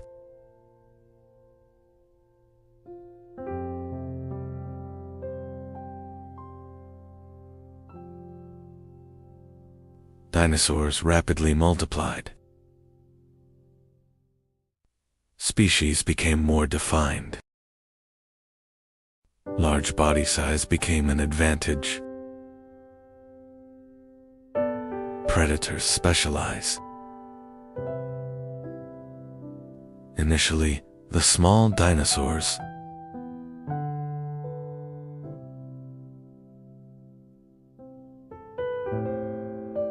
she became the ruler of the land. Jurassic is the heart of the age of dinosaurs. 190 million years ago, giant dinosaurs appeared. They are called sauropods. Earth could now support giants. When life found balance, it grew. Power came not from destruction, but from harmony. Subscribe and like. The world was changing. Life endured. The survivors.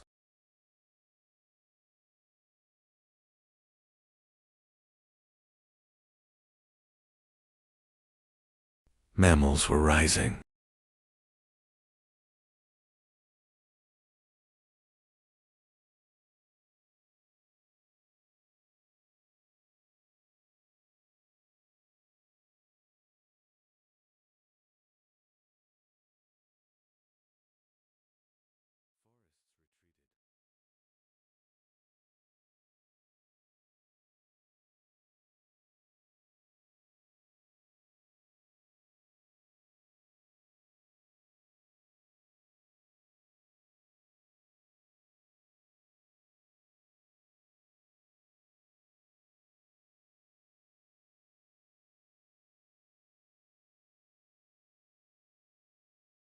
Open lands prevailed.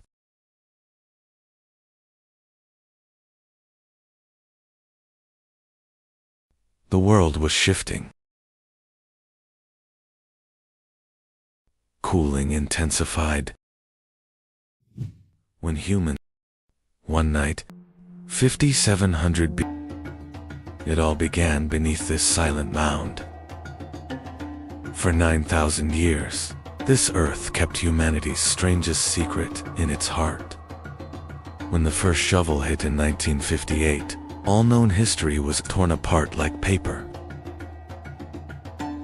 What stood before us was not a village, but a giant labyrinth.